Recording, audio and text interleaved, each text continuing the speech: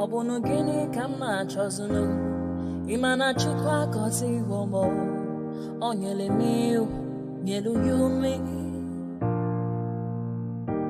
What am I looking for? See my God, he don't bless me, yo. He give you me, give me you. Obunu kife la chasha so Obunu kife me chasha me. My baby, you know, say you go love me. Hey, yeah. I do go. I could go. When I call your name, Shakara for me. Oh, Roma. I will be your Romeo. You go be my Julie. Roma, I will be your Romeo. You will be my Julia. Oh, give me your love and I'll go run away. Show me your love and I'll go use you play. Carry me, go me, I go follow you away. Follow you, they go. Maka Munagi, me and you. Okwa Munagi, my baby and me and you. Me and you, Aqua Monagi, my baby. Obuzi kife la chasha so, Obuni kife la chasha me. My baby, you know, say you go love me. I do go. I could go. When I call your name, Shakara for me. Oh, Roma, I will be your Romeo. You go be my Julie. Yeah, Roma, I will be your Romeo. You will be my Julia. Oh, Roma, I will be your Romeo. You will be my Juliet.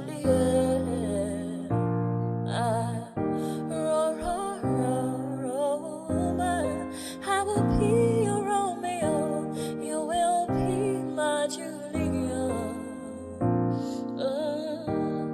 Obuzi kife la chasha so, Obuzi kife mi chasha me. My baby, you know, say you go love me. I do go. I could go. When I call you, Shakara for me. Roma, I will be your Romeo. You will be my Julie. Ejemini ekebo, akobi ewe ayo, ewe tumeje. Ìtún ló ní ọ̀tún ẹ̀ ṣe, ìfà ló ní kan fà ẹ̀ mọ́ra. Àìbínú gbogbo àtàrẹ, gbogbo méjì ọkà bàbà, gbogbo mẹ́ta ọkà wáṣẹ́. Orí ló túmọ̀ ẹnu, gbogbo ọ̀nà ní túmọ̀ ẹsẹ̀. Akọni ìmọ̀ tú ìmọ̀ ọjọ́, ìmọ̀ èmi ni wọn kì í dálẹ̀. Bọ́bá lọ mẹ́lẹ́mọ́. Wá fi jó ẹlẹ́mọ́, àkọ́bí wọ́n bá lọ gbé fèrè. Wá fi jó ẹrùkù, bọ́wọ́ wọn bá tẹ̀lé. Wá fi jó aláre. Àwọn mẹ́tẹ̀ẹ̀ta parapọ̀, wọ́n wá jọ ń pẹ́ mọ́. Ẹ̀ẹ́mọ́ olóko jẹ, wọ́n ń pa Akíntọ́lá ọmọ Ògún. Wọ́n pàdé ìyọ̀dà ọmọ àtàràbọ̀bà. Àkọ́bí wọ́n pàdé ṣàtàdàdẹ ọmọ ọba Ìjẹ̀bú Mèrè. Aṣíwájú odò gbólùkẹrẹ ajagun lólòdì ọ̀run. Tó bá ṣe pé tìyẹ, tó bá ṣe pé tìyẹ, lọ́ bá ń darí jọ wí. Àpérò mi kún gbọ́wọ́. Ọ̀bọ ti ṣìgìdì máa gbé àbẹ́tì ló máa ń gbé àyàn tí ìdáyàn ewúrẹ́ ọlọ́run dákun má padà lẹ́yìn ẹ kó má gbàgbé ọ̀rọ̀ tẹ́ Ayandaba, ayandaba, ayandaba, ayandaba. Ayandaba, ayandaba, ayandaba, ayandaba. Atima ayandaba, ayandaba, ayandaba, ayandaba. Wanama ayandaba, ayandaba, ayandaba, ayandaba. Susu, baby, subramia. Baby, subramia. Suku sunu baby, subramia. Suku sunu baby, subramia. Suku sunu baby, subramia. Ejemo, anamana. Ejemeje, anamana. Wana mejemo, anamu. Parachuba jodiri chukuma, chukuchuba jodiri ndimo, eguma wego. Parachuba jodiri chukuma, chukuchuba jodiri ndimo, eguma wego. Obodo jisike nubo seruna. Oyibo. It is everyone, befere. Ayandaba, ayandaba, ayandaba, ayandaba. Ayandaba, ayandaba, ayandaba, ayandaba. Atima ayandaba, ayandaba, ayandaba, ayandaba. Wanama ayandaba, ayandaba, ayandaba, ayandaba. Susu baby subramia. Suku sunu baby subramia. Suku sunu baby subramia. Suku sunu baby subramia. Ladies and gentlemen, sometimes you just have to act like you are drunk, like you are crazy. Confuse your enemies, confuse them. Oboda say yeah we mo. Yeah we mo. Oboda say yeah we mo. No basa ye ga konto mo. Iye de gugeme. Okwitara kara mi nguru ma mi ga kwuru mu gwo ya baby mo. Abe Maria. Boy feeling. Ayandaba, ayandaba, ayandaba, ayandaba. Ayandaba, ayandaba, ayandaba. Atima ayandaba, ayandaba, ayandaba, ayandaba. Wanama ayandaba, ayandaba, ayandaba, ayandaba. Susu baby subramia. Suku sunu baby subramia. Suku sunu baby subramia. Suku sunu baby subramia. Asekwa nefo jabanye si akuna nyego mkambasi ozo. Since I was born, but now I am getting youth. Akuna motangu, akuna kogabu.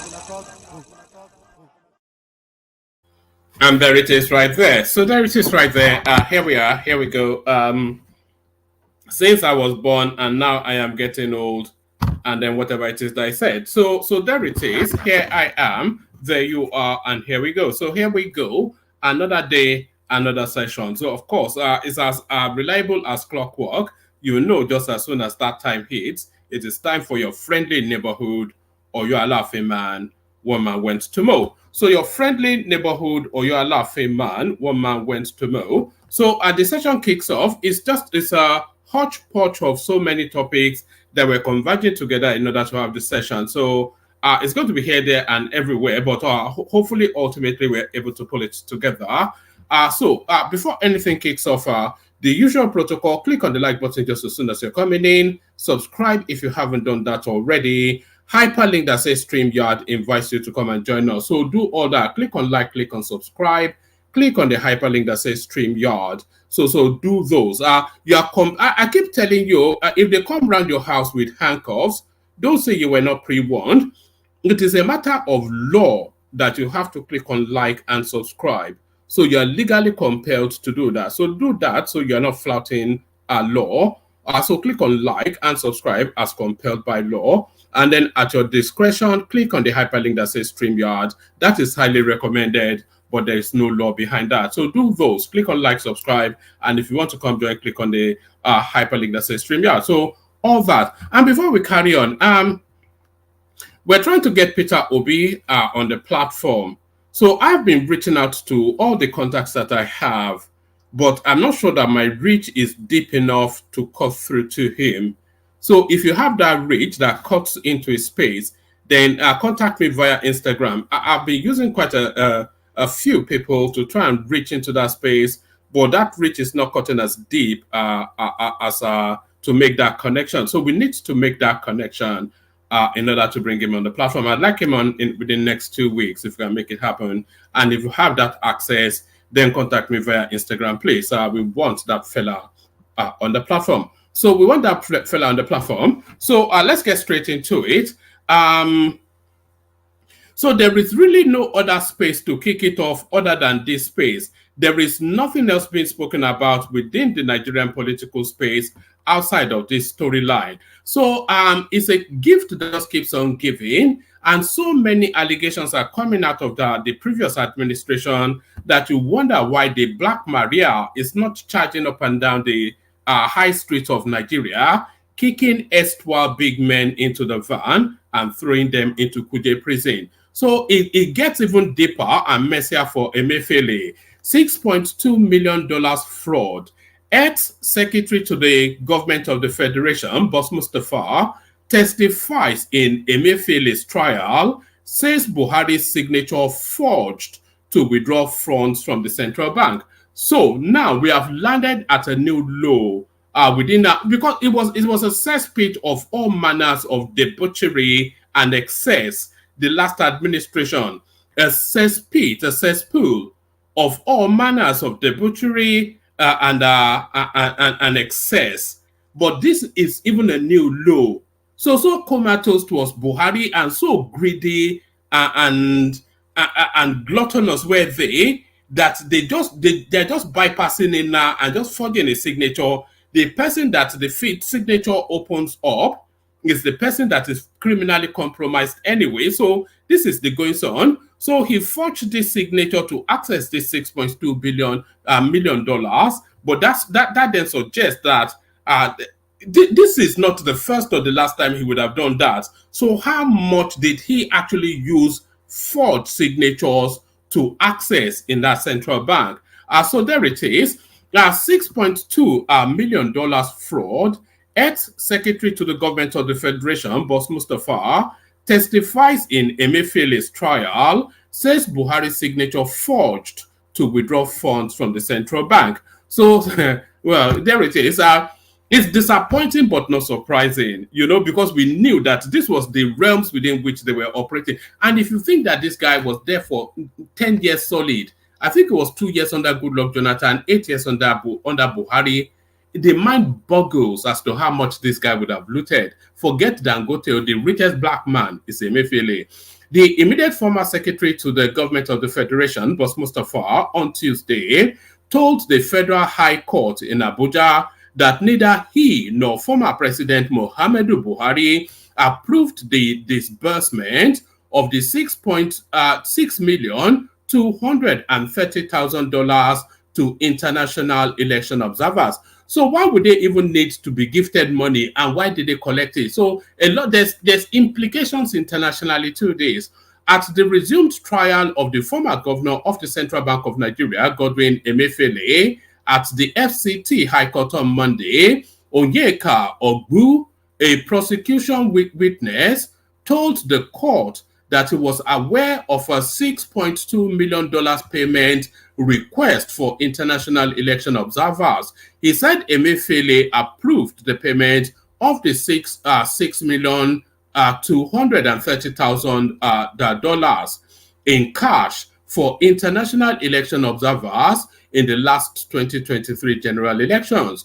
Ogbu made the revelation whilst testifying at the ongoing trial of Emefiele. The former CBN boss is standing trial before Justice Mazu on 20-count amended charges bordering on corrupt advantages, conspiracy, criminal breach of trust, forgery, and obtaining by false pretenses to the tune of $6.2 million United States money.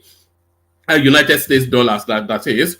In the resumed trial on Monday, Michael, a former branch controller of the CBN Abuja branch, led in witness by the prosecution counsel, Rotimi Oyedepo, SAN, identified documents presented to him by the prosecution, adding that he worked on the documents. According to him, on January the 8th, 2023, a request for $6,230,000 payment came to his office, and documents for the disbursement of the money were approved by the then CBN boss in cash for international election observers.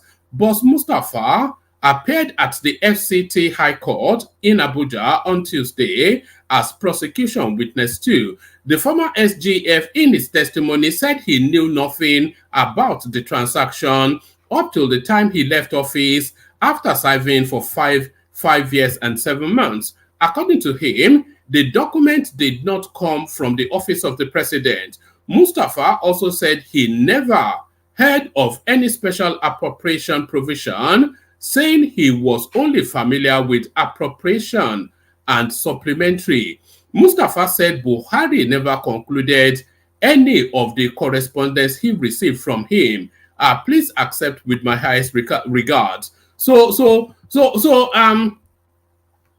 You know, this guy works closely with Buhari, boss Mustafa, and what he's telling you is that the sign-off that Buhari used to sign off is never, please accept with my highest regards. That's not his language. So not only was the signature forged, his language was also forged. Mustafa said Buhari never concluded any of the correspondence he received from him with please accept with my highest regards. He said Buhari's signature was forged, noting that the Nigerian government has no business paying foreign election observers. Mustafa said he did not know of the transaction. So there it is right there. Mustafa did not know of the transaction. Buhari did not know of the transaction, but Godwin Emefiele signed off the transaction, and the money left the Nigerian coffers into the pockets of corrupt election officials. So there it is right there. It's just a story that just it's almost an impossibility for that guy to escape. But how much can we recover from him is the wider question. How much can we recover from him is the wider question. Let's go on from that to this. Atiku disowns Daniel Bwala. So we knew this was coming anyway. Former Vice President Atiku Abubakar has disowned Daniel Bwala, who served as a spokesperson for his presidential election for last year's presidential campaign for last year's presidential election. Atiku said in let's do that again.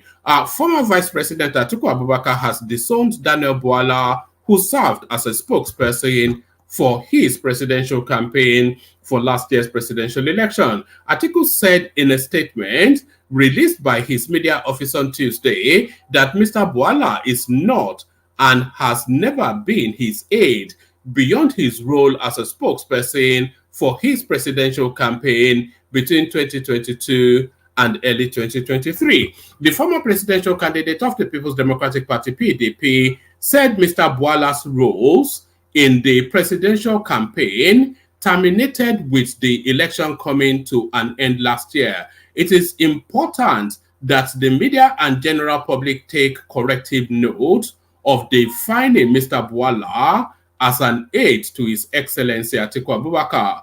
Bwala offered his services and support to Atiku Okowa Presidential Campaign Organization as a spokesperson, and it was a position he held during the last presidential election, the statement reads.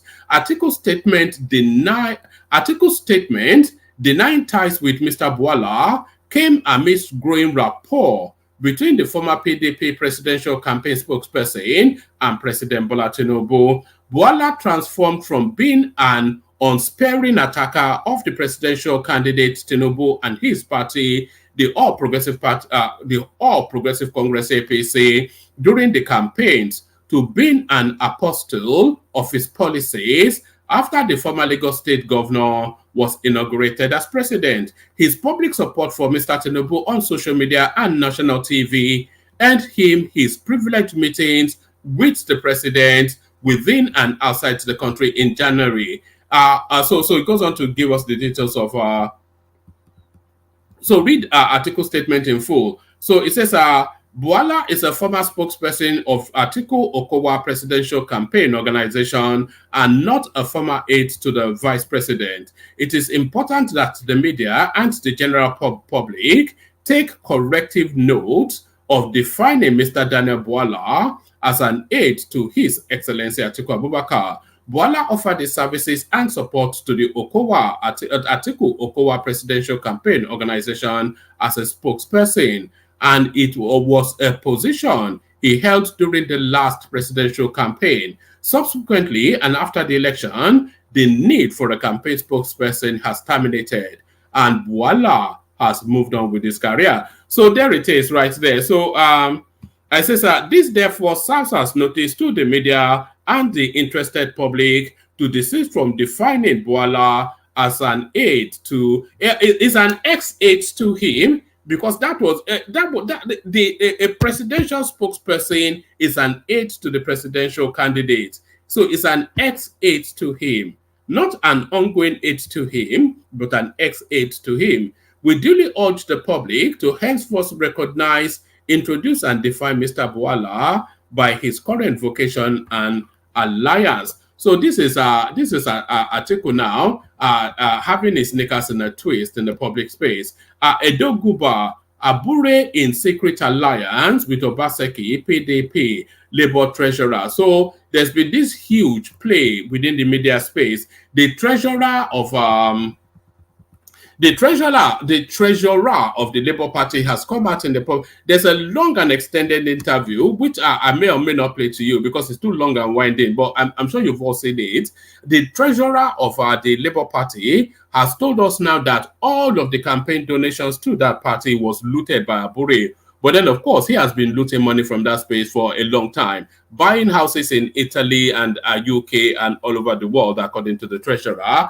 Let's get a feel of this. The national treasurer of the Labour Party LP, Mrs. Oluchi Oparah, has accused the party's national chairman, Barrister Julius Abure, of engaging in anti-party activities. The LP treasurer made the allegation on Tuesday whilst featuring on Arise TV's morning show program. The statement is coming on the heels of a demand on Monday during a press conference in Abuja that Abure should render an account of the party's funds of over 3.5 billion naira, being proceeds of sales of form and sundry fundraisers for the 2023 general elections. So a lot of people have actually been because they come with all this integrity narrative, all this piety, and all this holier than thou. So a lot of people have been asking that live up to your billing. How long was that election now?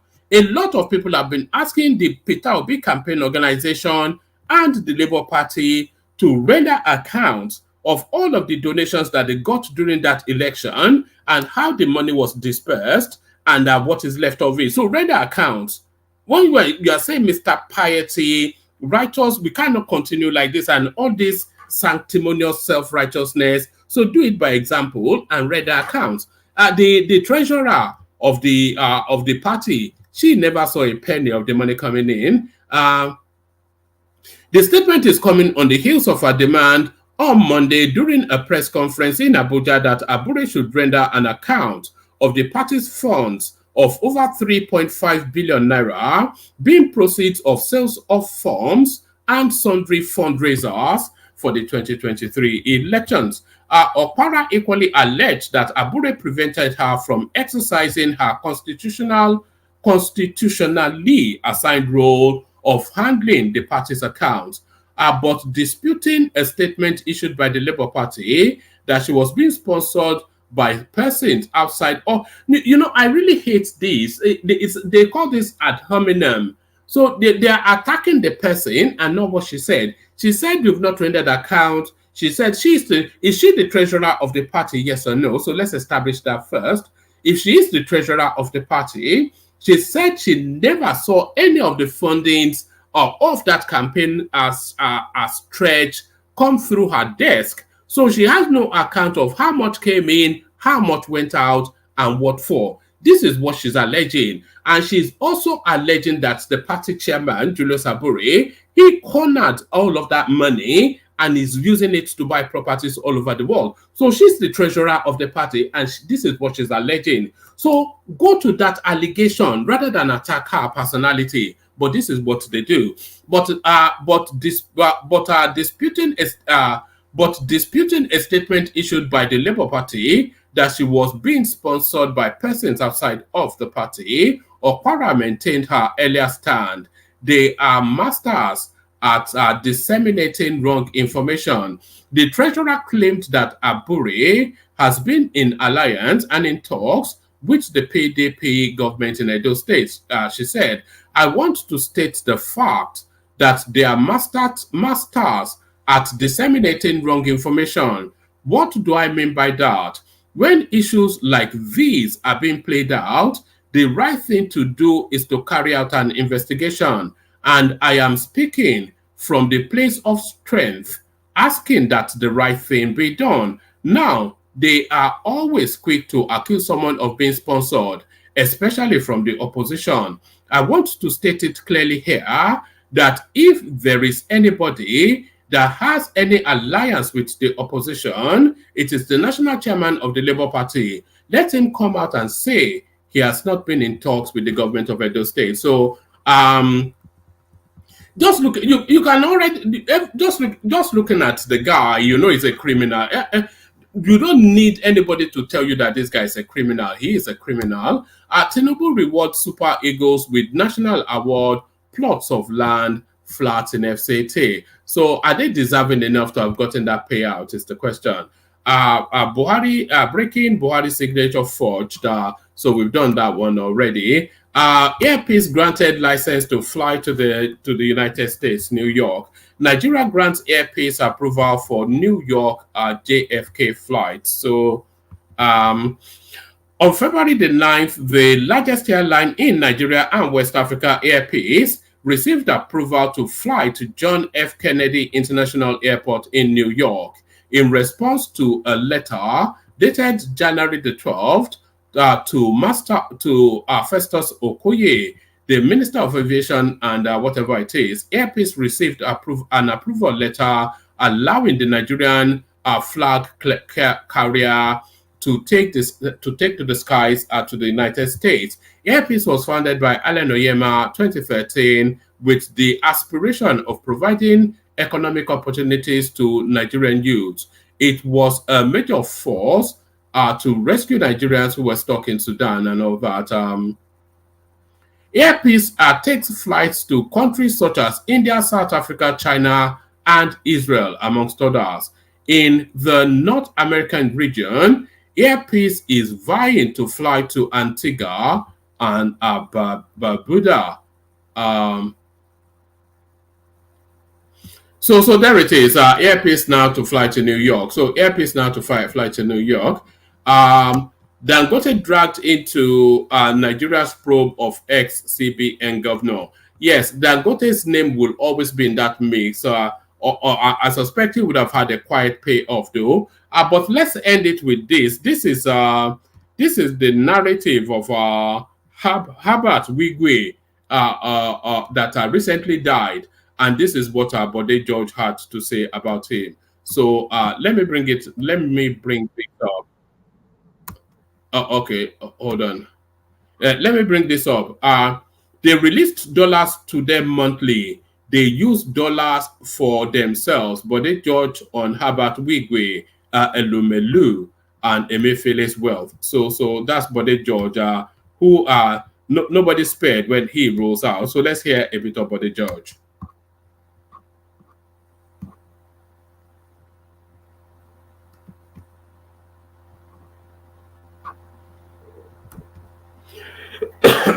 I'm not sure what's going on there. Let me refresh it, see if it'll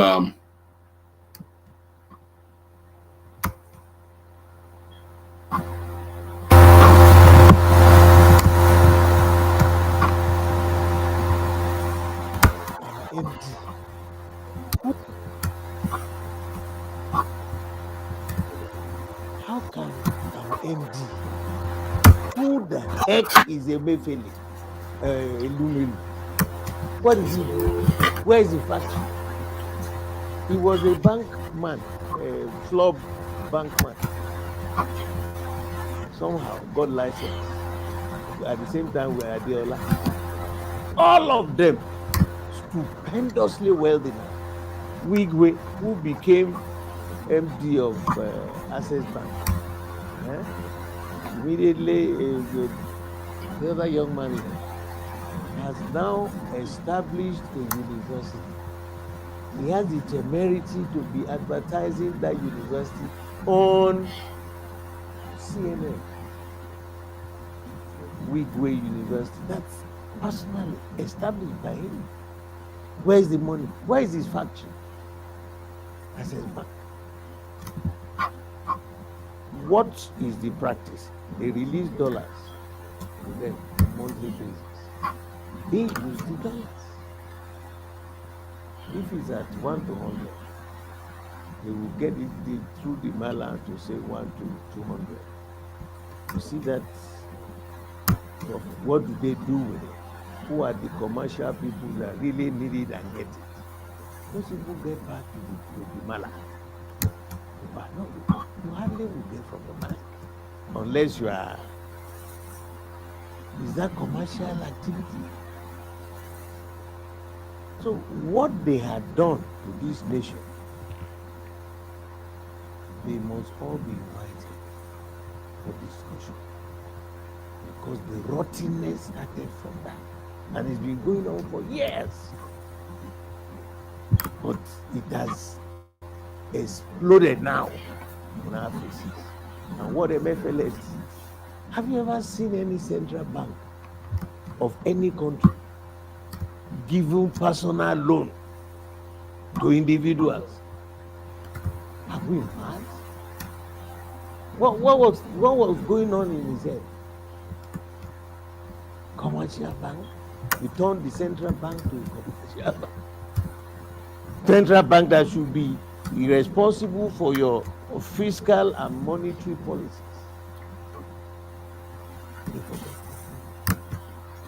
And then he had the temerity, I wanted to contest this. Because he has stolen so much.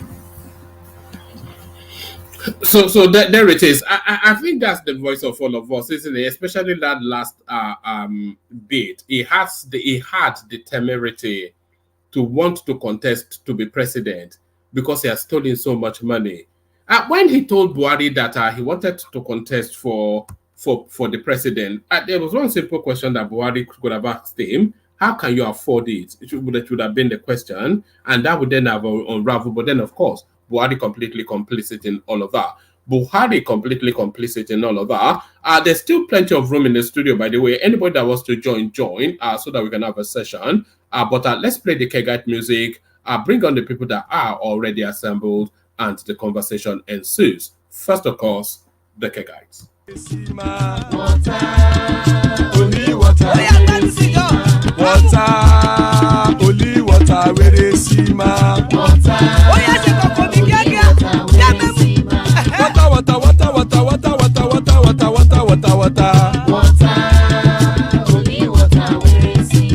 Hapa o naido.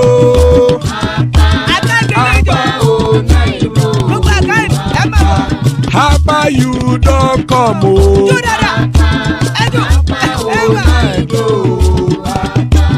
Hapa o naido.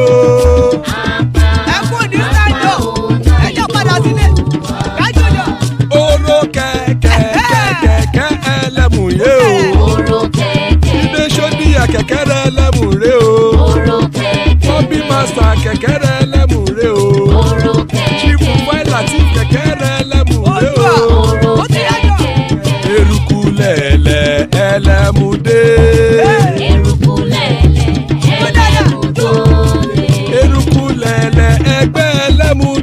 jàre o.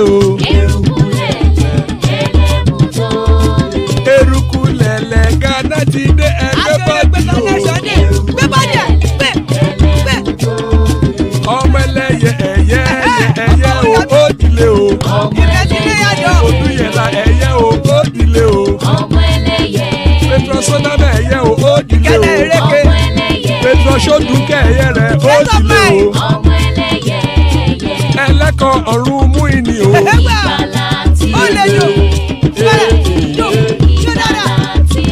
Àkùkọ ọ̀run méjìkọ.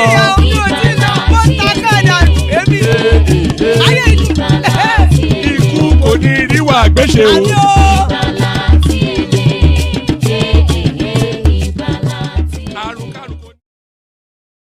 So there it is right there.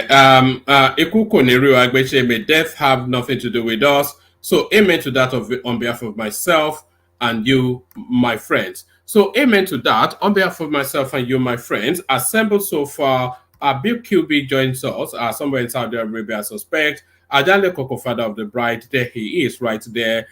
Bishop almost certain to be in his truck somewhere. Hopefully Dewale is not driving and we have a good connection. And nobody told Ola that Christmas is over. He's still hanging around like our Father Christmas. So good to have you, gentlemen. A real delight in your company. ST0LE, so it guarantees then a banging conversation. Let's kick it off with BQB. BQB, Autodometer BQB. Okay, yeah, hello, one man. Good morning from this side. It's almost 2:30 a.m. in Saudi Arabia. Oh God. Yeah. How far? Yeah, we thank God now. We are coping. Yeah, coping. $1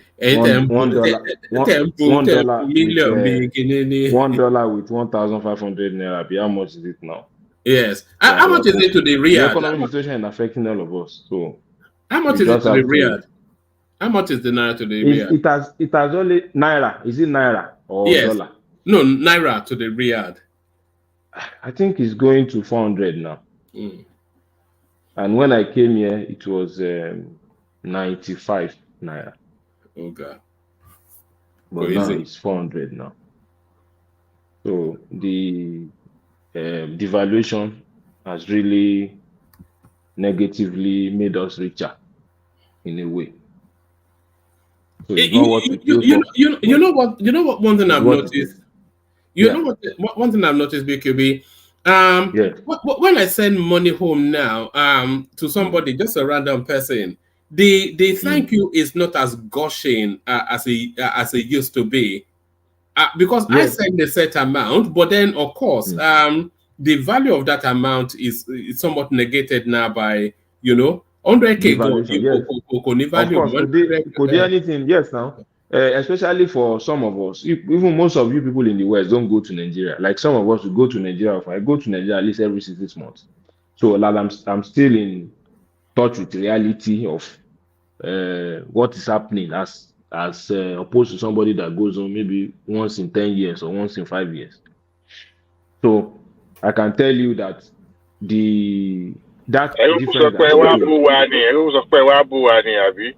No, not really. No, that's most platform I join. People that usually make contributions there, they don't usually go. They don't have the practical experience that some of us have.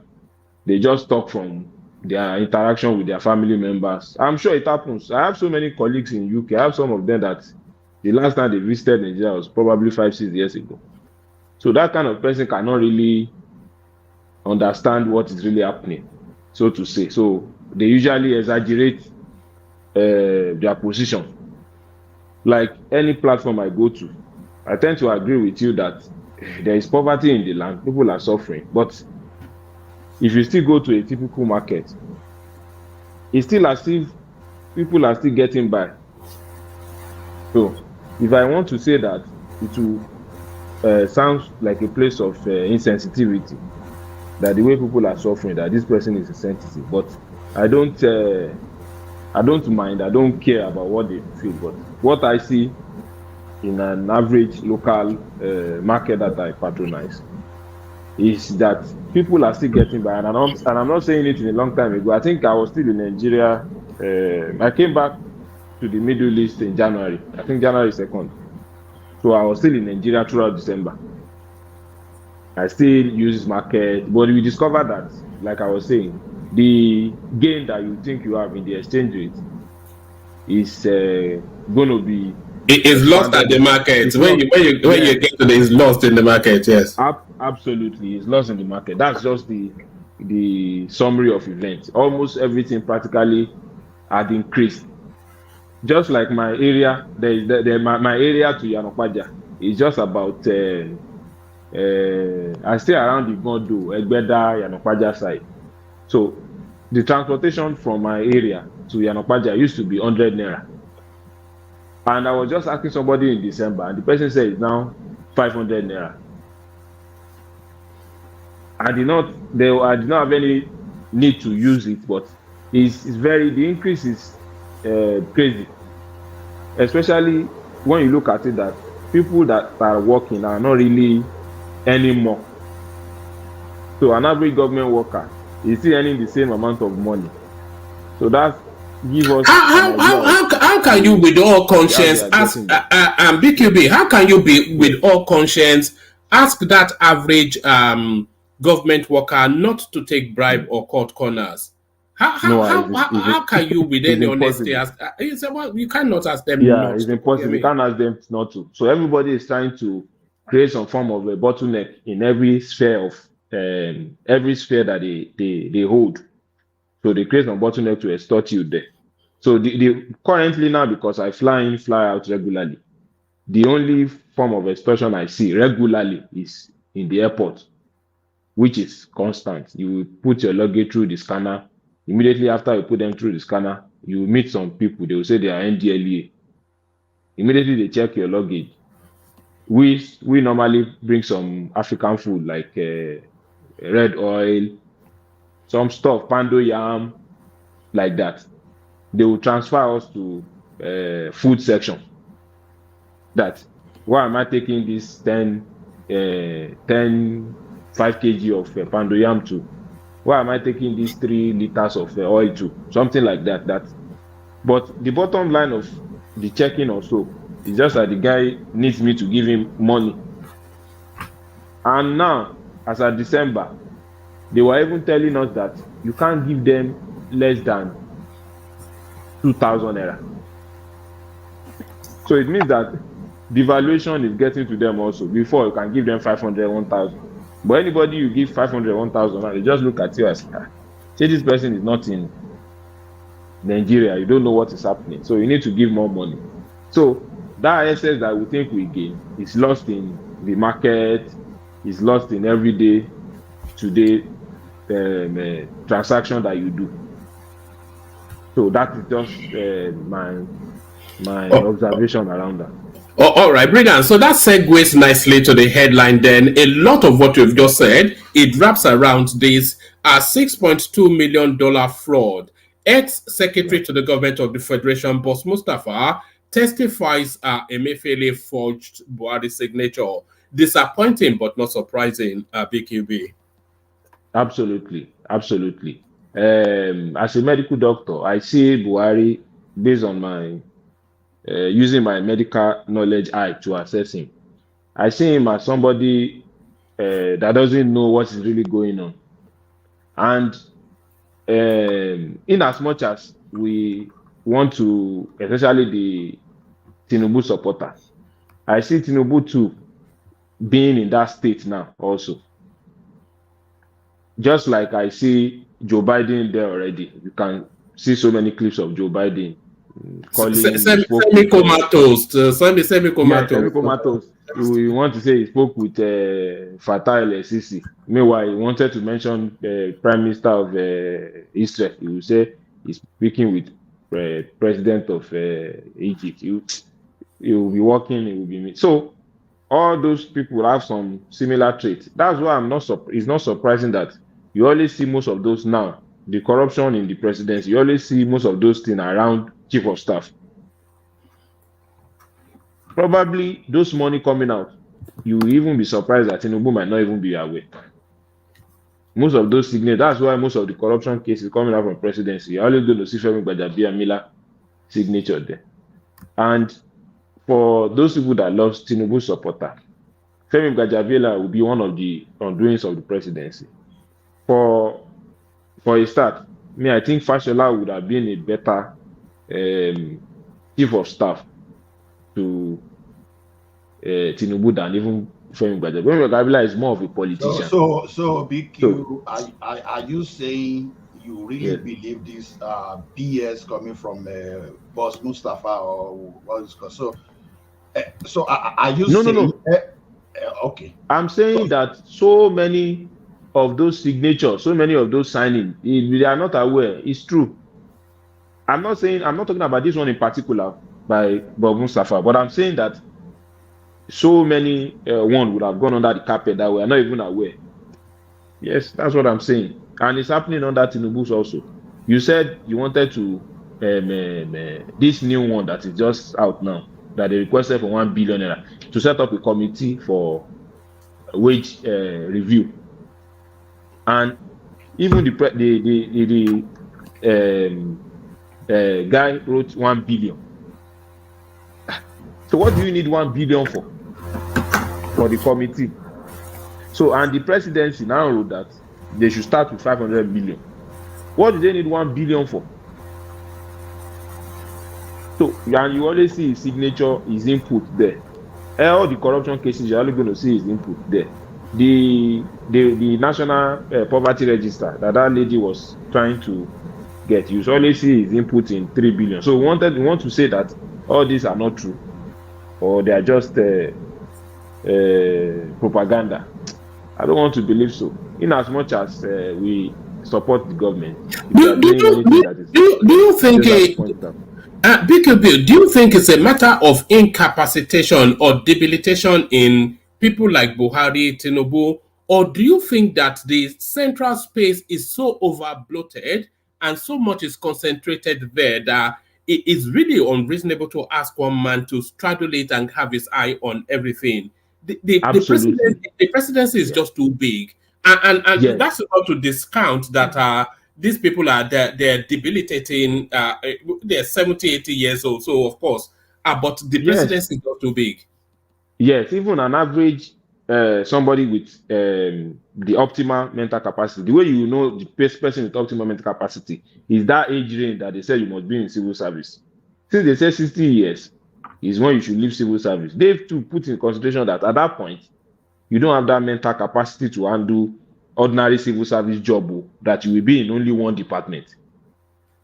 More or less, now to talk about running a country, to process all the information coming from all the ministry, trade and investment, natural resources, finance, petroleum, they can't do it. They can't handle it. There's no problem with USA because the country has so much built a system over time. Biden is doing nothing. The system is just a form of auto run. It's been there for so many years that they put in a system in place that responds to situation as they see it. So you are not likely going to see. But a country like Nigeria, that we still depends on leadership to set things right, we are still going to be having so many issues that old people cannot do it. So many people will just be doing their dealings in every area they have. And with the support of some cabal in the presidency, headed by probably Femi Gbajabiamila, they will get things done easily, especially when it comes to the issue of corruption and stuff. Gbajabiamila is trying to do the same thing the man that died of COVID did under Buhari. Abure. Yes, that's what he's just trying to do. He was practically the president. He stole a lot of money as well, Abure. So that's what Gbajabiamila too is trying to do. So that's what I'm saying, that Tinubu tainted himself by putting a less accountable person. If you had put Fashola worked as chief of staff already. So that position would have been very easy. Then we need a pseudo president too in chief of staff. Fashola has that to some extent. So that can act like a pseudo president in terms of rejecting some memo, making some decisions that will be in the greater good of the country. But with Gbajabiamila, no, it's not. It's not allocation of Castina. Allocation of Castina. You use it to build hospital in ST0LE. Allocation of Ebonyi. You use it to build. You use it to tie road in ST0LE. So that kind of person is not. It's not supposed to be the kind of discussion that we should be having. Honestly. Do you think it's going to last the full tenure of it? Because it's so heavily criticized. I had our guest Chidiodin Kalu just about 2-3 sessions ago. He was saying that he was saying that Daniel Gbajabiamila is taking too much photos. He infuses himself too much in photo opportunities. Too much into the and traditionally, you never saw Gambari now. You never saw Abakari. Yes. It's a shadowy figure. Now it's a background figure. You know that people even yes, but any camera is there. You know, doing fine boy. That was what we were discussing in our subgroup about when Fashola was even chief of staff. Do you know that we don't even know him? They're supposed to act in the background to plan around presidency. Not that every event you're always going to be the one to be there in photo. So that shows to what extent the guy is involved in making critical decisions. And signature of the presidency is not that president is signing everything. They have this, I think this, I don't know what they call it now. This red-made signature that they normally assent and put. Not that president is just going to sign all the documents. Like a seal. Essentially, like a seal. So that is the way it operates. So somebody with chief of staff can have access to that to sign so many things, and they will attribute it to the president. That's why they add under the word presidency, and that's why this grass cutter. That was why that guy, when they said he was fired by the presidency, he said, "Who is the presidency?" The guy asked us a critical question that who is the presidency? Because he knows probably that decision was made by some people, not Buhari. So that loophole is there. We've agreed that system is so much big that even a 40, 45-year-old, 50-year-old person will still need to be in a stop shape to understand and flow. Talk less of somebody that probably needs medical attention every 2 weeks. So it's a very difficult situation we find in ourselves. All right. Let me take you to this place. BQB is Abure George, who anytime he comes out in the public space, always explosive. So people still paying homage and mourning this guy, Herbert Wigwe, and all of that. But he's now come out with this explosive interview, accusing the guy of being at the center of the rot in the Nigerian banking system. So what are you then making then of this outburst by Abure George? Yeah, I want to look at it in two ways, the message and the messenger. Abure George has been a political bigwigs in PDP, even in Yoruba land, Oduduwa land. So he has done his bit. He too was in Nigerian Port Authority on corruption cases. I think he was jailed, and he came back. Some celebrations were done in his honor. So, but that doesn't mean that he's not going to say the truth sometimes. What he said, let us look at it very well. 2023, can you believe that? I was watching a business segment. The only industry, the only sector that recorded huge amount of profit is banking sector. All other sectors were declaring loss. So you now wonder, what does banking business entails? What is the business that how can banking be declaring profit in a failing economy when other industry spaces are failing? Yes, they are declaring 500 billion, 600 billion.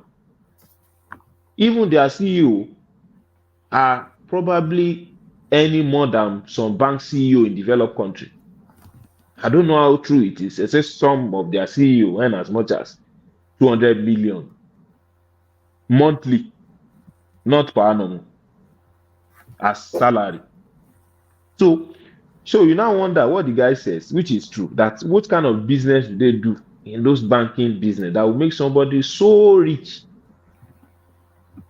stupendously wealthy? Elumelu, this Wige, this so many of them, this the other guy, Adiola, what's his name in GT Bank. So, and this man cannot just speak without some element of knowledge and information of what is going on at that top level. So, every successful, very big businessman in Nigeria has some element of shady deals, corruption, and then at the expense of an average Nigerian like me. So that's how most of them make their money. They do their dealings. For instance, let's see what the guy did. We have a domiciliary account. Initially, we send money, we send dollars into our account. But if I go to GT Bank, what they will tell me is that there is no dollar. But I send this money into my account now. So why are you saying there's no dollar?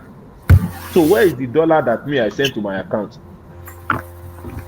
No, those monies are available, but they have a way to hold it among themselves to do their own biddings. I'll give you a typical example. I went to a GT Bank branch at Oparah in Ikeja. I have some quite number of dollars because then we still send our money to domiciliary regularly, to dollar account regularly. The guy, they told me that they don't have a dollar in the bank, that I can't get my dollar. So they now call a bureau de change person for me. The guy had a dollar account in another bank. So they asked me to transfer the dollar to the guy's account. The guy now transferred the naira equivalent to me. So what was happening? So if I transfer my dollar to the guy, electronic dollar, how would that Aboki get the dollar? Since they said the dollar is not available. But you know what? Aboki will get the dollar. Because the Abokis and those bank CEO and the bank's top people, they are the one in charge of the dollars that even all the diaspora people send. They use it to enrich themselves, which is the cross of what Emefiele was doing when he was CBN governor. Has so much people around him, give them dollar at a lower rate, and at the expense of the generality of the country. So as long as that system still obtains currently, the bank CEO will continue to be richer. After Wigwe, another person will become CEO and still do the same business and still get money. So then the dollar too will continue to fall because people can't have access to it. So I think there is an element of truth in what he's saying, unless if we are not being sincere with ourselves. What are you making of people saying that it is insensitive somewhat to drag him after his death? The guy ruined. He is a major contributor to the ruination of that economy, which affects well in excess of 200 million people's lives. So they don't. If you look at it, I'm not sure if the interview or the recording actually is recent too.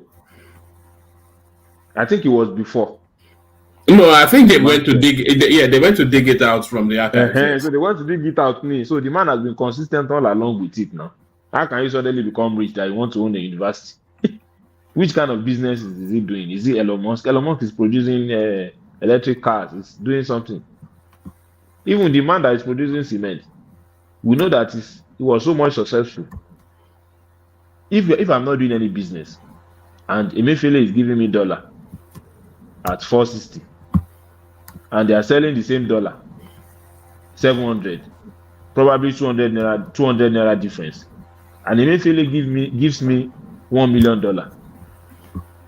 So even if I'm not producing cement, am I not a millionaire already? Look at the house that the guy built in Ikoyi, $6 million.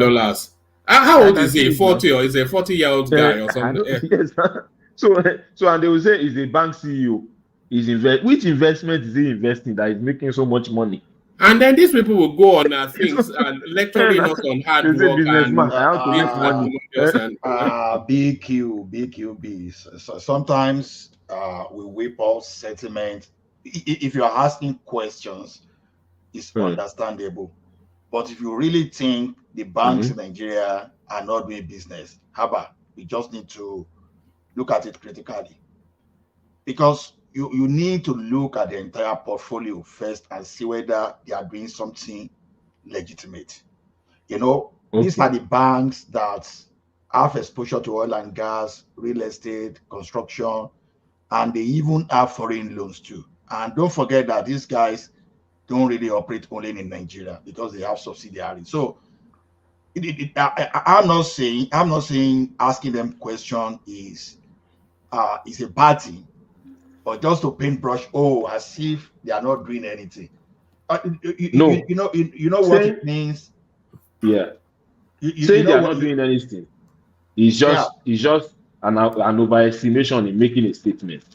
But they are not doing anything to justify their stupendous wealth. That's what they are doing. All those investments that you said cannot justify the money they claim they have. That's how do you know? How did you because excessive profits being declared. Excessive profit being declared. I'll give you an example already now. CBN gave Dangote $1 million at first 400 or 460. And the same one is exchanging at 200 naira difference. So have you not made the man make some millions already? So do you need to explain to me that Dangote is producing cement? He has real estate. We know, but we are saying that system already has made the man rich already. Even if CBN gives you $10 million at 400, you just exchange the money to the equivalency. He has made you rich already. Now those are the points. I'm not saying that he's not producing cement. He doesn't have so many businesses. He's building the largest refinery. We know all these things. Bank invest in real estate. They do all sorts of business also. But what they do, the question I will ask you now, the logical question is this: how many banks do we have in Nigeria? How many of them will share all those money you are talking about? Do you understand? So are you saying banks in Nigeria are the only one benefiting from all those money? See, no, obviously no, not. Not only banks. The way we talk of business sometimes can just be. It's not only banks. I know. It's not only banks, but we are talking about Wigwe and Access Bank in relation to what Bode just said now. So we are going to be talking about his industry. That's the point. Now we stated with the fact that his only bank that declared profit in 2023. You are not following it. All other sector were declaring losses, downgrading, reducing their staffs, but banks were making so much money. So it's only bank that is investing in real estate. They are the only one that is doing all those business that you are saying.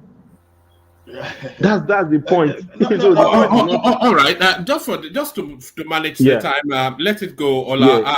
Let me move you on. BQB to the narrative of the goings on within Labour Party. So the treasurer of the party has come out now to tell us that not even the bad looks of an ugly penny passed through her desk out of the nearly 20 billion naira that was raised in the course of that campaign.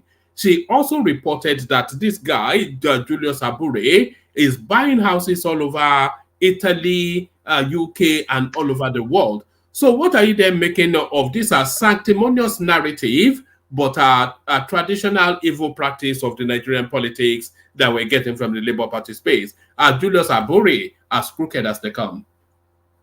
I'm not surprised about what is happening what is claimed that Julius Abure is doing. I'm not really surprised. The only people that will be surprised and shocked are only the obedience or Labour Party supporter and Peter Obi. because I'll tell you the reason why they will be the one to be surprised. They want to the same clothes they painted Obi, this narrative and cloth of an ideal man, incorruptible. They want to associate everything that has to do with Peter Obi also in that same adjective. That is why immediately you mentioned Abure. They always feel that there's nothing wrong with Abure. He's probably the opposition APC or PDP that is sponsoring so that they can destroy the party. That's the narrative they always want to. So they are not even putting themselves that opportunity to even. Let's look at this Abure.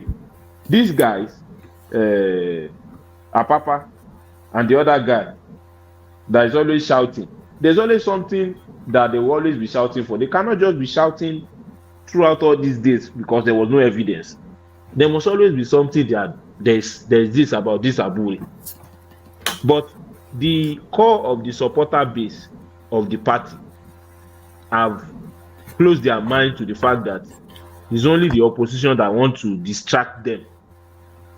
So they covered Abure and everything that deals with Abure in that same light. I'll give you an example. This same Abure was on Dr. Damage's show, I think 3 weeks ago, if I'm not mistaken. And if you look at everybody asking questions that is critical of Abure, the other person that is going to talk are going to be defending Abure on a show that somebody is asking him questions. But anybody asking questions that is critical, the person will think the person is an APC supporter, that Abure did not do anything. I said, why did you so much believe in this same Abure that you know nothing about? You don't know the workings of the party, that even those people in the party are telling you something that this guy was doing wrong, but you still don't want to believe them. You always want to believe that everybody that is critical of you are usually sponsored by the opposition. No, it can't be true. You still have to have an open mind for this guy to be investigated. I listened to the lady too on Arise TV today, and even to me, some of their questions they are still like surprised that maybe what the lady is saying is not true. For instance, the lady mentioned that somebody died in December and his signature was used to withdraw money in February. Rufai was asking him, was there any forensic audit that was done to see that? I don't understand what the forensic on what? On the signature on the dead body. The dead man that he forged when the lady was making. Even the lady said, which forensic do I need to show you that somebody died in December? And another person, who was the treasurer then, used the signature to withdraw money in February, about 2 months after. And you are still asking that, what was the forensic audit done? So if you look at it in one eye, he's doing the journalistic view that he's not going to just pander to the narrative of the lady. No, it's not though. It's not though, because that's not journalism. When they tell, it's an open and short narrative, isn't it? Unless you are saying the man is not dead. Yeah. And I said you don't need any evidence. Somebody died 3 months ago, and he's signing the signature 2 months later. No, unless the guy maybe it's a post-dated signature. Like now, maybe I signed a check for somebody to collect money in we're in February now, to collect money in April. Maybe my enemy now died. Maybe that's the only situation that could explain this narrative. So in summary, Abure cannot be clean. I'm not surprised. It's just any other person.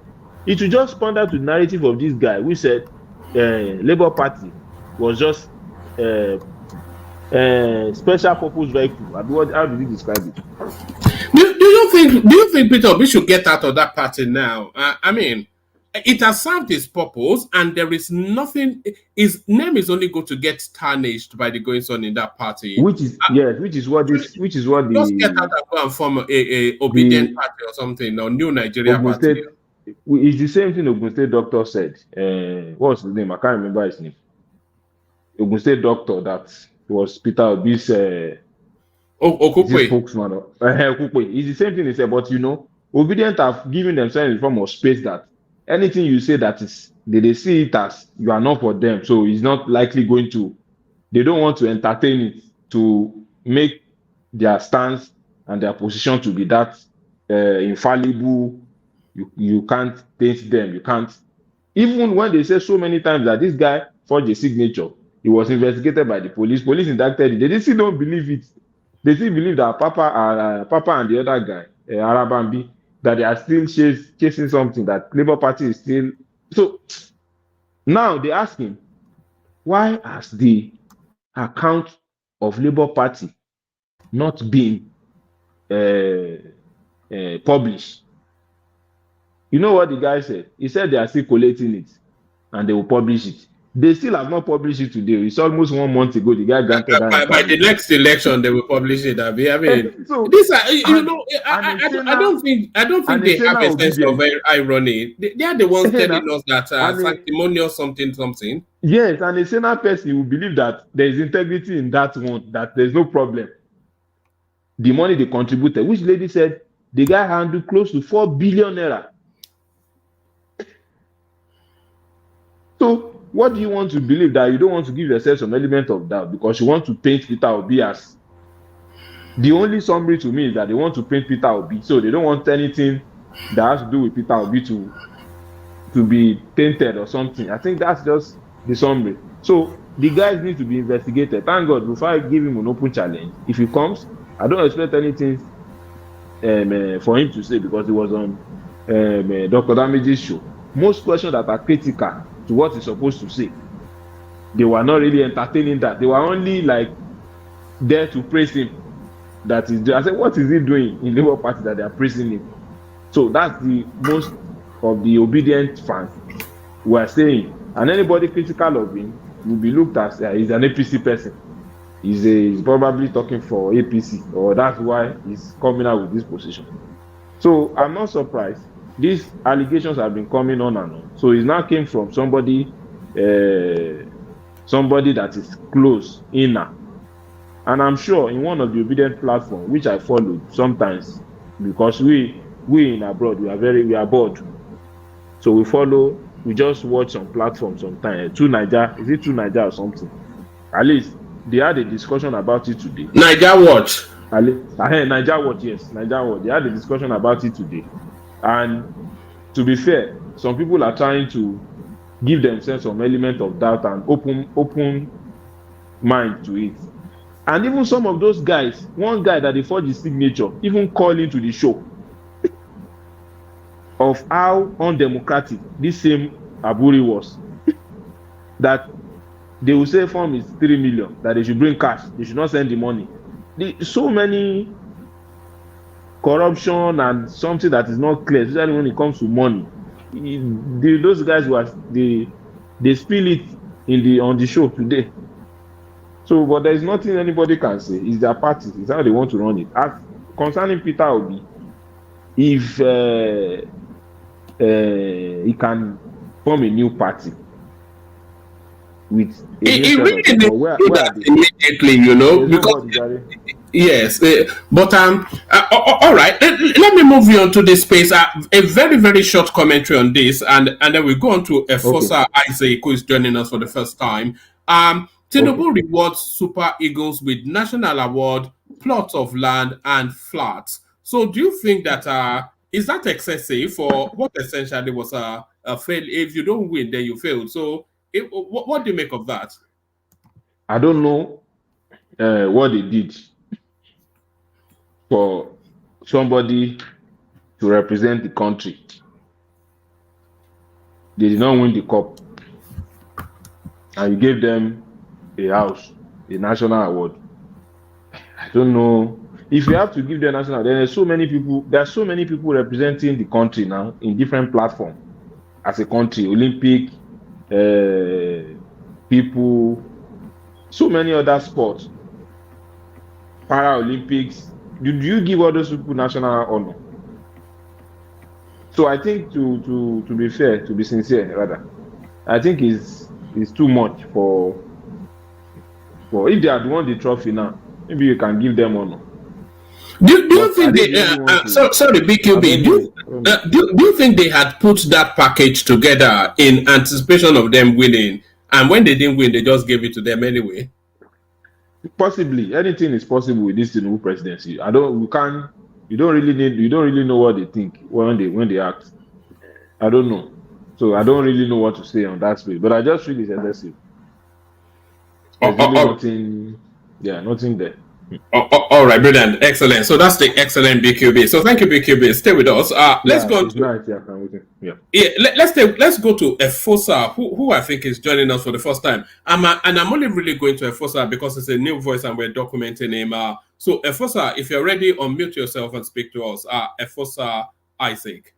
Yeah, good evening. Oh, good morning, right? I'm calling from Germany, Duisburg in Germany, yeah? All right, brilliant. Good to have you here.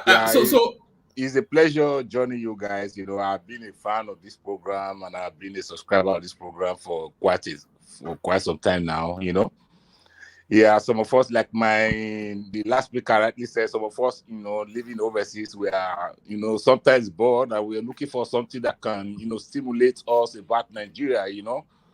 Because all we hear from Nigeria most times are always negative, you know. So sometimes we just try so hard to look for something that can motivate us here also, you know. Apart from Afrobeat, there's nothing else that is motivating us here, you know, because all over here in Germany, Afrobeat has taken over and it's a thing of joy to some of us, you know. So are you getting girls off the back of Afrobeat? Is it giving you access to girls? Are you getting girls? I guess it's no problem. We are looking for money. Okay. The girls are always there, you know. The women are always there, brother. One man, we just looking for money. That's why we came here. Otherwise, Nigeria has some of the most beautiful women in the world. We wouldn't leave Nigeria if it's just because of women, you know. All right, brilliant. So to the conversation then, this narrative of Emefiele forging Buhari's signature. Yeah. What are you making of that? Yeah, before I come to that, permit me, Mr. One Man, I want to comment on the Super Eagles the last caller talked about. I think what the presidency did was the right thing to motivate the nation, to inspire the nation. I didn't even know that the presidency could think of something like that. You understand? This is a silver that tastes like gold. You understand? If I were the president, I would not do anything less for those boys because the Ghanaians are mocking us all over social media now. The Ghanaians are mocking us. You always have mockers, you know. That is normal, it's given. You know, you always have mockers, but to some of us that really knows the impact of what those our brave compatriots did, I think we are appreciative of what the federal government did. Personally, I'm appreciative of what when I saw it today in the news, I was very impressed. That's what they should do. It may surprise you that even the country that won the tournament may not even reward their athlete as much as Nigeria did that came second. And that is how it should be. We are leading. We should lead. Nigeria is a giant nation. We shouldn't settle for anything less. They did it for the boys, and now I'm so pleased. I'm not getting a dime out of it, but I'm happy they did it for those boys. Next time they go on the battlefield, they want to sacrifice themselves for the country. That's how you motivate people, and that's what the same thing we are talking about in our political class. We need people that will distinguish themselves. We need people that will these boys have distinguished themselves. In a final, they will definitely have to be a winner or a loser. I don't know why Nigerians are so conflicted on this. There will always be a winner and a loser. You understand? Coming second in a competition that Senegal was in, Morocco was in, Algeria was in, Tunisia was in, and several other top footballing nations in Africa were in. And in Nigeria, the Nigeria team that was not even given any chance of even coming out of the group in the first place, somewhat they managed to get to the final. And we're talking about the final. Where is Ghana? Where is Cameroon? My God, sometimes we should learn to accept victory. Sometimes we should learn to accept victory. Fosa, what are you making of the way that people are dragging Iwobi on social media? They've But I'm singled not him one of out I'm not they're really attacking. You know, he's taking down a lot of his social media. They are just aggressively going after him. Yeah, it's very, very wrong. That it has to do with illiteracy. Don't forget that we have a mostly illiterate society. We have a mostly illiterate society. Our educational system is no longer working as it was working when we were in school. When Mr. Wama, when you were in school, our educational system has deteriorated over the years. This has nothing to do with Tinubu. And now that brings me to the topic of Tinubu. You know, I'm from Edo State. I'm a Benin guy. I'm from Anandoma, from Edo State. You know, when I was growing up, you know, one of the role models I had when I was growing up was Bola Tinubu.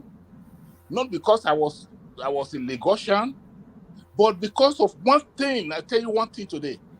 Tinubu used to organize the Lagos State, there's an organization that used to organize a spelling bee, or I think that's what they call it. Spelling bees, yes. Yeah. In Lagos State. Oh, I used to love Tinubu. I still love him. It's just that age has caught up with him. That's the only problem I have with Tinubu. I have nothing against Tinubu. Yes, I didn't vote for him because I live in Germany. I didn't have the opportunity to vote for him in Nigeria. Now, Tinubu, whenever a student emerges as a winner of the spelling bee, you understand, Tinubu will invite the student, you know, to the Lagos State House, the government house in Lagos State, and the student will rule Lagos for one day. Oh, Nigeria used to be a great country. I think we can still achieve it again. Tinubu will invite this student that is the winner of this spelling bee competition to rule Lagos for one. Oh, Tinubu was a real Democrat. You know that's over 20 years ago. Do you think Tinubu's ideas are dated now and they don't fit in with the times that we live in now? Yeah, not that his ideas are dated, but age has caught up with him, just like you guys were saying about Biden. You understand? Age has caught up with him. And there's so much polarization in the country now. Just like what you are seeing in the United States of America, where a section of the American public see Biden as their president, and another section of the almost equal percentage of the populace don't see him as their president. That is what is happening in Nigeria also, and it's concerning to some of us who are true Democrats. You know, I know that Tinubu, even if let's assume I'm not on any side of this. Let's assume Tinubu won the election. I believe he won the election. I don't know. I could be wrong, but let's assume he won the election. He still would have won just 1/3 of the Nigerian voting populace, because they were 3 candidates, and it's the first time that thing has happened in Nigeria. Because there was Obi, there was Atiku, and there was the major candidate now I'm talking about, and there was Tinubu himself. Even if he won outrightly, there's no way he would have gotten more than, say, 40 or 50% of the vote. It's not even possible in a 3-horse race, you know. So what I'm trying to say is that Tinubu, I think he means well for Nigeria. But I think, like the last caller said, most of the things that are happening around him, he may not be aware of them. People may forge the signature like they did for the signature of Buhari. You know, and some of these things, they are going to count for his success or his failure at the end of the day.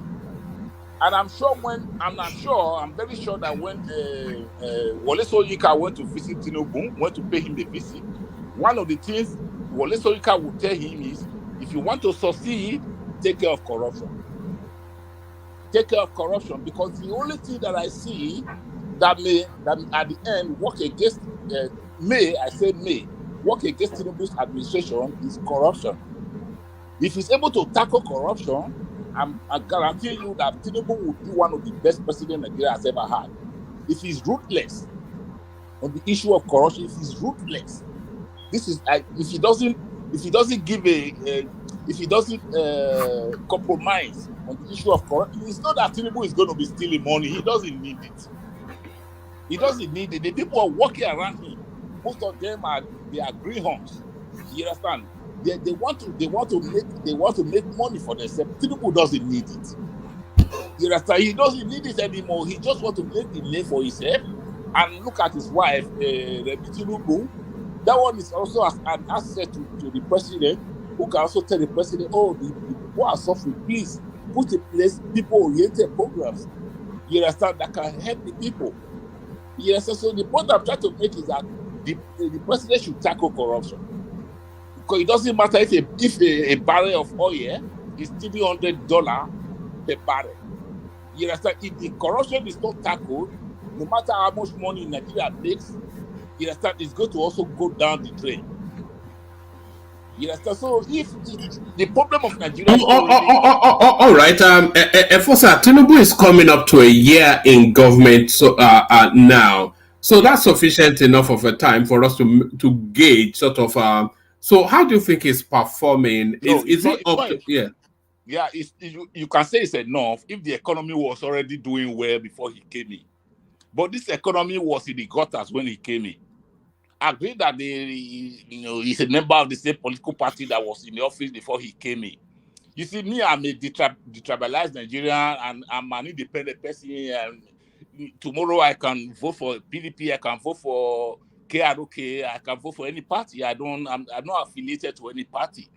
You understand? Because in the time of Awolowo, for your information, I'll be 54 years old March 30th next month. You know, so I saw the Second Republic. I participated in the Second Republic as a kid. My father was a political figure in the dead Bender state, so I participated in it. He brought us into the framework of the Nigerian politics.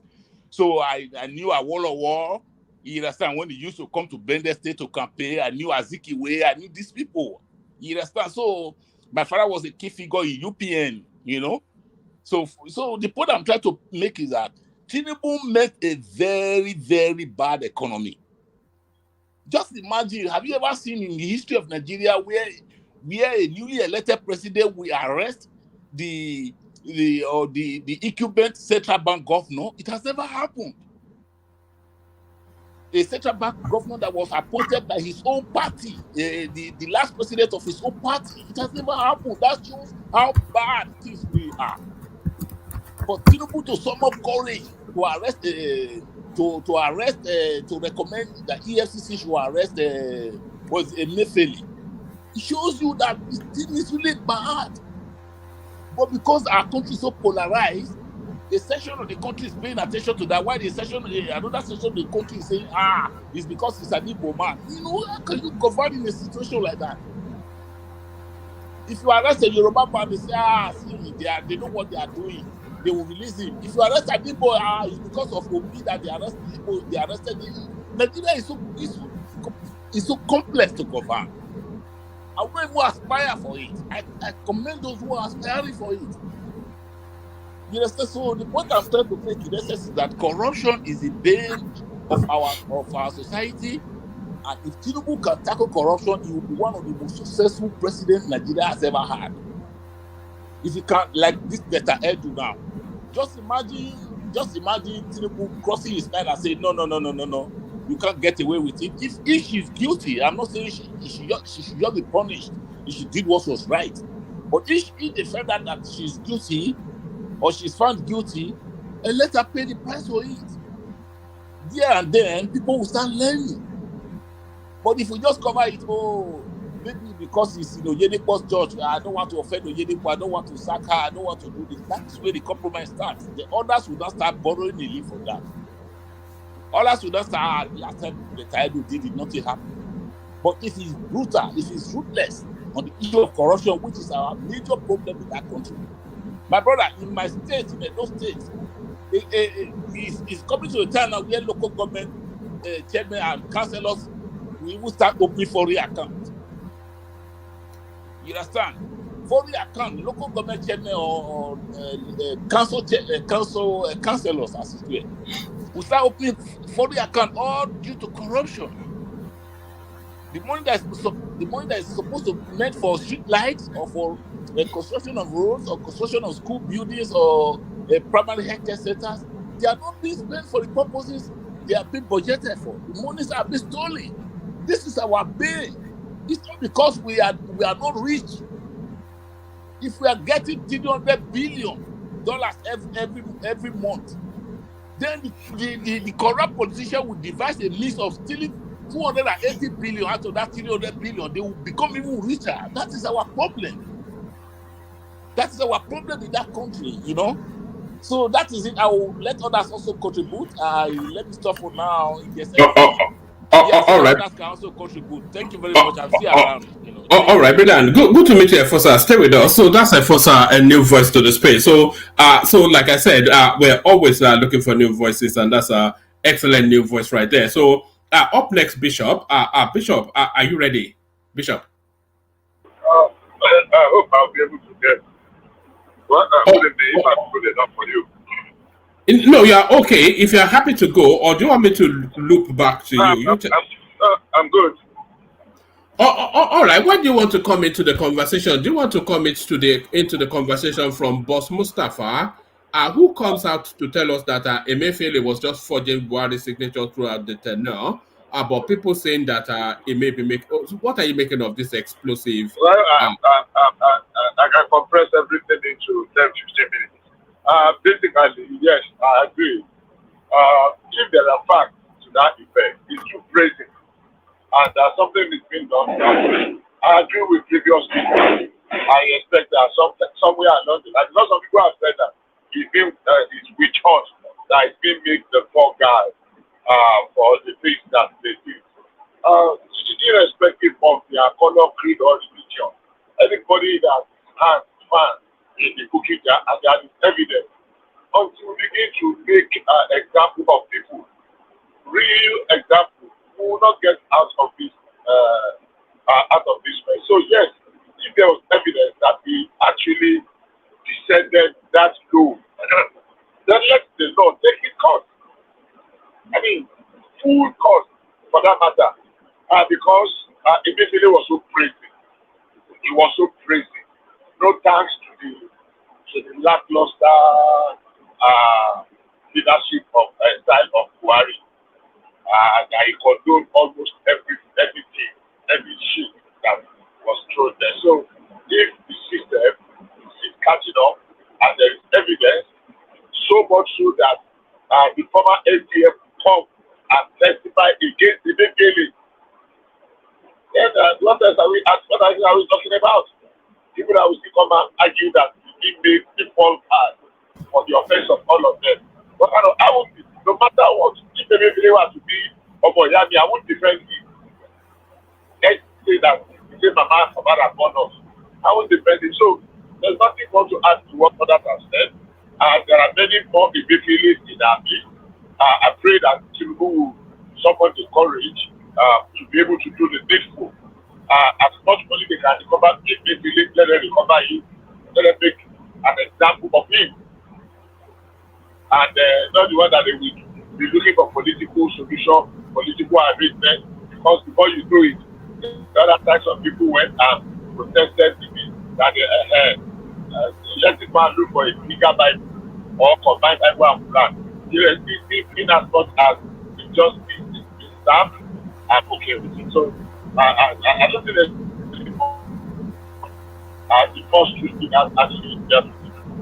All right, brilliant. Let me take you to the Herbert Wigwe space and Bode George's commentaries on him. People are saying because the guy has passed away, we cannot criticize him. But if he was central to the rot that the country finds itself, then it should be held to account. Herbert Wigwe. I don't understand what they mean. That because he has passed away. Well, that's part of the reason we are here. If he passed away, as we discovered that there was mess after him, they are not going to punish him, but let us call him out. I think every day people still rain abuses on Abacha. Abacha too passed away. He was not tried. It was the evidence after him. And there are people that were not given the fair hearing. So but as you said, I don't know how confirmed is that the interview was not actually today. If it was before, and I want to put my voice that look, the run with the banking sector did not start today. Every Tom, Dick and Harry that had some access to support were setting up banks there. You remember those days now? How many banks before ST0LE consolidation came? Even after ST0LE, we saw the kind of rot that Oshonic, Ibru, and the Erastus Akimbolas of this world. It's called the kind of rot. Yes, some people escaped the sledgehammer there, but it does not mean that they were clean. You know, I had one funny encounter many years ago.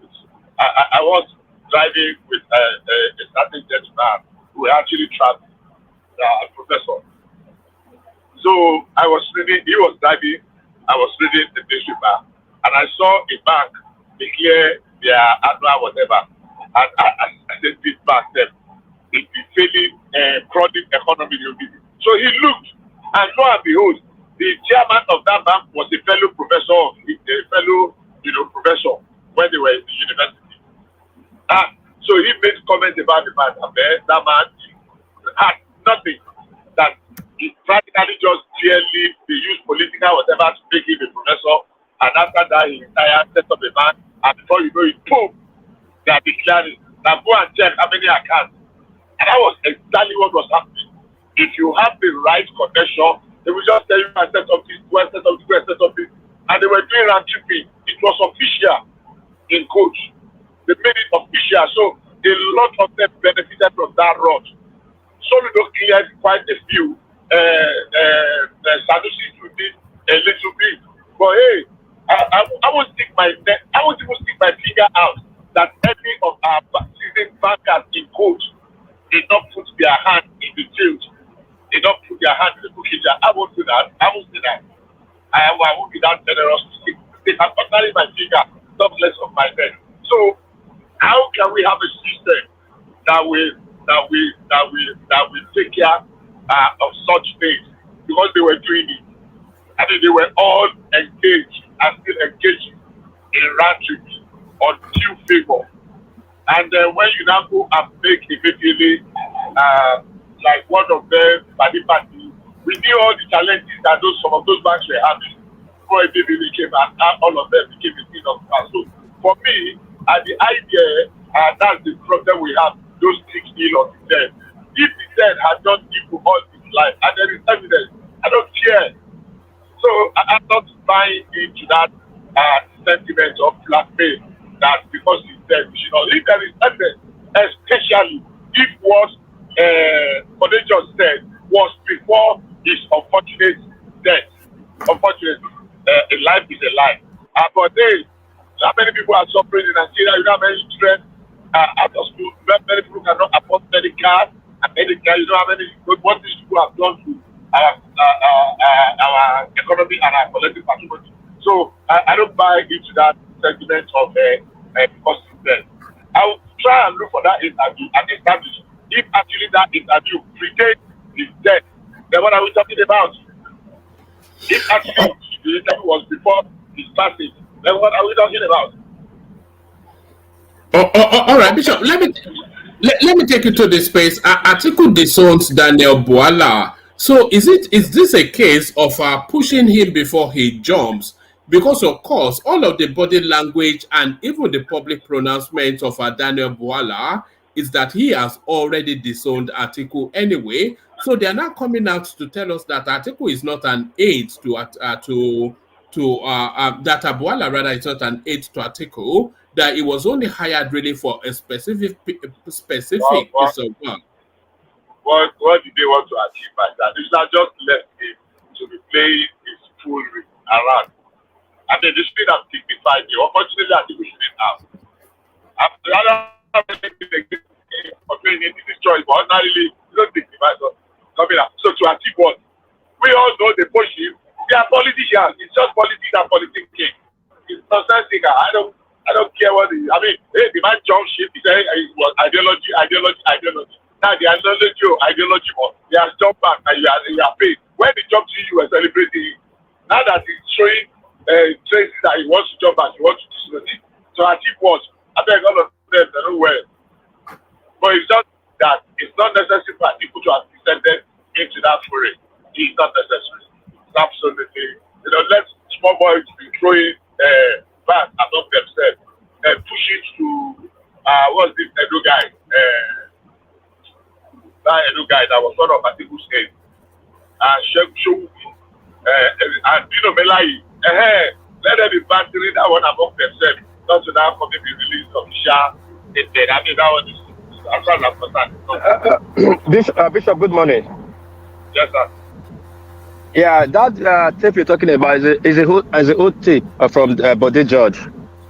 Not even okay, just is no, we know it's an old tape, yeah.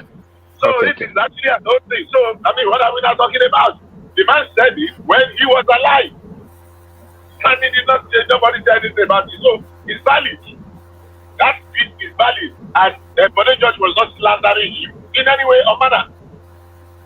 So I mean, yeah, I know we don't not personally, but we celebrate a lot of criminals and criminality that individual perpetrates. You know what annoys me, Bishop? It's because I was watching a clip of this guy on CNN this week, just earlier on today, and he was talking about all these banking innovations and all of these hard work pays and whatnot, and all of this sort of language that they use, as though he became successful through endeavor.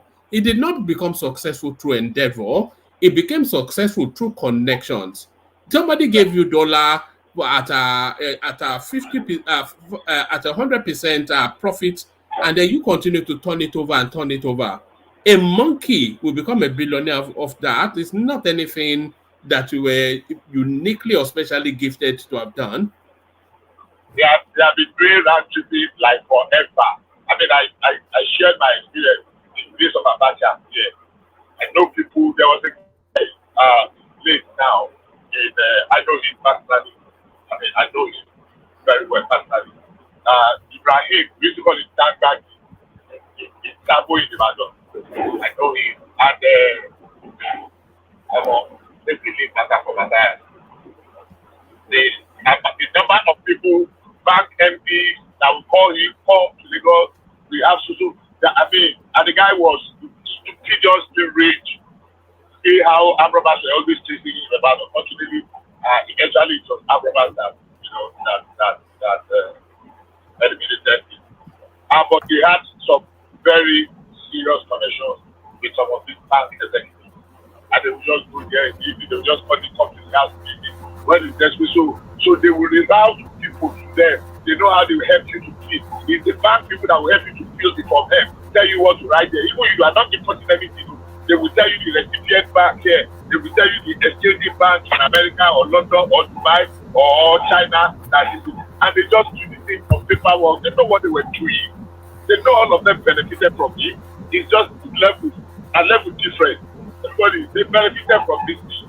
So for me, yeah, I will call people that have not been, people have not challenged them or accused them. I don't like the kata mentality because if the system fails to prosecute, to who out. But when somebody challenged and you did not defend it, well, maybe you cannot justify, but so we cannot crucify for the judge, and because I've had people call him out, blah, blah, blah, blah, blah. But if actually that interview predates the death of Whitney, you were talking of a weekend to one that built a university, and you were saying you want to do philanthropy, but you are $30. I am not against it. So for me, most of our, if we begin to select them and to mark the mark of GDP, probably we will get 20% or 30% that will be clean. We need the Cecilia Ibru, Erasmus Akibola, just mention a few. We need the kind of wrongs that they were perpetrating, but they will go to church and donate big tithes, heavy tithes, and heavy donations, and give them front rows, everything. Keep them national honor. But eventually we saw the kind of rot that they were, So unfortunately, that's where we are. I pray we get out of it very soon. But that's big way for you. All right, brilliant. Let me take you to this space. Tinubu rewards Super Eagles with National Award, plots of land, and flats. So a lot of people feel this is a bit excessive. Do you think it's excessive? Because that's the tradition usually. When the Eagles come back from a tournament, they usually give them flats. my problem with this is this. My problem with that is just one. I'm not, yeah, the guys sacrifice, they give them their allowance, they did this, they celebrate them. But you are laying the precedent. If our women were to go for a competition tomorrow and they come second, you are laying the precedent. In FIBA, basketball, if people go to Olympics, if people go, so you have laid the precedent. Ordinarily, to have given them some kind of recognition and celebrate them, but giving them this maximum thing that you will have, the national honor is not supposed to be for, I think we could have given them every other thing for the national honor. When they try and win the next time. I mean, if they are giving them national honors for coming second, then what do you give somebody that comes first? I mean, what's going on? I don't have anything against them, but look, when you do things that lay second. So if our women go tomorrow to come second, they should expect to do national honor. When they go to Olympia, they should expect. You understand what I'm saying? So it's the precedent for me. I don't lie. Should have given everybody gifts at the house, whatever, just to celebrate them. But give them a national honor, coming second. I'm torn in between my head and my heart. Now I'm torn. So I will just say, it is what it is. But it's just the precedent aspect that I don't agree with. That lay the precedent that would demoralize other people. Because another person will go, if they don't give them, and so what? But they will point at this was. I'm not saying they did not put in their best, even though they did not really put in their best in the last match. They were completely disorganized. But that's okay. Maybe that was their best at that time. So I'm not questioning. I'm not a professional. So I don't criticize. I'm not in the field. I'm not competent enough to criticize them. But hey, I don't know. It is what it is. All right, brilliant. Do you want to go to the Labour Party space, Bishop? And yes. I mean, who is surprised that everybody knows that Julius Abure is a crook? So what news then that this lady now telling us that it's a crook? We've always known it's a crook, but a new Nigeria is possible, but the criminals will still be in charge. See, sadly, people will still come here and defend Abure. People will come here and defend it. People will come here and defend it immediately. For how long I'm going to see. When all the things, many people know that the allegation of Apata and Arabati and the evidence that they changed names to swore identity on behalf of people and they use it to change their name on INEC form, on INEC platform, and they collected money. They know these things were true. And there was enough ground to remove Abure as the most senior officer from his region to take over. But of course, we saw how that thing is being played out.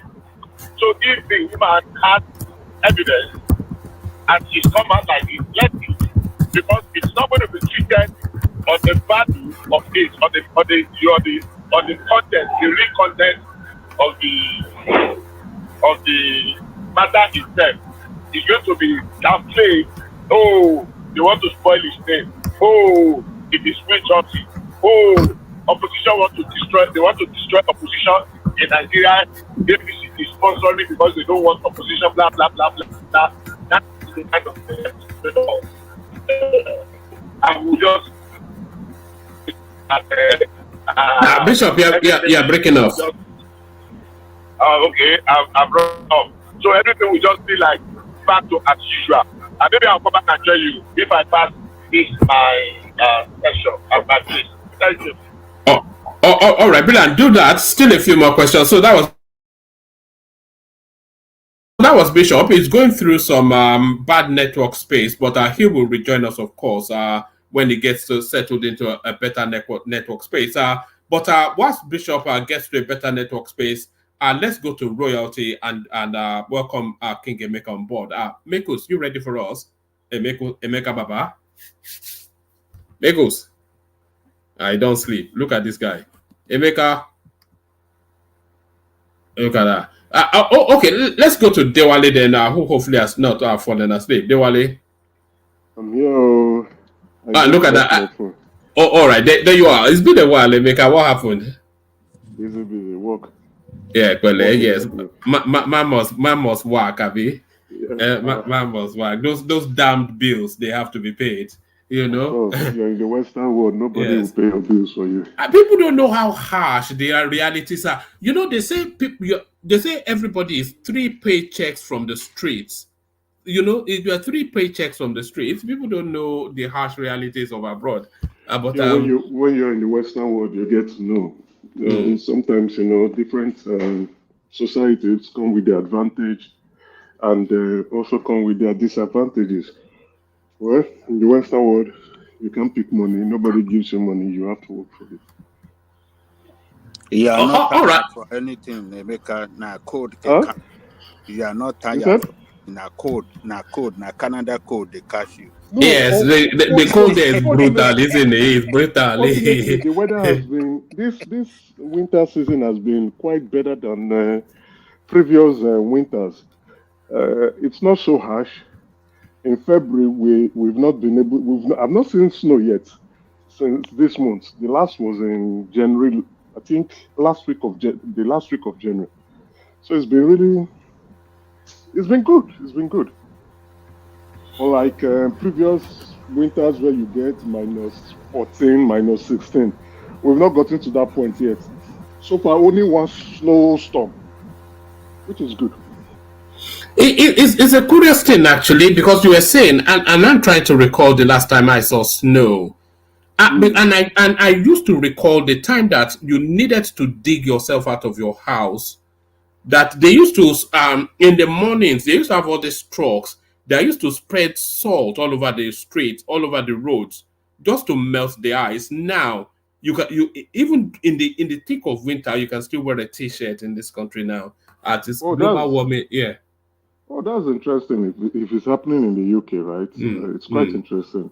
But we've not gotten to that point. But what you can say, you can feel a sense of global warming. If that's the case, you can feel that sense of it, especially with this winter.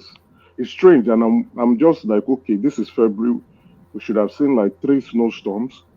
When I mean snowstorm, like lots of snow, the regular snow and the rest. But it's quite strange anyway. Let's see how it goes. We still have March, and sometimes April can be a little bit stubborn. You can experience snow during April, and then from May, second week of May, it's done and dusted. Everybody get out and start enjoying your life.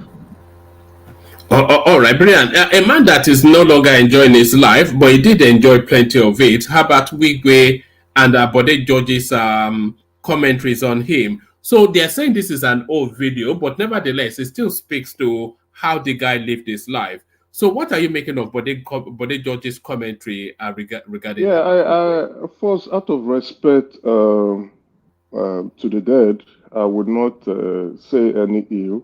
I've listened to other panelists' commentary on it, and also Herbert Wigwe used to be my boss. I've worked closely with him. An exceptional leader, a great man, and sometimes when you do not know the individual, you will speak based on the commentaries of others. So what I would say is, when you want to, it's good, but if you have the knowledge gap, you may not understand. This man, and I think there's a background noise. Hold on, let me check where that is coming from. All right, carry on. This man and Ike Imokwede, that's Abure Imokwede, they've been high flyers. They were executive directors with GT Bank. When GT Bank, way back in the 90s, right, grew, they got employed, grew up to executive director, and then left, to go start Access Bank. And how did they start Access Bank? Through a couple of individuals discussing to high flyers like this our new oil magnate now, Dangote, and they did the management takeover of Access Bank, and they became the management staff of the bank as well as the shareholders. They grew their wealth through hard work and sweat. It's not yes, as you grow, which is commensurate with everything in life. Success brings many people around you. You know, as they grow, you know, the connection increases. At some point, I think during the consolidation that happened in 2005, or was it 2000? Yeah, 2005. You know, they grew their base and they improved. And the bank, if you see, the bank is in terms of merger, business combination, acquisition, takeovers. Access Bank is number one in Nigeria. No other bank comes close to Access Bank. And the two of them before Ike left, after when Sanusi came in to put in the 10 years corporate governance practices. Both of them we used to call them the cowboys. They're very decisive individual, business savvy, enlightened leaders. In terms of the banking industry, you can put them at the very top of it. So we have the GT founder, I've forgotten his name, then the guy who took over the GT founder. After those two individuals, nobody comes. Then with Jimovia, nobody comes close again in the banking sector. Then both Jimovia and his set, they're all out, right? Even Ike is now out. He's the owner of FMDQ now. So in terms of the banking sector currently, in the financial industry in Nigeria, Herbert Wigwe was the top of his class. It's quite unfortunate what happened. I can't say anything ill about that man. He built his wealth from ground up, despite the fact that he came, from a high middle class family. I think his father was a director general with NTA. But he built his wealth. They really grew that financial industry, the financial industry in the country. Yes, we could talk about round tripping, which is fine. We could talk about some malpractices. We could talk about some irregularities. Those are the loopholes being exploited to make profit. If we have a regulator that is not doing his job, it happens everywhere. Even the 2008 financial meltdown was as a result of malpractices and irregularities in the financial system. Banks will want to exploit, not only bank businesses will want to do that. I'm not trying to say it's okay. I'm just trying to for us not to demonize a man who has worked hard to create wealth for himself, and not just for himself alone, for those stakeholders that has interest in his business holdings. When I got the news that he died, I felt very terrible. He was my leader. He was, I was actually a product of Access Bank. I remain very proud of that bank. All my business savvy as a young graduate, going through the Access Bank School of Banking Excellence, right, comes from what those two individuals set up. The ability to stay competitive, to stay ambitious, that entrepreneurial spirit. I think no other banking school in Nigeria meets and can top Access Bank. Never. So it's quite unfortunate. May his soul rest in perfect peace. All right. May God continue to sustain those who mourn him. It is a big loss to the Nigerian financial system, because I know the strategic goals, which at every time when you go through Access Bank Banking School of Excellence, they will tell you what the strategic goals are. You must know those strategic goals. You have to go learn those strategic goals. It comes in 5, 10, 15, 20 years strategic goal plan. So I knew the goal plan for Access Bank was to become number one in Africa. And after that will be achieved, is to see how to compete with the rest of the world. So with him dying untimely is a huge loss to the financial system in Nigeria. All right. Excellently put. So, let me take you to a space that you're probably more comfortable speaking to. Emefiele stands accused of forging Buhari's signature. So, what are you then making then of the never-ending war? Emefiele now is not the scapegoat in the Tinubu administration. There's nothing new that will come out from that space. Whatever he's facing at this moment, he created it for himself. They can say he forged the Buhari signature. They can say a lot of things, but I find it very strange that Emefiele would have the effrontery to go forge the CNC signature. I refuse to believe that. Honestly speaking, what $6 billion? $6 billion. I refuse to believe that. I refuse to believe that. Maybe it's a viewpoint to want to not include some highly placed Nigerians that were involved in the administration, in the previous administration, to bring them in. Because from the look of things, Emefiele is the only individual suffering from that. And Emefiele didn't eat the money alone. He didn't eat the money alone. I refuse. You see, there are certain stories we can tell in our country that when you hear those stories, you look at it and say, it's not true. Yes, there might be some collaboration. You know the guts to go and forge a president's signature. Come on, guys, EFCC, come on. Who are they toiling with or throwing those kind of? But there was a certain docility to Buhari now, and that administration was a free for all. Everybody was just doing all manners of funky things. Regardless, right? Not only that, they said the secretary of the federation signature was there. So what are we saying here? Can I chip in something, if you don't mind? Yeah, go ahead. Just a question, not chipping.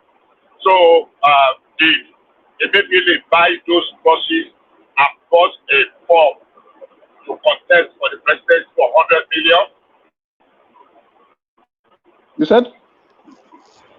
Did Emefiele actually pay 100 million naira to buy APC form, and he bought those buses, those branded buses, to contest for the the rumor. I think we won't say it's a rumor. At least we saw the buses. He did. If it's in terms of embezzlement, fraud, money laundering, Emefiele is part of the part of it.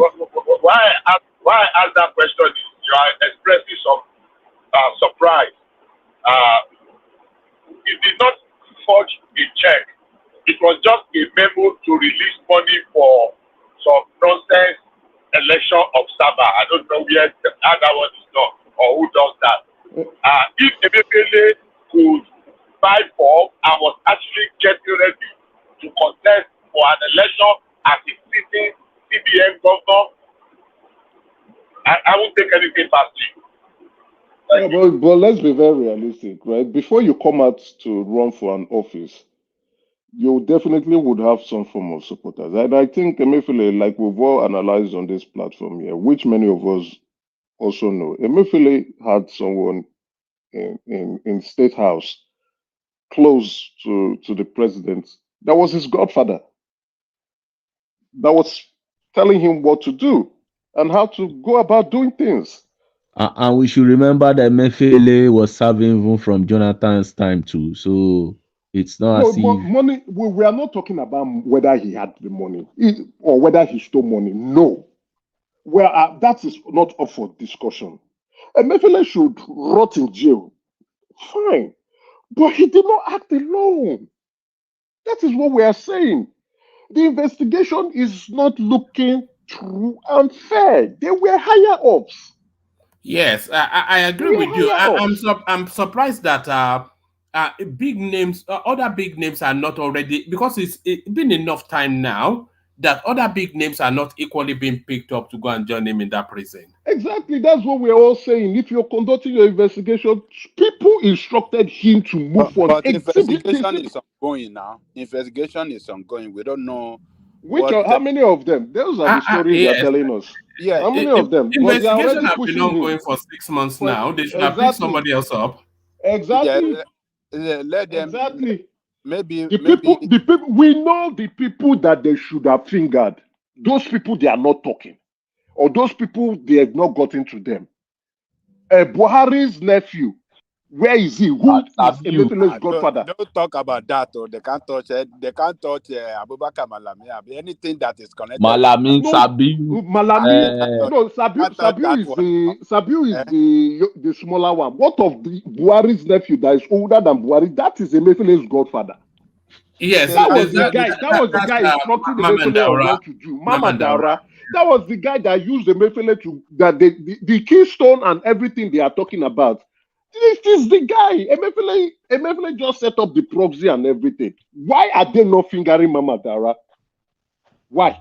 And then Buhari cannot say that he does not know. So when they are telling us that he forged the president's signature, who has the guts? Who born you well? That one a lie now. It's just a way to cover up the. But he said it on oath, so he said it in court. But the man is in court now. As if the witnesses can the witnesses can say yes, there was a memo, there was a signature, right? Now, who determined that that signature was forged? The president's seal was on it. How can EFCC come and tell? Emeka, can I even say something to back you up? Yeah, see, go ahead. Let me tell you one thing. How will you forge such amount and you announce it publicly within the presidency, and some people will not even tell Buhari outrightly that, Oga, when did you sign this thing? Exactly. We know that one. So that's why I'm surprised that no. That memo was not in public. That memo was not in public until investigation. That memo was not in public.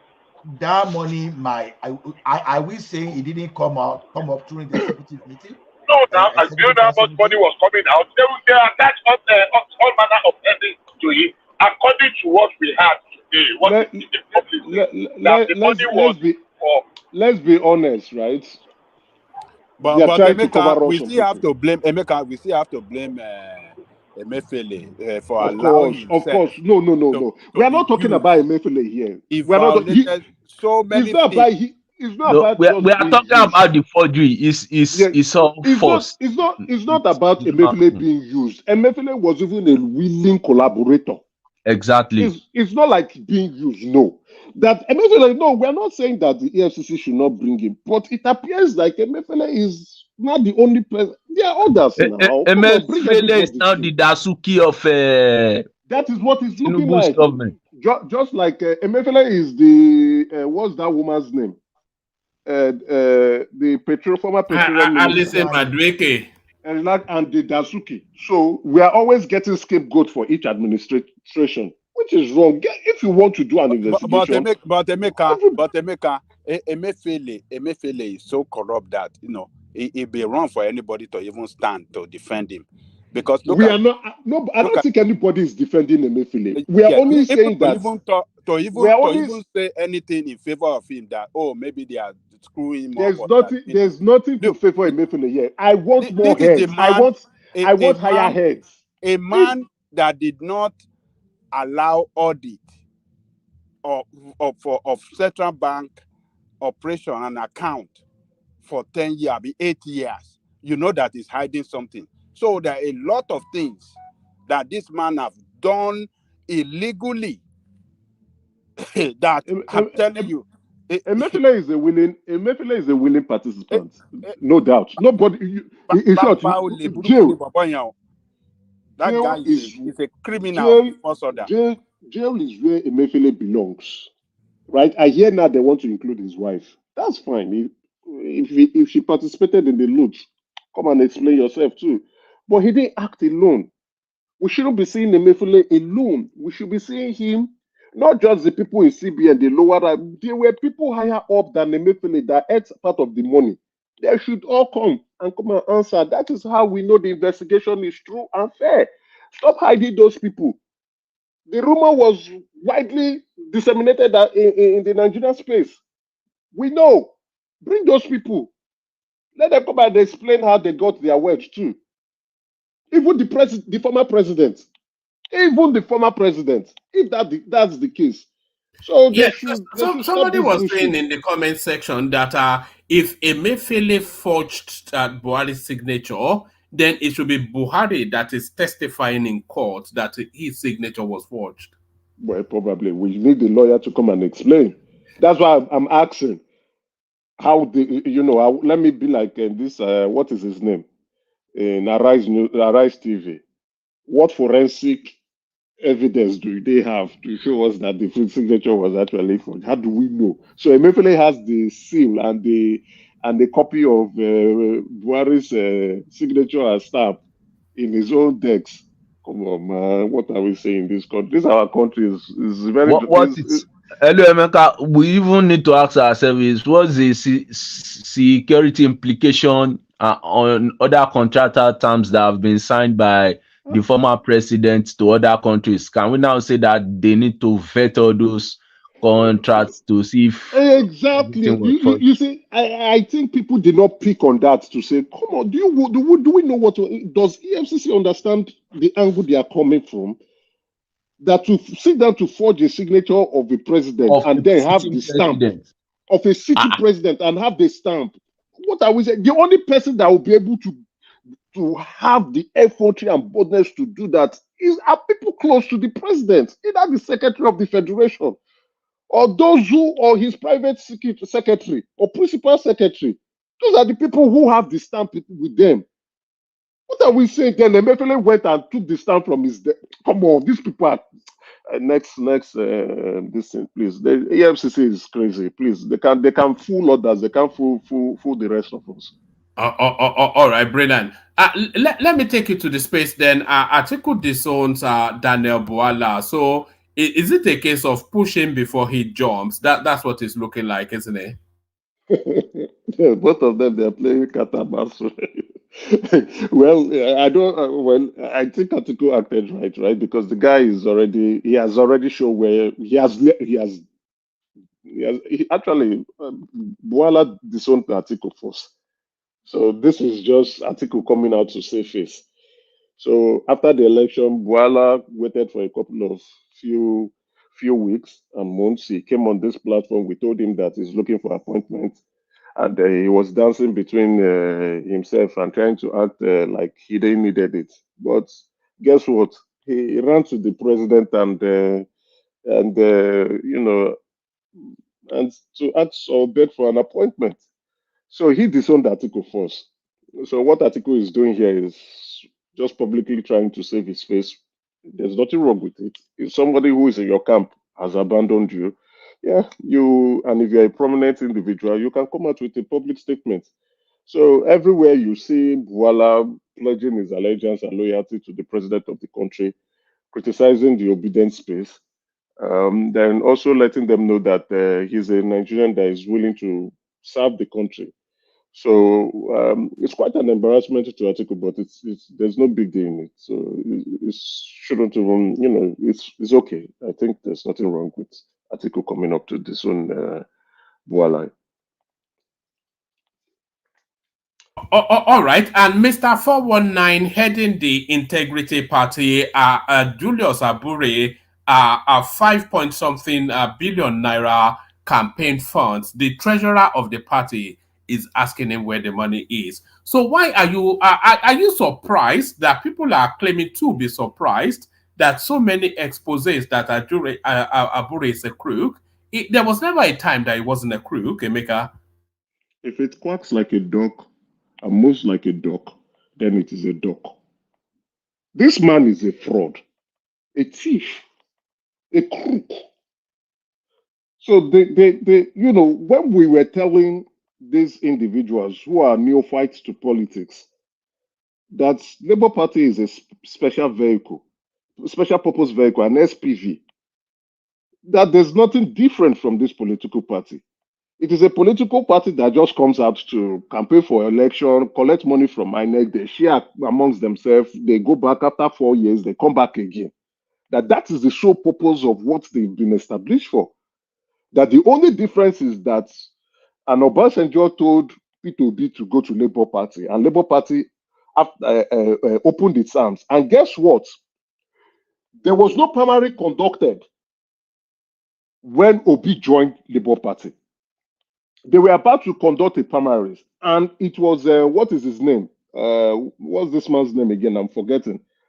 Who was the lead candidate that would have won the primaries? Pat Utomi, thank you, woman. But Obi came, bribed them, and they gave him the ticket. Nobody said that. But we have these morality crusaders called obedience coming to come and tell us that they are different.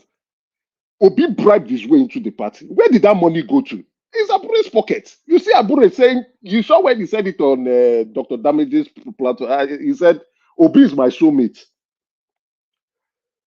If the soulmate is a thief, what is the other party? You know, soulmates, they are indivisible. They move together. If you are a friend to a thief, you're a thief too. This one is not even a friend. This one says soulmate. So the soulmates are thief soulmates. Moving together, they are thieving everywhere. Frauds everywhere. Crook. And they come out to come and tell people lies. They didn't tell us lies. We knew them for who they are. This is just a snippet of what was going on. More people will come out. This man is a crook. I asked him about the account. What did he say? He said the accounts are ready. Ready since when? This was last 3 weeks or last 3 weeks ago. Was it last 3 weeks or a month ago? Yeah, a month ago. The accounts are ready. After stealing the money. This is over 1 year since the election ended. More than a year. They told the world, not just only Nigerians, that they will reconcile and publish the accounts. This thief of a man, after embezzling and enriching himself, in with P2B, Emeka, I saw Aisha Yesufu on a stream earlier trying to distance herself from that's all what you want to do. That's the advice. Just completely apart. She threw them away and said, no, it's nothing to do with you. You remember that I was saying that Obi is appearing to be distancing himself from Labour Party. Let's be very honest. It appears like he's not talking again about. If you ask him, he doesn't speak. Oh, the Labour Party. No, he's trying to distance himself because there's a problem. They've embezzled money. Obi cannot say he did not steal money from that post. Obi cannot say it. What I'm so adamant is I have insider information. When I asked him that question, I knew why I was asking him that question. Because on the day of the election, right? No, not on the day, on the eve of the election, even on the day of the election, as at 2 a.m., I knew when they were crediting a few of the polling unit agents. I knew when they were crediting. I knew who signed the moment. I know who was the fund transfer agent that moved that from the Zenith Bank to their account. And it was not all the polling unit agents that they got paid. And that was when I laughed. I said, these guys will not win this election because you didn't pay everybody. I knew what was going on. That's why I asked him that question. I knew people who complained that he has eaten the money and Obi ate the money too.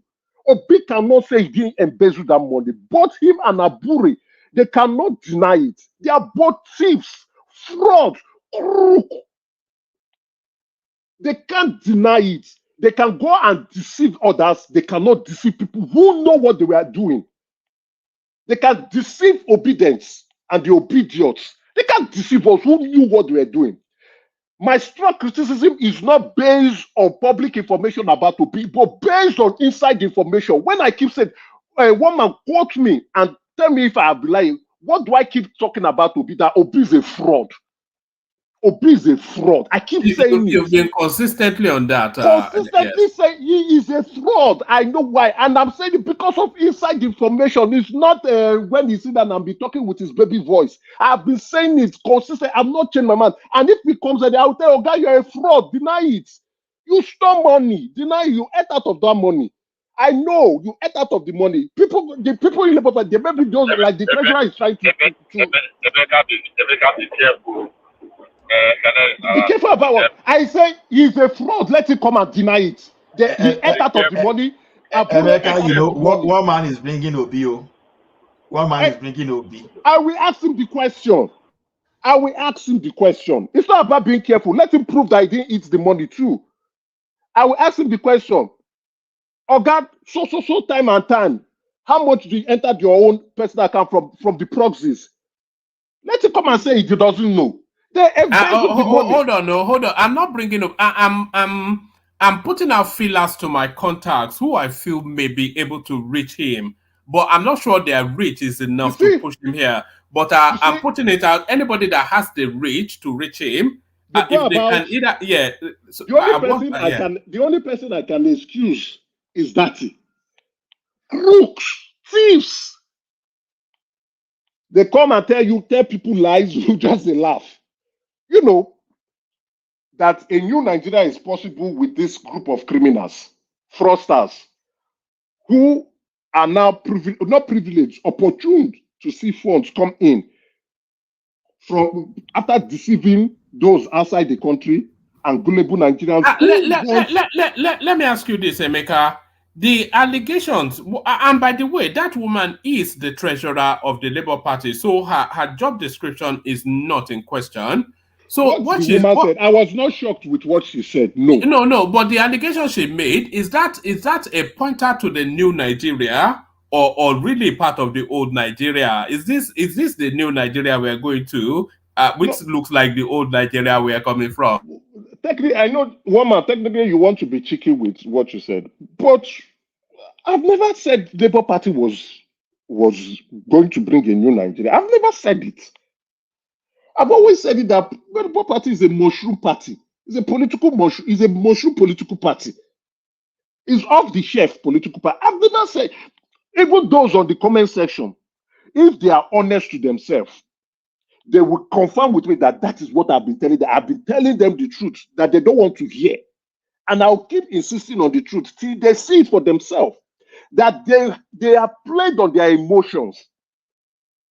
And they have painted. I said it that the people we need to clap for, it's not people. It's the people who took a politician that has stolen money and cleaned his image and laundered him to make him look clean and look good. Those are the people we need to clap for. Not P2B. We know who P2B is. That's a criminal. We know what do you want to tell us? That's why we just say, this man. So he succeeded in deceiving Nigerians who want to see a change. Succeeded in deceiving and blackmailing emotionally Nigerians who deserve a change. But again, he is not the person that will bring that change because he's as dirty as they come. And I say, OP is a typical politician. What is new in him? What is different in him? What is better in him? Now he's going around. He's not the chief mourner of the country and the chief condolence messenger of the country and the orator of bad news. Anything that happens in Nigeria. That's what he's trying to do. He's still campaigning when campaign season is over. He's still throttling around the globe when the campaign season is over. You lost an election, instead of you to sit down and decide on your strategy, you are still campaigning like the election is close by, maybe next week. He can continue to deceive people, but he cannot deceive we that know him. And of course, he's going to lose. But anyway, let's leave it at that. But we've been telling them, the at least reasonable Nigerians that can think for themselves, that Labour Party and their leadership are crooks. What the treasurer said is not different. If you know them, it's not different. It's not new. And more revelation will come out. It's not new. It doesn't change me. I just looked at it. I just laughed. I said, these people have started with their nonsense.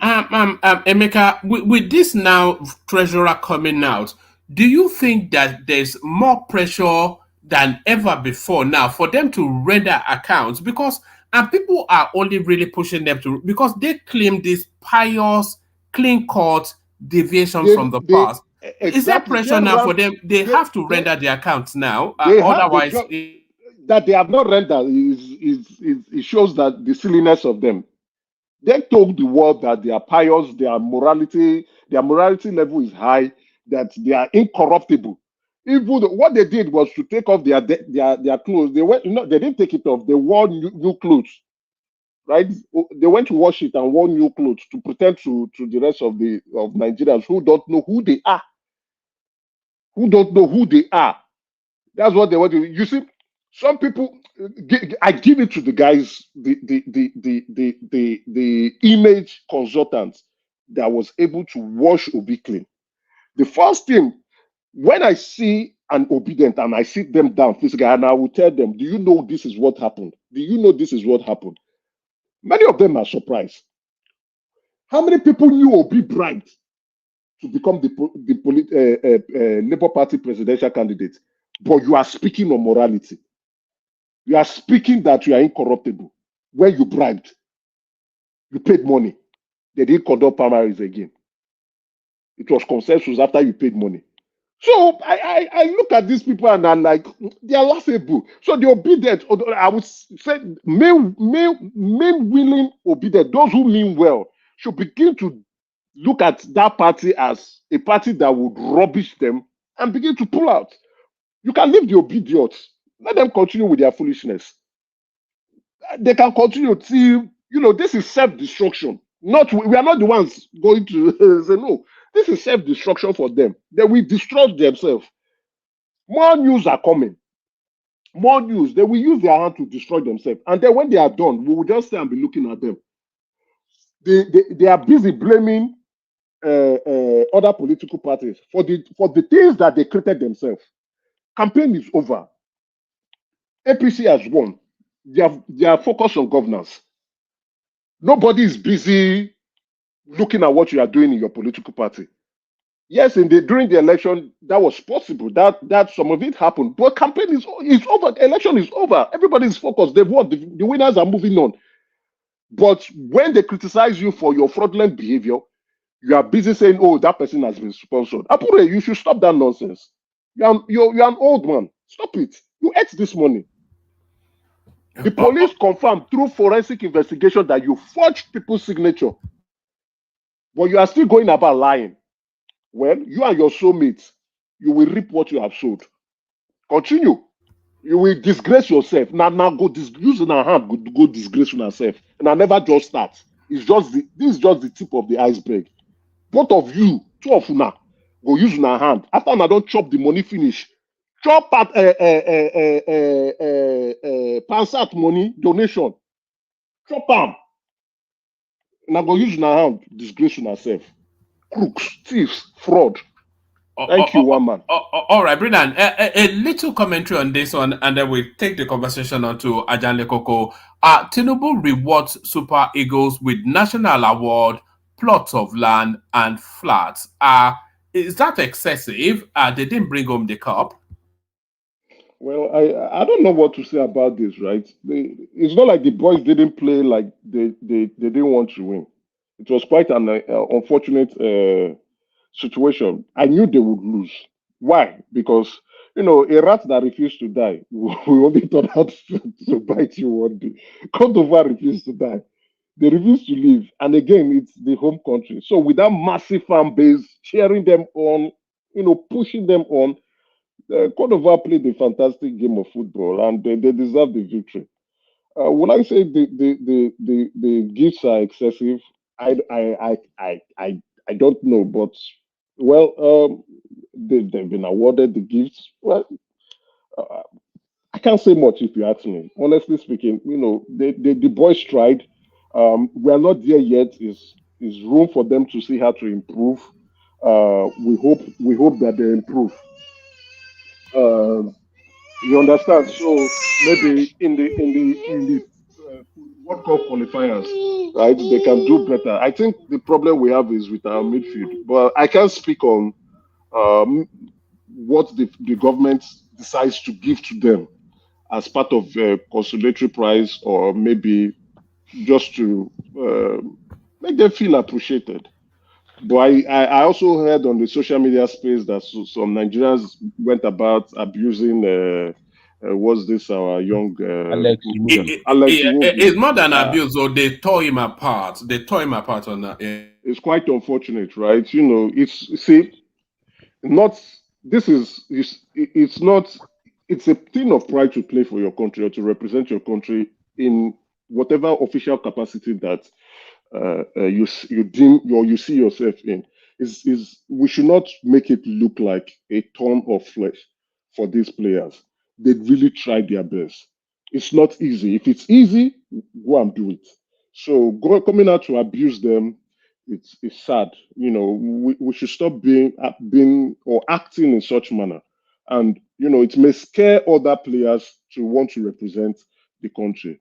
It's a sport, for Christ's sake. You win or you lose, but there should be room for improvement. You know, that Wobi should go through such level of abuse because of losing a match.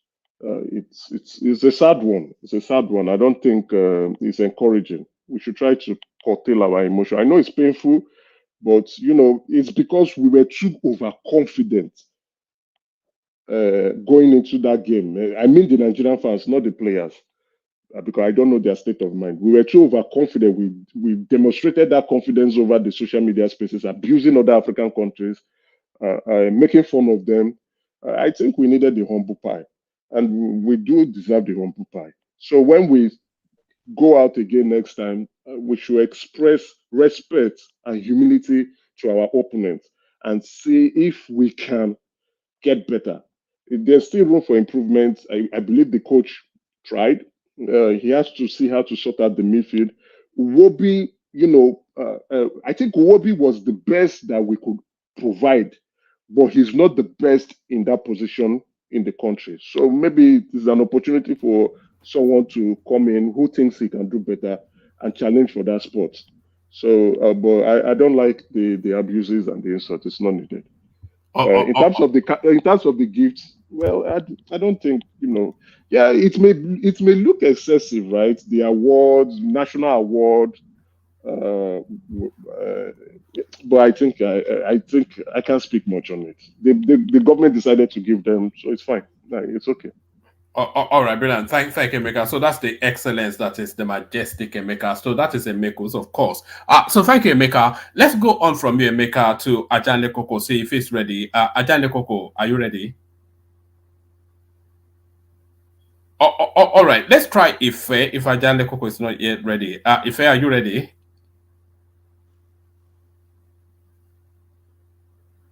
Ife? Hello? Yeah, I'm ready. I'm ready. Man, what's up? I was coming to you. Yeah. So Ajanle Koko, to the conversation then. Where do you want to pick it up from? Do you want to comment on the rewards?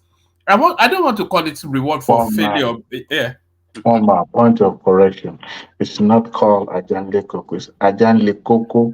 The boy. That's what Pretam called me, Ajanle Koko. You remember during the election time? Do you remember Igo? Do you remember Igo? He used to call it Ajamile Koko. And what happened to Igo? Ajamile Koko. Again. What's going on with him? I don't know, man. If I had his number, I'd have called him. You know, he never missed a session, and he suddenly disappeared. I hope he's well. Sorry, woman. I want to correct. Sorry to interject. I want to correct something. They said Abure brought police report. Did he show us on the screen that it was police report? The man, when I asked him the question, you know, he ran away. No, he said he was going to send it to Rudolph. So they're asking you to pursue Rudolph. Why should I pursue Rudolph for it? I asked the question for obedience. I didn't ask the question to satisfy I'm already satisfied that the man is a crook. I asked him.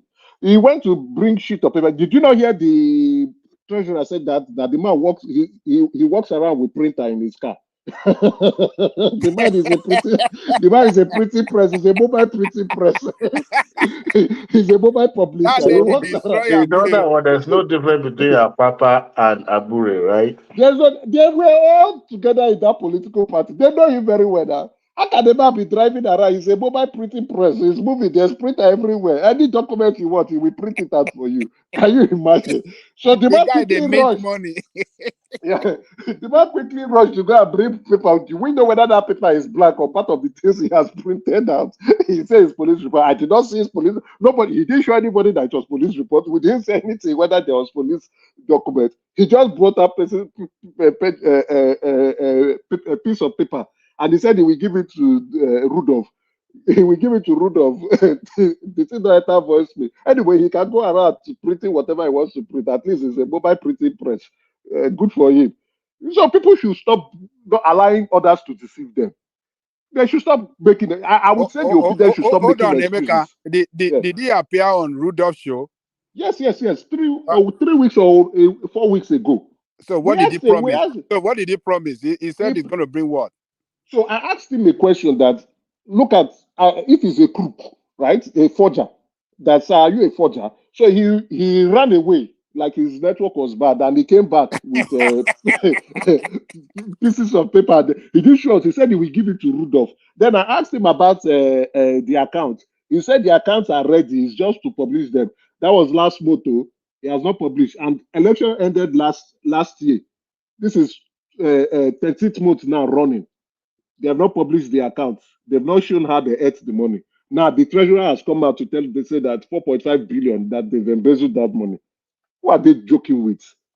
Obedience should make. They should stop making excuses for things. So what I have come to, the conclusion I've come to is that what the obedience are pushing is that they don't want these people. Okay, yes, this one we don't want this criminal, but we want our own criminal to be at the helm of affairs. We want our own criminal. It's our own criminal we want.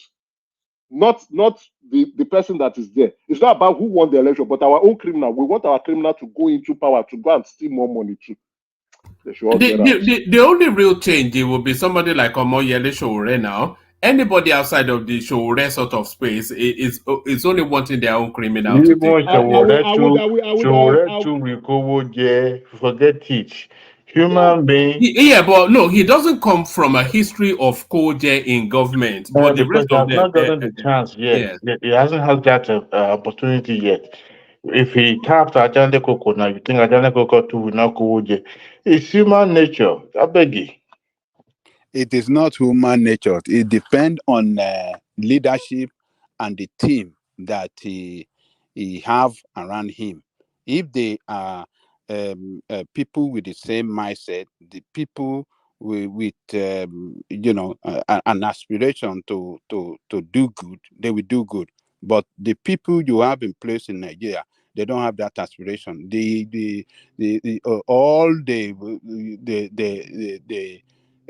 have as their aspiration is to go and loot. Have you ever wondered why opposition never make good government globally? You try to give opportunity. Give you already chance first, and then see whether it will be a good government. Chance. Yes. Chance. He will be the worst government in the history of this country if he's given that opportunity. No, on what basis? What is your? Because he will mess up everything, every fabrics that hold the country together. He will destroy it to the point that the country will not be able to recover. What country do you have? I have to agree. He doesn't have the administrative experience. Every single one that works for him. It's not that good intentions now. It's not that good intentions. What is it that is holding your country together? You know, there's some truth that people there is cannot nothing handle. holding your country together except corruption, and that is what brought you to where you are. What is it holding Nigeria together? Tell me that country in the entire world that doesn't have at least some little drop of corruption in their system. Tell me that one country. Tell us what is holding Nigeria together. You just mentioned it is corruption and corruption. The country where Sowore was domiciled doesn't have history of corruption. We come and dismantle that corrupt practices and criminality. United States, where you reside, before he got himself into you guys are afraid of coming to dismantle this system that you have that is not working for Nigerian people. What are you afraid for?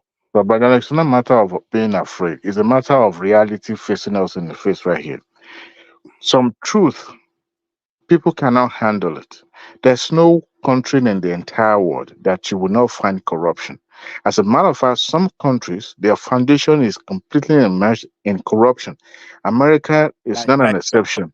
So even the country that is so much adorned that is he lives and his family lives is also deeply rooted in corruption. It's just that it's never been into the public sphere where you see it openly display like the one we have in Africa. So when you Okay. have people, Which one would you prefer between the two? The one that is shown openly and the one that you don't even see? Tell us. Which one would you prefer? Hmm? Adekunle, Adewale, Shoti Jaboni. Hello? Can people hear me? No. You I'm want here, me? Babanyale Cook. I On was mute. receiving phone call. Yes, the madam was telling him off. Possibly, yeah. Pala wo ló ń sọ lórí internet. Abure, I actually have something on the stove, so I kind of like almost forgot about it. Is that You're which one cooking. do I? What are you cooking? I can't imagine you in the. I can't imagine you beyond noodles and toast. No, you see, when it comes to making some special, like tomorrow now, I'm gonna make some special And I dish. know I could throw everything in the pot and cross your fingers. Everything in the pot and cross your fingers. Possibly, yeah. ọbẹ̀ ẹlẹ́gùsí wo ló fẹ́ ṣe Yeah. special gan kò dẹnu. You have some of these American, no, this Italian. What's your diet? Is Um, your diet Nigerian or American? Your everyday. Where is it, Nigeria? Okay. I live in a second Nigeria. Each town is like in Nigeria where you have every food that you can find in Nigeria, even the yam, everything. You can pound yam, you can eat everything you want. So the those burger of the thing is not my never really been a fan of it. But you know our food is too much carbohydrate so much. Anyway, back to the story about Jale Coco. You said which one do I prefer, the one of Nigeria or the corruption in America? Yes, which one? I rather have the one that I can see that is being practiced, that I know who is the practitioner, than the one that is gonna be killing me silently that I will not have no idea. So is corruption in America killing you silently? Is that what you're telling me? What we don't know is more. Tell What me we how don't. you are affected. Hold on. How has American corruption affected your well-being in America? Tell us. Okay, without sounding too much of conspiracy, let me refer you to watch some couple of documentaries on Netflix. You will see how society like America You don't is answer the governed. question. How does it have the corruption in America? Because some of the decision How that you have, some of this lawmaker making in the Capitol, are being influenced by the big men, by the people of high power, and they control how our life turn around, even the medical, education, are name you it. governed in your state by Capitol or your state government? What is it that your state or People your that are being city or elected your to city? go. Let me tell you, even your city. How are If, you affected by what you are doing in your city? Your city government run your city. How is Capitol this thing affected it? because every single one that goes to the public office is going there in the interest of certain group of people. So when you have Did they somebody not, declaring to be independent, it's not actually independent. not Everyone have is good being education? influenced. Do you not have good education for your children, for your kids? What you consider good Do you not have education is good just road? a matter of Do you not have benchmarking into pipe-borne something water? more big. Do you not Sorry? have constant electricity? Do you not have your job and go to your job? Do you not have security and safety? Do you not have But there's nothing considered look? perfect. Some of the things that you consider perfect, like those electricity you're talking about, not quite long ago, the government in Texas was criticized for bungling the grid, for not refusing to hook up with the national grid, and then the entire state was thrown into darkness because of the corruption that the state actually is known for. So those things are subtle and not something in your face like the one we have in Nigeria. But how could a state as big and large as Texas not hook up to the national grid? So when the cookie crumbles, the entire state was thrown into darkness, and the wind blows and everybody's ears was out there. Now they're being compelled because those people certain individuals are pocketing money, putting money into their own pocket. All right. So the entire state in the hands of few, collective few. So those corruptions are the ones that you don't see being displayed, No. but they are there. What do you mean by you don't see? They experimented something that did not work, and they failed, and then they now I mean that one did not work, and then they pursue the right one that worked for the system that you are now enjoying electricity. But in Nigeria, the one they've been pumping billions upon billions of dollars into this electricity, yet there's no the national grid is broken down again. They don't have light across the country. Do you know how many times that national grid has broken down this year? Look, Not quite long ago. Not quite long ago.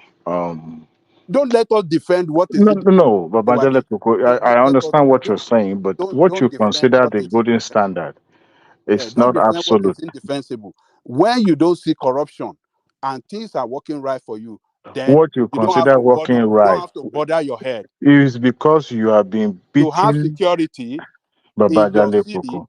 in your neighborhood. You What can you go to consider anywhere you a like at any secure, time. can the people of Illinois say that their city is secured when you have a gun violence every day? It depends on the town, on the area you live in. Yeah, but those are the things that we kick the politicians about for not doing more and doing better. What you see as a golden standard is just a starting point in some areas. Now we don't have electricity in Nigeria, but here we have electricity, but only few people have monopolized it. Where I live now, I only have one source of internet connectivity. There's no competition. Once they Yeah, kick that my is your city. You look. I'm telling you about how In corruption your city, thrives, yeah, but we it, know. it thrives in a way that if people are not paying attention, close attention to it. It may not be known to people. People just assume, oh, life is easy, life is going on smoothly, but you have it going on the ground. Now, the one you see in Nigeria is just like in your face and it's personal. So I will show you that I control your life and there's nothing you can You do. see in Nigeria, you cannot even stop it. That is the problem. There's no way you can fight against it and then,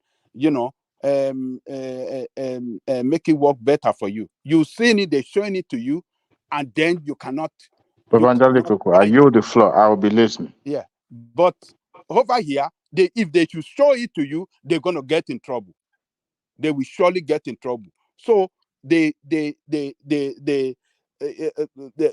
see you as their you the citizen are there to act as check and balances on them, and they respect it. But in Nigeria, they don't respect you for anything. So what are you talking about? They even show you to your face that there's nothing you can do, and surely nothing you can do. You just grumble and you walk. If you talk, they come and carry you, slam you in jail, or rope you up with something, and just punish you. And some crooked idiot that are supposed to stand up for you will turn around against you instead of blaming people that are using illegality to punish you. They will turn against you instead of going after the criminals that are using the illegality to punish you. They will support them. So look, we have to distinguish between the two. But I don't know if you prefer the situation in Nigeria. That's you. It's not me. I'm not standing. I'm not gonna be on your side to say, okay, between the situation here and in Nigeria, I want to prefer the situation in Nigeria because I want to act as if I'm more patriotic. I'm patriotic to Nigeria. But yet, you people will not go and live in Nigeria. You live in United States. And yet to be saying, yo, I'm more patriotic. You want to show that you are patriotic. I prefer Nigeria better. All right. Let's get to the politics of it. I think he's yielded that. Do you want to go to the Bode George commentaries on Herbert Wigwe? And by the way, there are a lot of people saying that it's not a new clip. this is a long-standing view that he's always held. It says, Wigwe Elumelu Emefiele were involved in Nigeria's banking industry rottenness. So this guy now that a lot of people are eulogizing about, Bode George sounds a note of caution. What are you making then of Bode George's view on this newly departed man? Thank you, man. Greetings to our listeners around the world. Click on the like button, share and subscribe if you haven't done so. I'm glad that it's not a new video. I would have been very mad at Baba Bode George, but since it's not a new video, it's old video, so I think there's no problem, because I don't see an elderly person. I haven't seen one happen to that guy. I don't see how an elderly person will still go after the dead with the situation that, I mean, what happened to him with regard to the crash that caused his death and stuff with his wife and his son. Do you think he should be absolved of all of his let's say foibles? Do you think he should be absolved of all of his atrocities? Just not him in particular, or do you think people should be absolved of their wrongdoings if death takes them away? Well, it depends. This guy, there's never been any report that he was involved in, corrupt practices, before his death. So what are we going to be talking about him? There's nothing to say about him now, because there's nothing. There wasn't no trial on him. There wasn't no investigation on him. There wasn't no accusation, on him for any corrupt practices. So I don't say it depends. If somebody, if somebody that is on trial before his death, I think, due to circumstances, sometimes there won't be any room for legality to proceed on his, the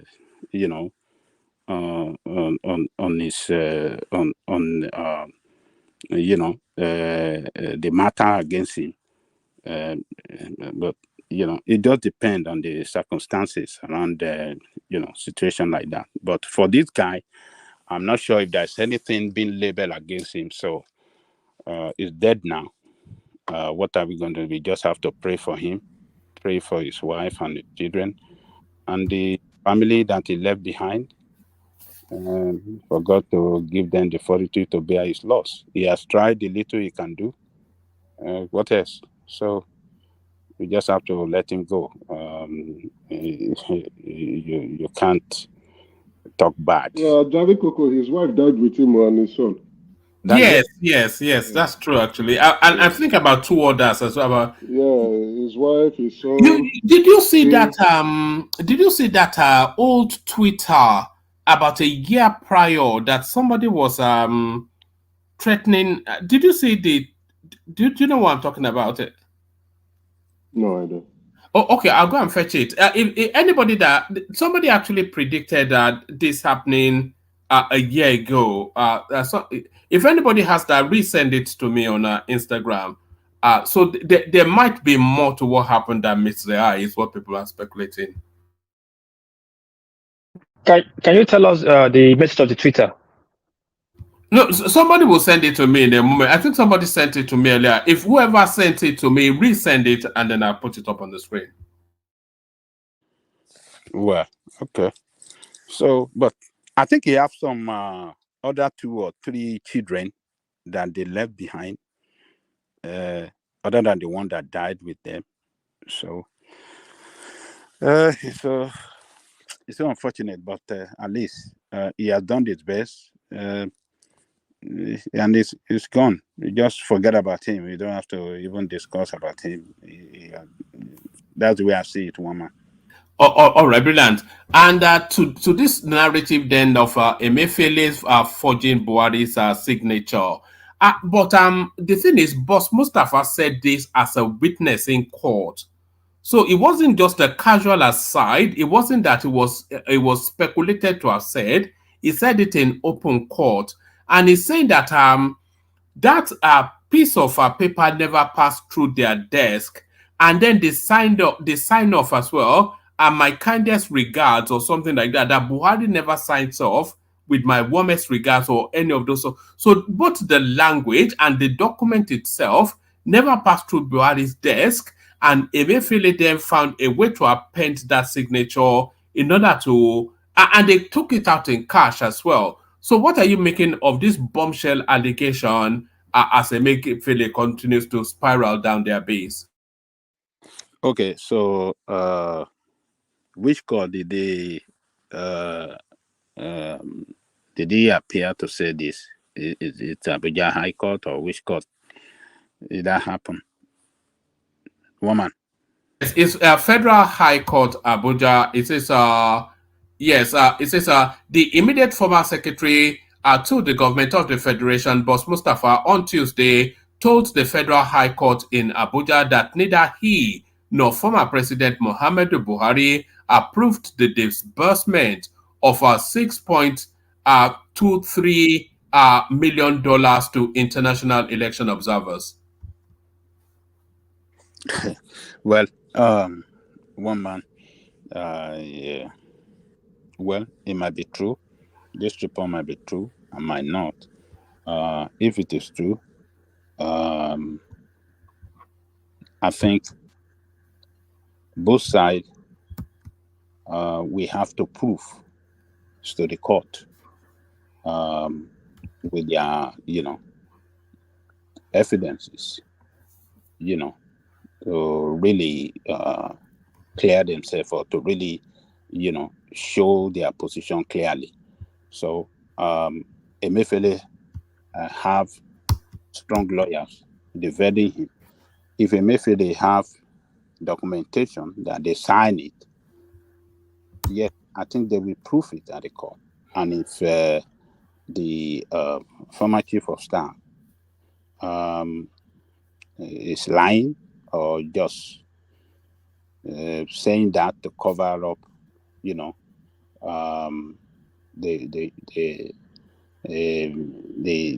corruption that they perpetrated while in government, time will tell. So it's just, to me, I see both sides as corrupt when they were in position, and they worked together closely. We saw it. So there is no way that both sides did not, in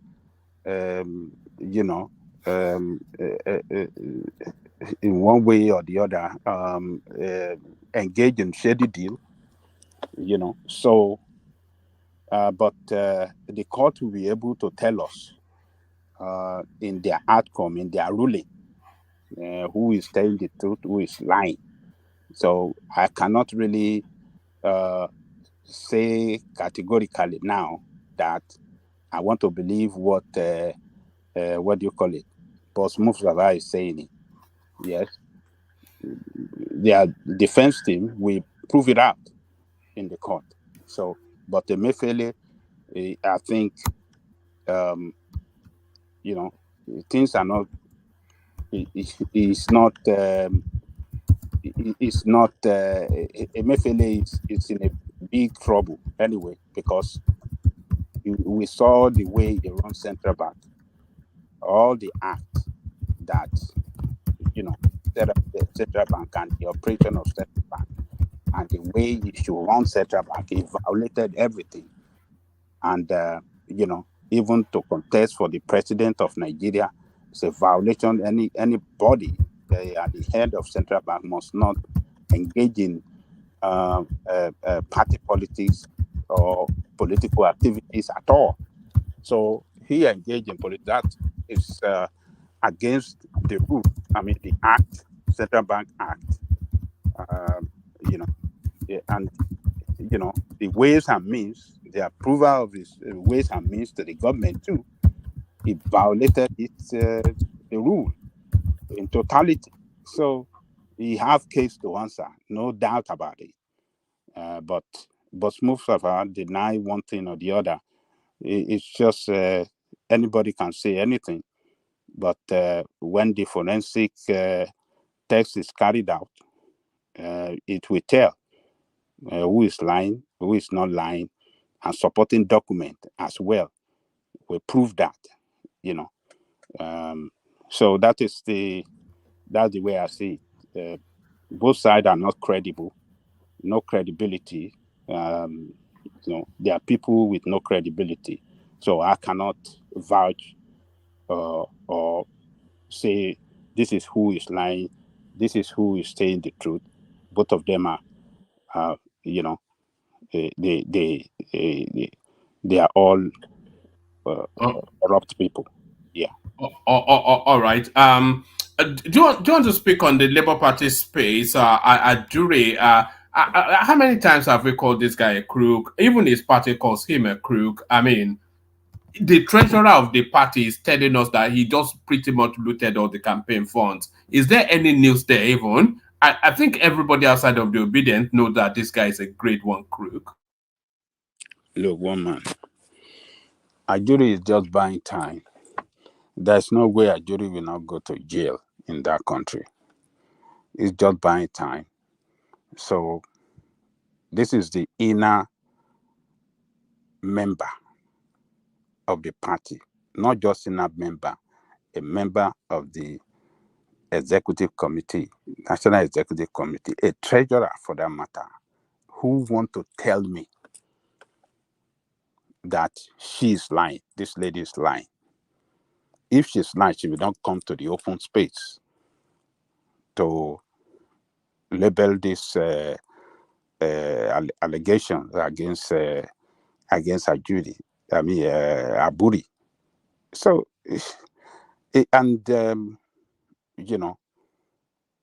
Abure.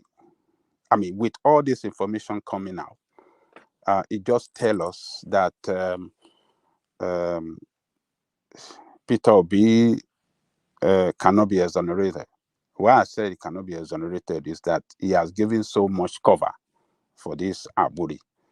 I think Peter Obi will have done well for himself and the party all this while. He knew everything. Nobody can tell me that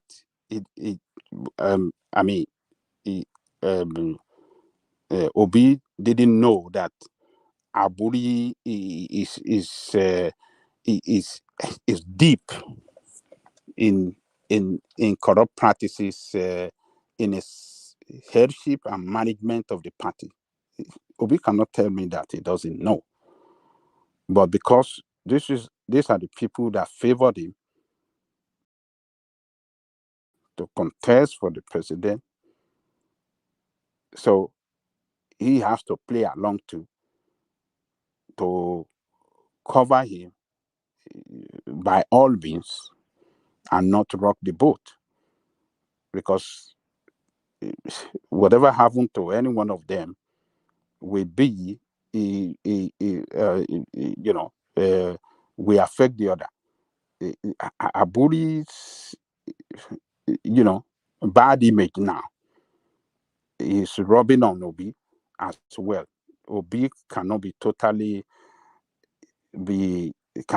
exonerated or cannot be totally clear as a man that doesn't know that Abure is deep in corrupt practices in the management of the party. So he knows. He covered him up. He stand with him. He been to court with him. So he cannot. It's just unfortunate that Obi is not showing leadership by distancing himself from this guy to prove to Nigeria as the way his supporters have portray him as a man that doesn't like to engage in corrupt practices. So he should have done that against Abure for people to know where he stands. So, but this lady, we have to give kudos to this lady for not taking bribe, because he said Abure came to his house, to her house, to bribe her with car, to bribe her with money. She refused. And Abure brought document,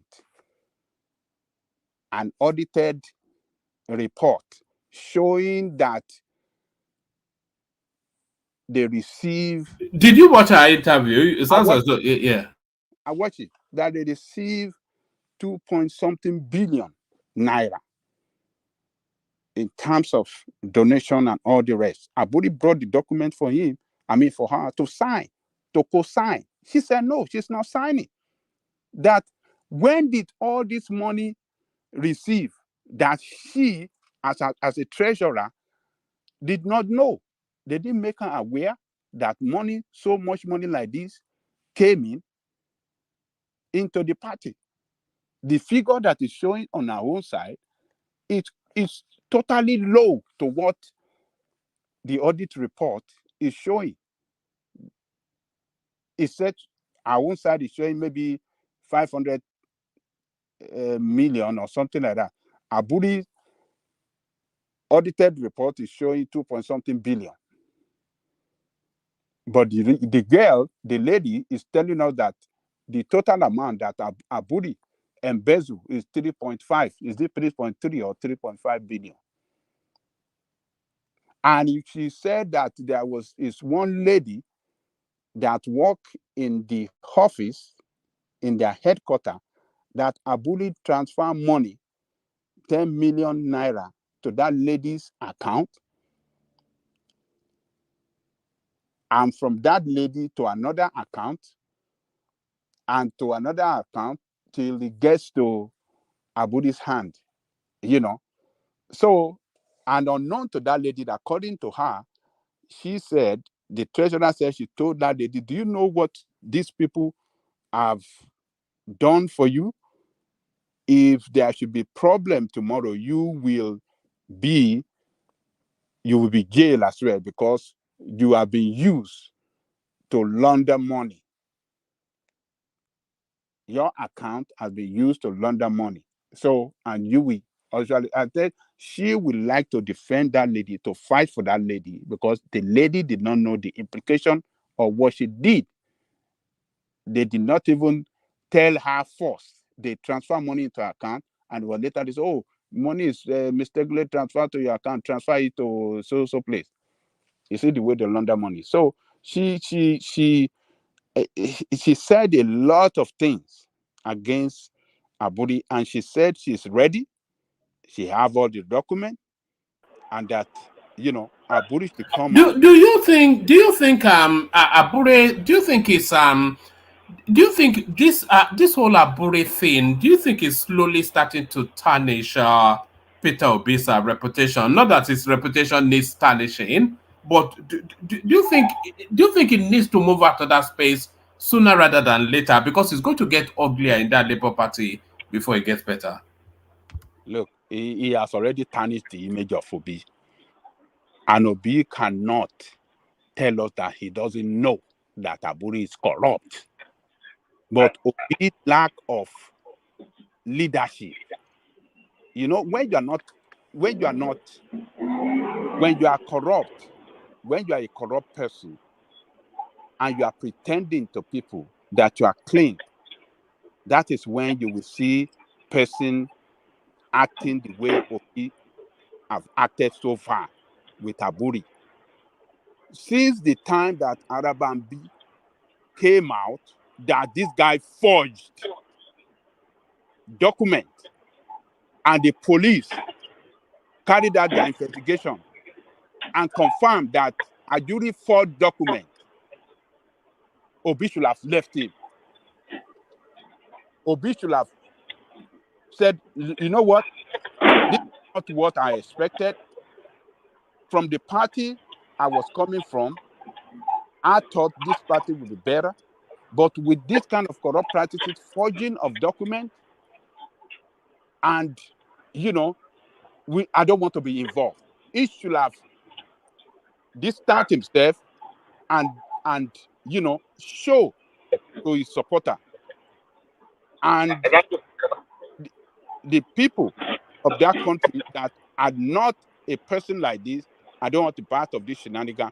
But then he was playing a tribal politics, trying to ridicule Arabambi and Apapa that, they are Tinubu's people, they are Yoruba people, and all this nonsense that, they don't want, they don't want Obi or this thing. They are playing that kind of tribal politics then, and then look at the bombshell that now came out. And you even see the Buhari, what the Rufai cannot stand it. Rufai came out openly that, look, Mr. Ajuri, we are inviting you publicly to the studio.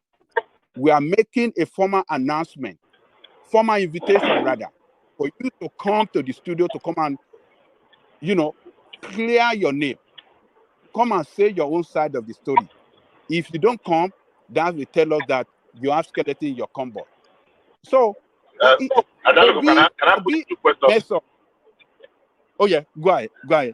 Please, I did not listen to the interview, but somebody told me that she actually frontally said that Abure was sponsoring insecurity. Did she say that?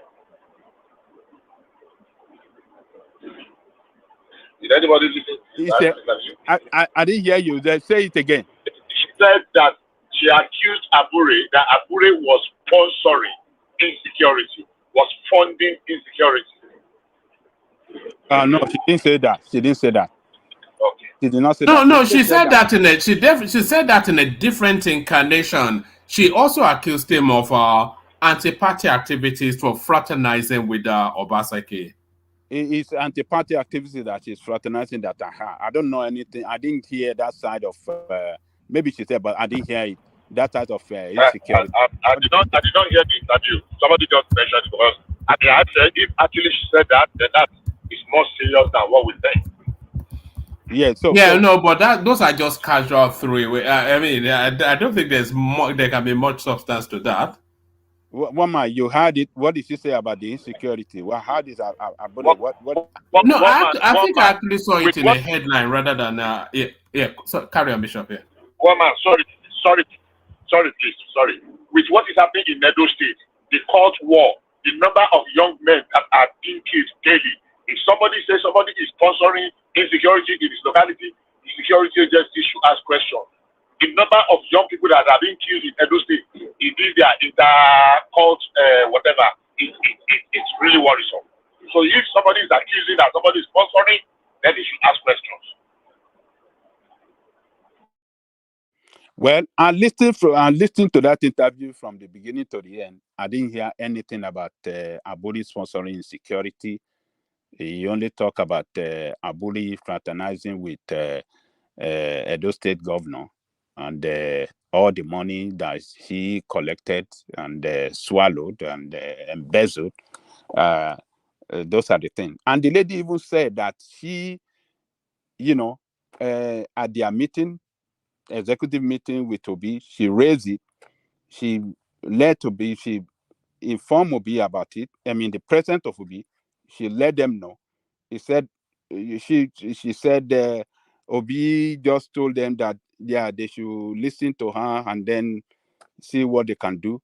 He didn't show leadership to say, look, if it is true that this is happening, then the way to handle it, it didn't come out, strong enough to show is where he didn't come out enough to fight it or to ask question about the question the lady was asking.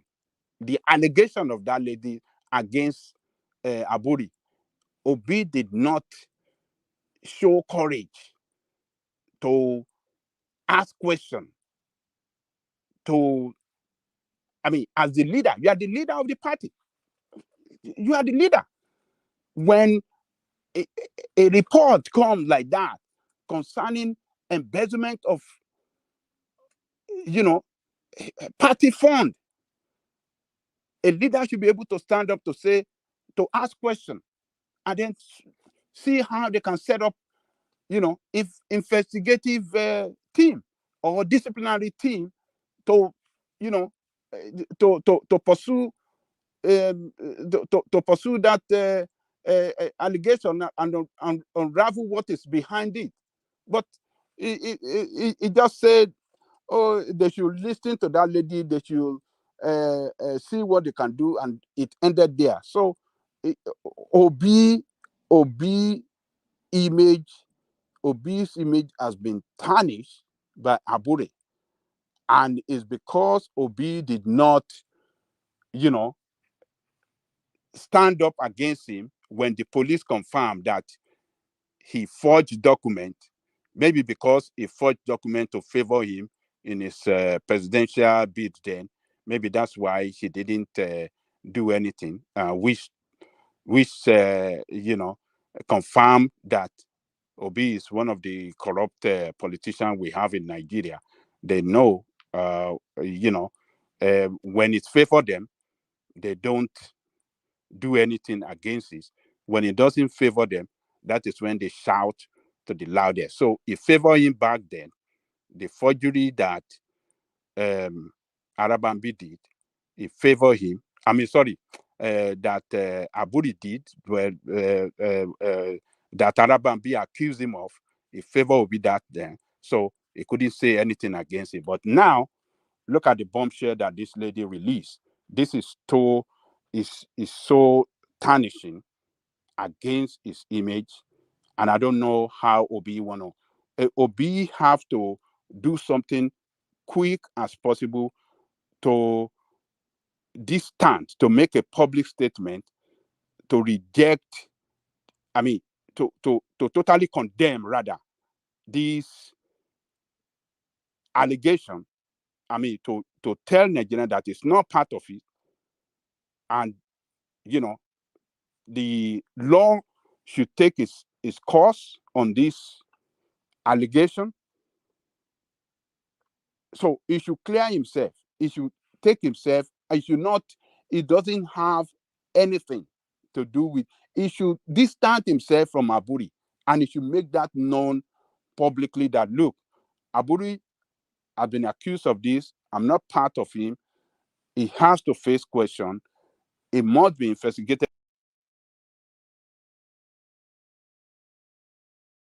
All right. I think Ajale Koko may have lost connection there somewhere. So Ajale Koko loses. Let me respond. Waman, let me say this thing. Waman, let me respond to Ajale. Can you hear me? Can you hear me? Hold on, Pansat. Yeah. Yes. Go on. What, please? Yeah. In a much, I agree with some of the things, or most of the things that Ajale said. But I want to speak to that part of Arambambi and Apapa. Those people actually acted like people who are at the party. And they started this race card, the tribal card. They started it. If what of course, what we are saying now, we know there was corruption going on there. We know no party is free. What tribal card, what anti-party did they do? So that's where I'm going to. So just listen. So at the height of the situation, where there was tension, the highly contested election, if there's some certain things you deal with inter-party. This lady was there. This lady didn't come on you. There are things you deal with in the inter-party system, and there are things you would do in the open. And if you are coming up in the open and said, our party chairman, we don't trust him, he's in our party, he hasn't embezzled money, for that reason, he has to stand down, and we are challenging our mandate in court. We're going to see if we can get victory in court. Nobody will look at their action or perceive their action as a tribal action. But they got there on TV every day. You see Arababi demarketing his party. At one point of this paper, I said that who is really doing at the party? This guy should be arrested. Going to court, standing as opposition is a weakness for APC against Labour Party, against the person of their projected candidate. Who does that? So when you're talking about people at the party, the Arababi actions and the proper action sound like anti-party. That's why people rejected them vehemently. Not that what they were saying does not have substance, but they didn't put themselves together properly to present it to the people. Just tell me who behaved like a barbarian, if not Arababi and Abure, Papa. You came to air and said you are withdrawing every lawyer that's in that case. If you don't show before 2 o'clock, you're all gone. You came on air and started calling them, we should give up the case, we didn't win. Who does that? You go to court and stand for APC as a standing witness. So please, Adelaide, tell me, explain to me that part. Thank you. Let me tell you this. When I'd like to respond to John Lekuku as well. Okay, go ahead. Now, earlier on, I was at Niger Watch, and they had a couple of guests there, and there are allegations being made. And John Lekuku, what you've done so far is to compound all your let's put it this way, you're a bad attorney, you're a bad lawyer. You don't go and suppose that whenever somebody makes an allegation, that you take it to be the facts, that's what happened, that Obi should respond to XYZ. The case, according to that lady, some of these things are sub judice, they're in court. When you have a national working committee, there are internal party structures, a way things are resolved. It's not Obi's job to go in there resolving those issues. It's a committee, it's a party who determines what transpired. Now, you have to look at the credibility of those who are in that national working committee. Now, if you think, for example, one of those, the people that came there today was alleging that to buy the form for the Labour Party to contest is like $3 million or something like that. And he found that to be a lot of money. And that is true. But when you come into equity, you have to come with clean hands. If you're going to criticize Labour Party for $3 million, how much is the PDP? How much is the APC forms? Right? It's across the board. They charge a lot of money for this contest, and that's not fair, but it's not particular to the Labour Party. That doesn't make Abure corrupt. If the party determines how much they're going to charge for a form. Now, I was going to ask the guy, are you saying that when you paid the $3 million, Abure put it in his pocket? That's not what he's alleging. A party chairman is in charge of the national. So, sorry, what guy? What are you talking about? We're talking about the treasurer of the Labour Party are coming out to tell us that all of the donations that came to the party, including monies that were used to buy forms by participants, all went into the private pocket of the party's chairman, a man that has a long and deep history of corruption. So that's what we're talking about. That's exactly what I'm talking about as well. Even in that case, it's even more ridiculous, right? She's the treasury, supposed to have the facts and the figures. Well, she doesn't. That's why she's alarming to the public space. Well, listen to what I'm saying. If you're going to make such a claim, you have to show how that money was paid to him then, because she's the treasury. The money has to come through her hands. Now, you can make an allegation, that's okay, but you have to back it up. You have to show something, right? I find it incredible to believe that monies are paid to a political party and the chairman puts it in her pocket. How does it? It has to go through the treasury. It has to go to the bank account. right? But let's say there's a way that happened. You have to show that. Now, if the Labour Party, like I said, have listened to both sides, in the Treasury, Oluchi, and then the chairman, Are you on the run from something? and they decide not to do anything. That is an outcome, right? She's made allegations. The parties have listened to it. Let's say in the worst case scenario, they did nothing. That's an outcome. It's an acceptable outcome. They don't have to do anything. She doesn't have to win. And whoever is complaining, the complainant isn't always right. Now, in the case of the two guests they had today, Abure is actually the plaintiff that's suing her. She's the defendant. The case is in court. It's sub judice. You cannot come out mouthing off. I don't know what I don't know what. It's just bula balu. Look, the lady is the treasurer. Listen, one man, hold on. Let me finish. Then you could talk. It's your show, right? So I'm almost done. What I'm saying is that Ajan Lekoko, you're going to have to learn some respect. Oh, God. When you're dealing with some of our public servants, such as Peter Obi, right? You can't always come out libelously mouthing off, being disrespectful. You don't know your ass from your mouth when it comes to the law. Why would anybody respect Peter Obi? Hold on. One man, I'm almost done. Relax. So now, when you give Ajan Lekoko time and he keeps talking, it's so strenuous. He talks forever. He doesn't have a shred of evidence. We know Peter Obi. We know his integrity. Now, is he a saint? He may have done something that we don't know. But because he's such a guy out of a mud, the country, it's full of corrupt people. When you have somebody like that, you're going to need a lot to tarnish his image. So your own people, for example, Tinubu, right? It's a crook. It's proven. But Peter Obi's image is already Hold on. No, don't worry about landing or not landing. Peter Obi's image is already tarnished. It's not. It comes from it's tarnished by the facts known already. It comes from he's the only politician at his level that was caught looting in cash, raw cash, 200 million naira. Listen to this. His criminal record is a matter of public record. So stop the nonsense, man. There's no room for it. Listen to this. You go to court and you make allegations and you prove your case, right? If you don't have anything to stand on. To tarnish, to say he looted, he did this. Show it. He himself came out and said, look, I'm running for office. I'm clean.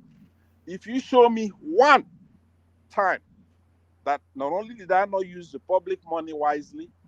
No, I don't want to do this. Back to you, Ajan Lekoko. This is nonsense. Back to you, Ajan Lekoko. Thank you. Enough of that. Ajan Lekoko, back to you. All right. I cannot bear the nonsense. Okay, let me tell you this. The lady is the treasurer. And as the treasurer, in the party administration, every money that comes in must come through through her. Every money that goes into the party account must be in a record.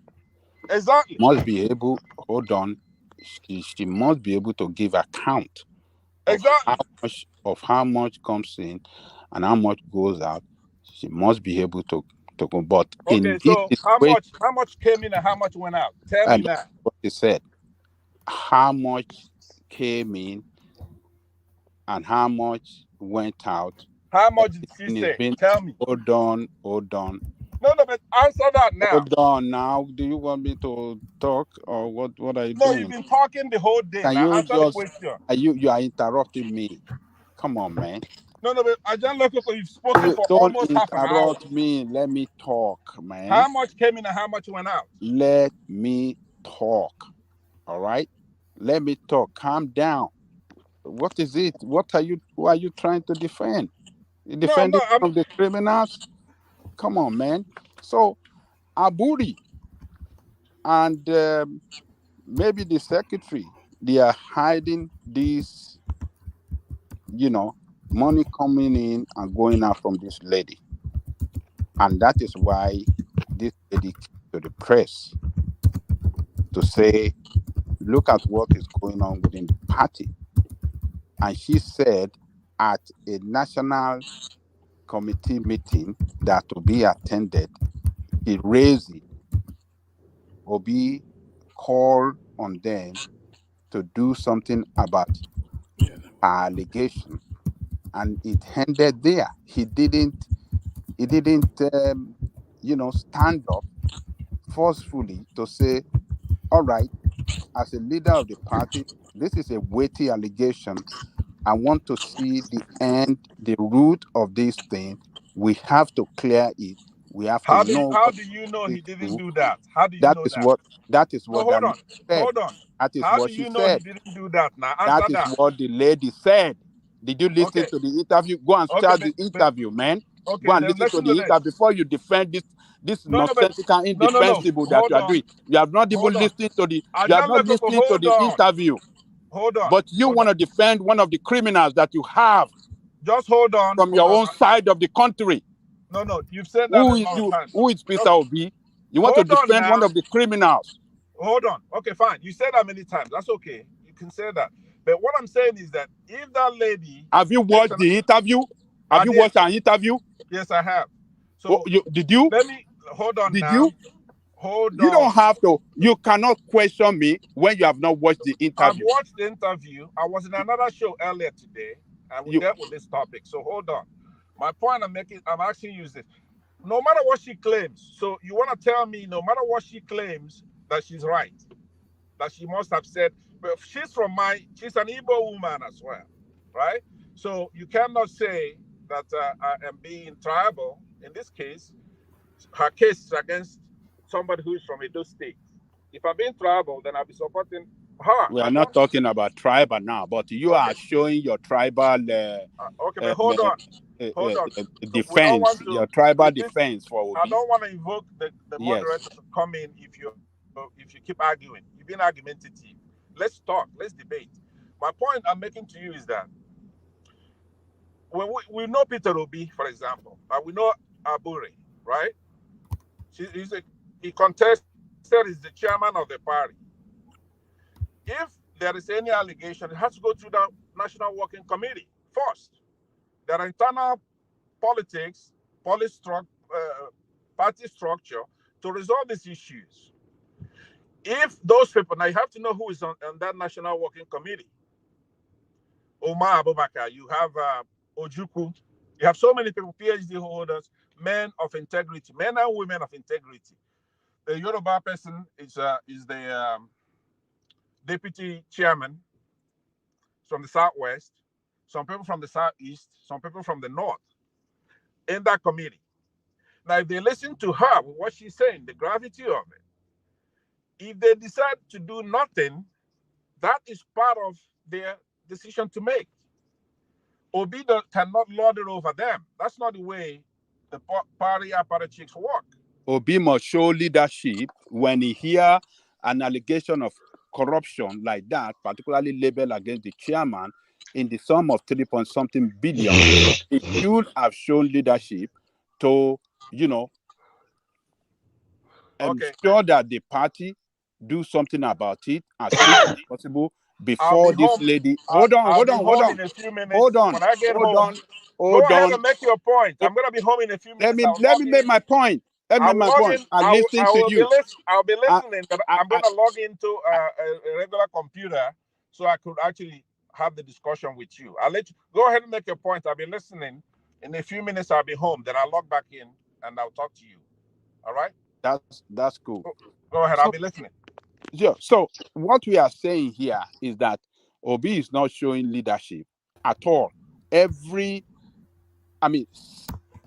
is the second one that Obi failed to show leadership. You understand what I'm saying? The first one is with the Arabambi. When this problem was happening within the party, this man did not show leadership to unite the Arabambi, the Apata and the Abure side, but rather he took side. And that was what led Arabambi to come to the public to inform the world that, look, this Abure guy is a corrupt person. He forged documents. He's embezzling money. This is the second time. This lady make a complaint. He said he wrote letter, email to Abure, about 7 email that is sent to Abure. The only time that Abure responded was to tell, look, she have no business in asking that question. It's not her business to ask a question how the party money is managed. So and she brought this to the National Executive Committee meeting when Obi was present, and she presented this. Obi was there. Obi failed again to ensure that within the party they can resolve this thing before this lady now step out today to make noise to the whole world. Obi failure consistently to show leadership. He failed to unite the Arabambi and the the Abure and Apapa faction within the party. He took side. And that was what forced Arabambi to come out to the press, because he failed again this time around to resolve this lady complaint. That was what forced this lady to come out again. Look, how long? It's not showing leadership that can lead. He lacked that leadership quality that can resolve, a conflict. It doesn't have it. It doesn't have that capacity to resolve conflict within the party administration. And we had it here too. When Shoumi was here, he said it. He said, this is a man that doesn't know how to carry people along. He like to just do things in his own way and not, bring people together and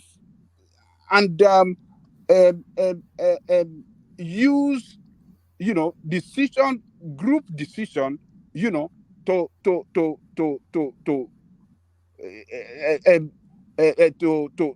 move his own case forward, or to pursue anything, but rather it will do a lowman ranger decision. So it just he has totally rubbished his image now. This lady with this accusation that he brought out against Abure have rubbished the image of Obi as well. Obi cannot escape this. The only thing he can do, and the way party administration works, is that, look, the treasurer is the treasurer. Every money that comes into the party the treasurer must know about it.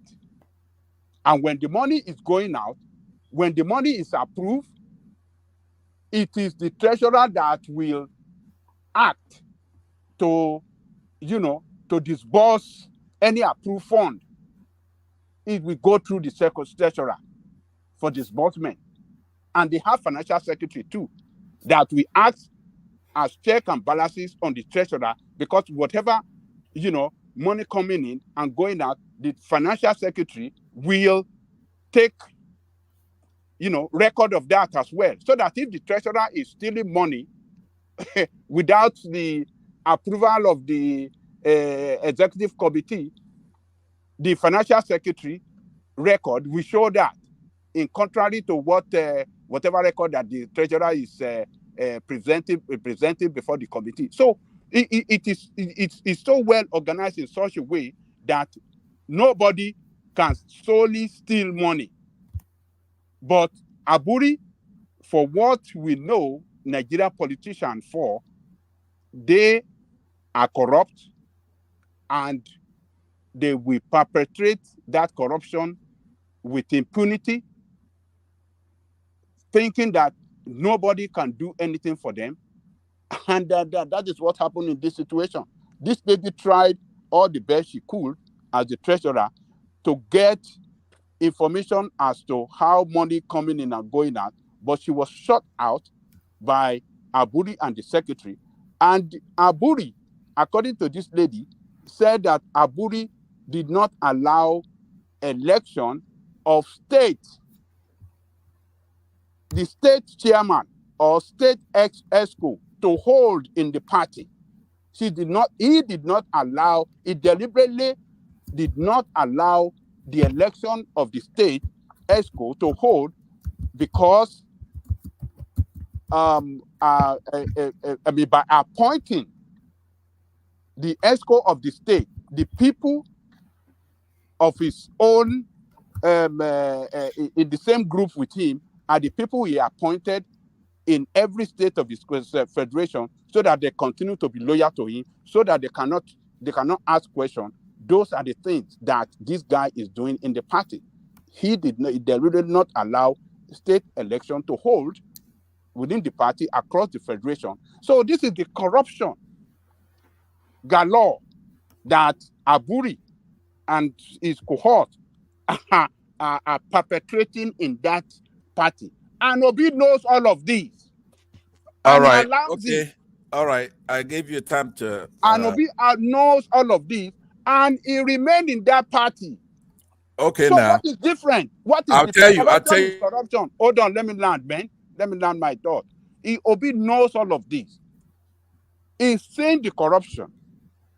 He remained there with them.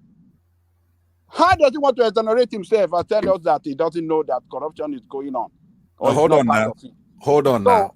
Obi, can you hear me? Ajaloko, can you hear me? All right, so talk. Do you want to talk? I can't hear you. I think it's frozen. It's frozen. So Obi cannot tell us that he doesn't know all of these. Can you hold on? Let me make a case. I'll let you talk. Right? We are waiting for you. You refuse to talk now. No. I was driving, so I rushed home so I could address your issue, because I believe you're just trolling. You're trolling. Obi is a known phenomenon. He has been a governor. It's not like Showere, right? Forget about that crap. Hold on. You made your case. Governor is that? Let me talk, because what you're talking about is internal party squabble, right? And you're saying he should have showed leadership. Yes, right? He failed. All right. Okay. So now, in your opinion, you have a right to that opinion, and I'll defend your right to say that. Now, sometimes you think that when you are insulting Obi or you're talking all that crap, that somebody like me, right, that I'll be riled up. No, you got that wrong. That's not why I am saying to you to be fair here. That's not why. You really think that. So you troll when you come here.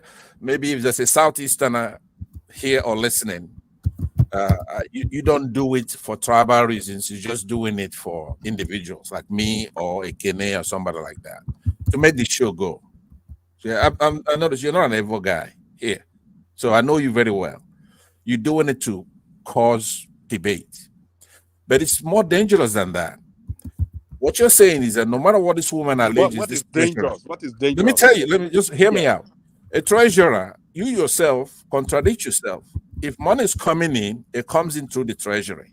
If money is going out, it goes out through that treasury. It may need a cosigner, it may need other things. But she must be aware, and she has to put it together, because it's not something debatable. If she's alleging that a certain amount of money showed up and a lot of it did not come through the treasury, it went into Abure's pocket, extra treasury, right? It didn't come into the treasury. It went into Abure's pocket. Then why in the world would Abure need her to do anything? Because the money didn't come to the party account. So there's something the matter here. Now, I said earlier that I could name you off. If you don't know, you could go to Labour Party's website, and it has all the characters that are in that National Working Committee. All of them far, far more credible than she is. These are PhD holders, people who have done things in industry, in politics, people who have something to lose. And somehow she's the treasury and she's telling us, just like the guy earlier today, you want to tell me a national party chairman would take your 3 million naira, put in his pocket for what? Don't worry. So that's what you think. No, but you have to think. Very soon that listen to me. Yeah. You have to think because there's a reason why they have a reasonable doubt that there's a reasonable doubt, you have to prove something beyond that reasonable doubt. It's a legal standard universally. You cannot just say because somebody's a treasury, whatever she says, it's gospel. That you're making a mockery of yourself. You're a horrible lawyer, Ajan Lekuku. Let me tell you this debate should not be between me and you. It should be between Abure and the lady. The lady talked to the world press, and the lady went on Arise News to presented the fact before Nigerians and the world. Abure should respond in the same vein. He has been responding. I've been on platforms where he was there, right? Which platform? Hold on. Let me. Which platform has Abure responded since yesterday? No, hold on now. These are an official spokesperson of are you representing Abure? Summon him to appear. Listen now. If you are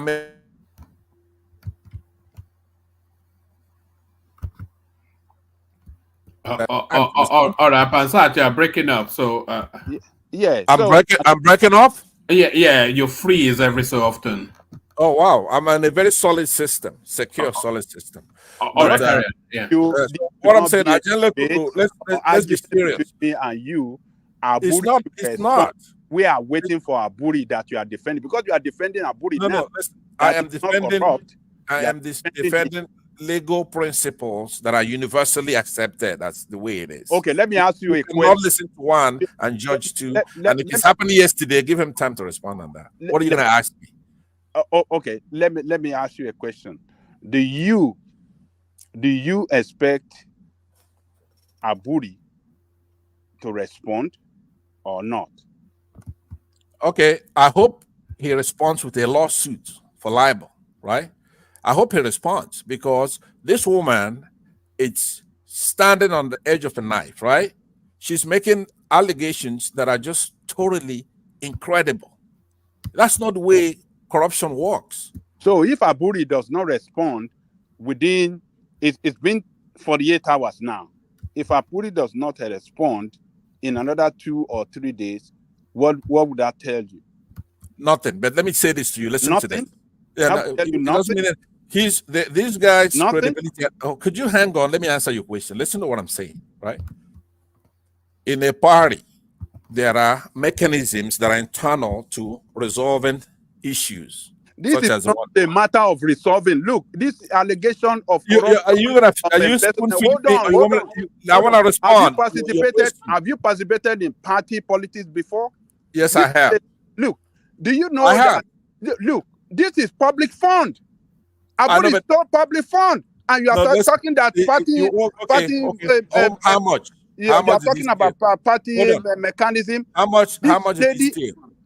Don't worry about the lady. You don't know. The lady said 3.2 billion is missing, and Abure should come and explain.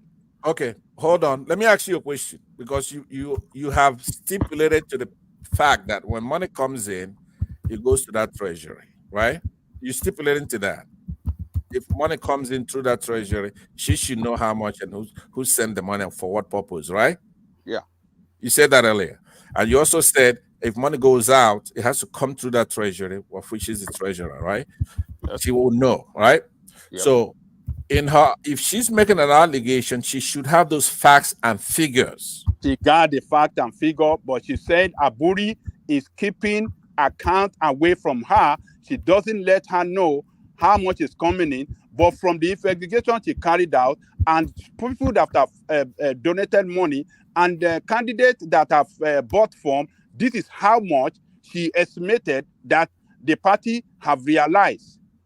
Okay, From so the sales now of bonds. use math now.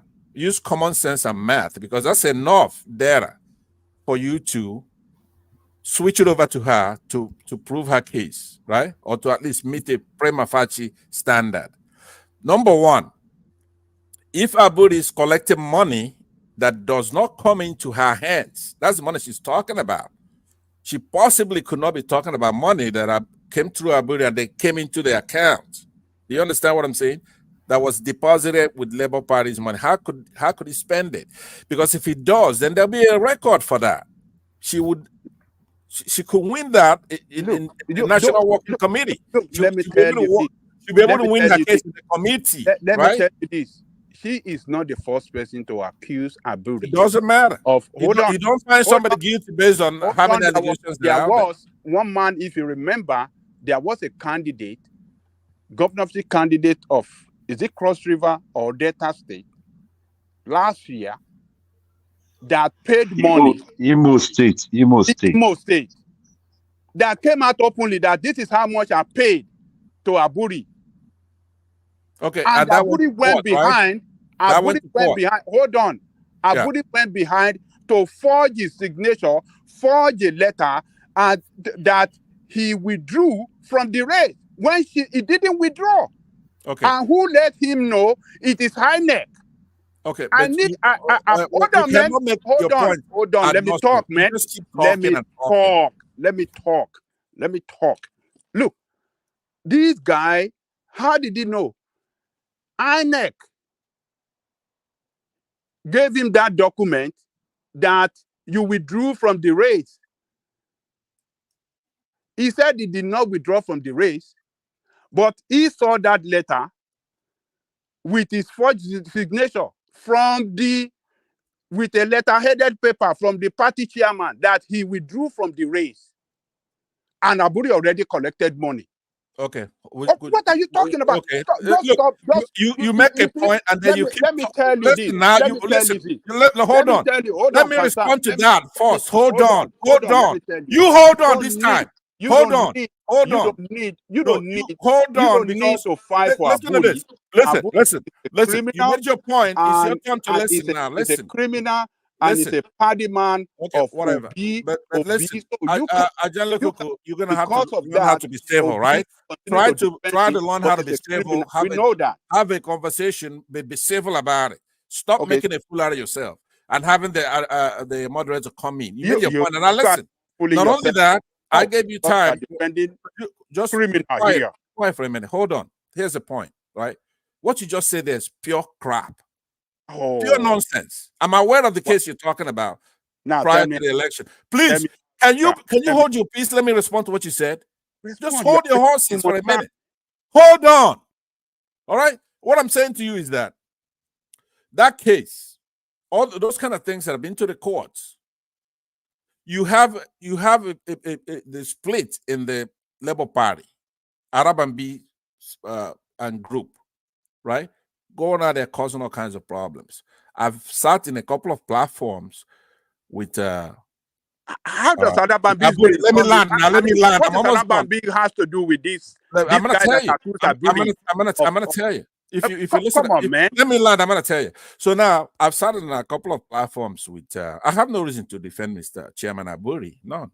But I've asked him this particular point that you're talking about right now, and it's pure nonsense. He addressed it, and I was very satisfied the way he explained it. Now, what it has to do with Arab and B is that they're out there trying to cause chaos in the Labour Party. You're not oblivious to that. You weren't born yesterday. You're not that stupid. You know that this discussion you're having here, you don't have a shred of evidence in what you're talking about. You cannot shine Peter Obi's shoes when it comes to integrity, and you don't know anybody who could. He said to everybody in the country, find one place where I'm corrupt, or I've taken a state bottle of water, and I quit running. So it's your duty to go and find that and stop making this kind of comments you're making here before you get yourself in trouble. Not to forget that you never show your face on camera. Here I am. Do it right now. Show your face. I'm if you don't want to get sued. If you don't want to be, if you're not gonna show your face, then keep your mouth shut about people's character. It's a very very bad thing to come here, hiding behind your phone here, right, and talking all day. Show your face on camera like I'm doing. You're the only person on this particular show that's never showed your face. I'm not gonna show my face. Ever. You've never done it. Yeah, I don't. So wait a minute. Let me tell you the consequences of you not doing that.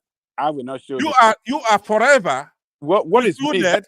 Let me land now. Let me land. God damn it. Let me land. I'm not going after you. You're somebody I have respect for, and you know that. You are defending one of your criminals. Don't round me up. Hold on. I want to tell you the consequence of what you're doing. I've said to you here. Listen, look. You are defending. Will you be quiet for a minute here? Be quiet for a minute. I've said that I have respect for you on this platform, right?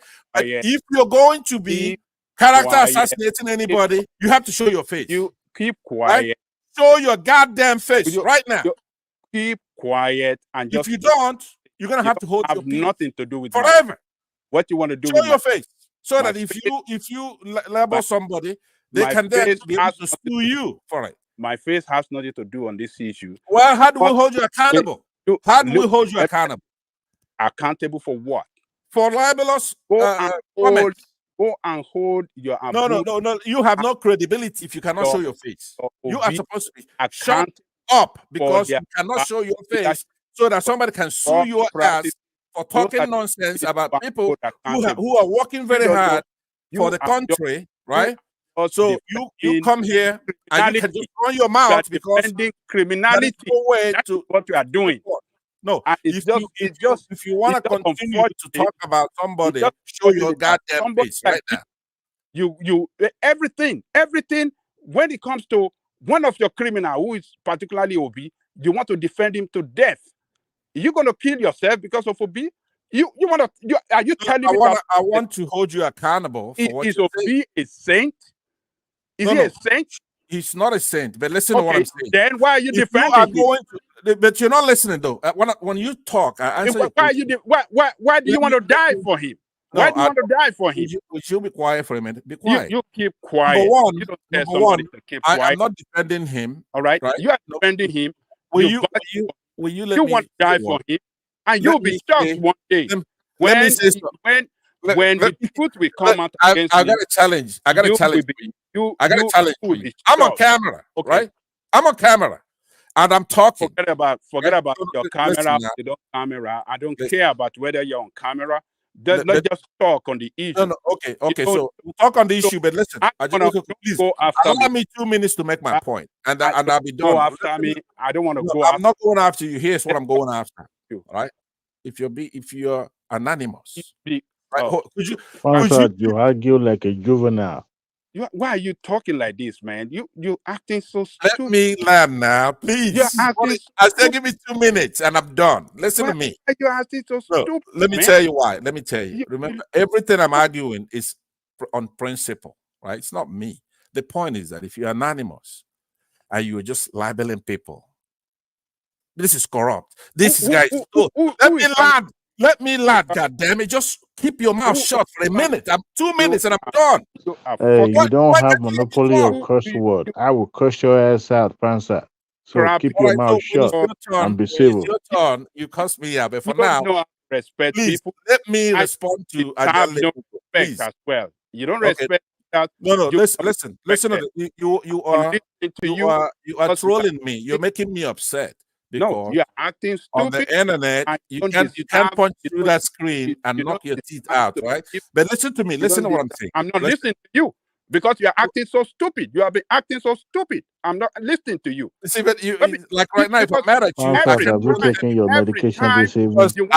You're anonymous on this platform. You're the only one who has never showed his face. Show your goddamn face. Ike Ogamian. You tell you are not well raised. That is what it means. You don't respect others. You are an idiot, and it's just talk everybody. But the point, where have you never been to fool yourself? You've been to the Rudolph show. You I fool give yourself him there. hell. I give him hell everywhere. You went to everywhere. I'm You fool yourself consistent. everywhere you go. I give him hell because you Nigerians, you you're have very hard mental of hearing. problem. You see, Look, like do you you have right mental now, problem? you Hold have on. to. Do you have I mental have to problem? feed it into your head. No, you have listen. mental. If You you don't have want to listen, problem, right? we You don't want could to listen. we could get you a psychiatrist that can recommend some medicine for you, some medication for you. Okay. All right. Thank you. I appreciate your generosity, right? You're generous. He does actually need mental health medication. Nobody's gonna take one man. Nobody's gonna take medication from somebody who doesn't show his face. Everywhere you go. All right. He doesn't Settle show down. his face. All right, Pansat, settle down. You see, so there it is. So that's what Pansat brings. You know, we were having such a convivial, gentle conversation, and then he does. Pansat can only come into the conversation to hold somebody in a headlock. I don't think he knows. I don't think he knows conviviality or civil conduct. And when you try to rein him in a bit, his followers on the comment section, they start to attack you. But one man, listen to what I'm saying, right? This He is your hasn't platform, taken his right? medication Please this hold on. week. That's why. Please mute Adewale. One man. Go and take your medication first. One man, I'm I'm saying this to you now. Listen to me, right? This is your platform, right? It's okay for somebody to be anonymous according to your rules. I want to say something to you, one man. Please mute him so I can make my point. 2 minutes and I'm done. 2 minutes. You are not. That's not too much to ask. You're not going to talk. I have the floor. Anyway, I have the floor. He's been talking all day. All right. I have the floor. Just get away. I have the floor. Get away, man. So can I finish? I have the floor. No, okay. It's not yielding the interjection anymore. So, Pansat, you know the rule. I have the floor. Get away. So, let me take you to another talking point, which hopefully not as controversial as Peter Obi and his criminal ways. Tinubu rewards Super Eagles with national award, plots of land, flats in FCT. Is that excessive? Because there has to be a distinction between an outright winner and an also ran. And it's somewhat of an Americanism when everybody gets an award for participation. Is this what we're getting to now? We tell you to go and bring a cup. You didn't bring the cup, and they are showering you with wealth.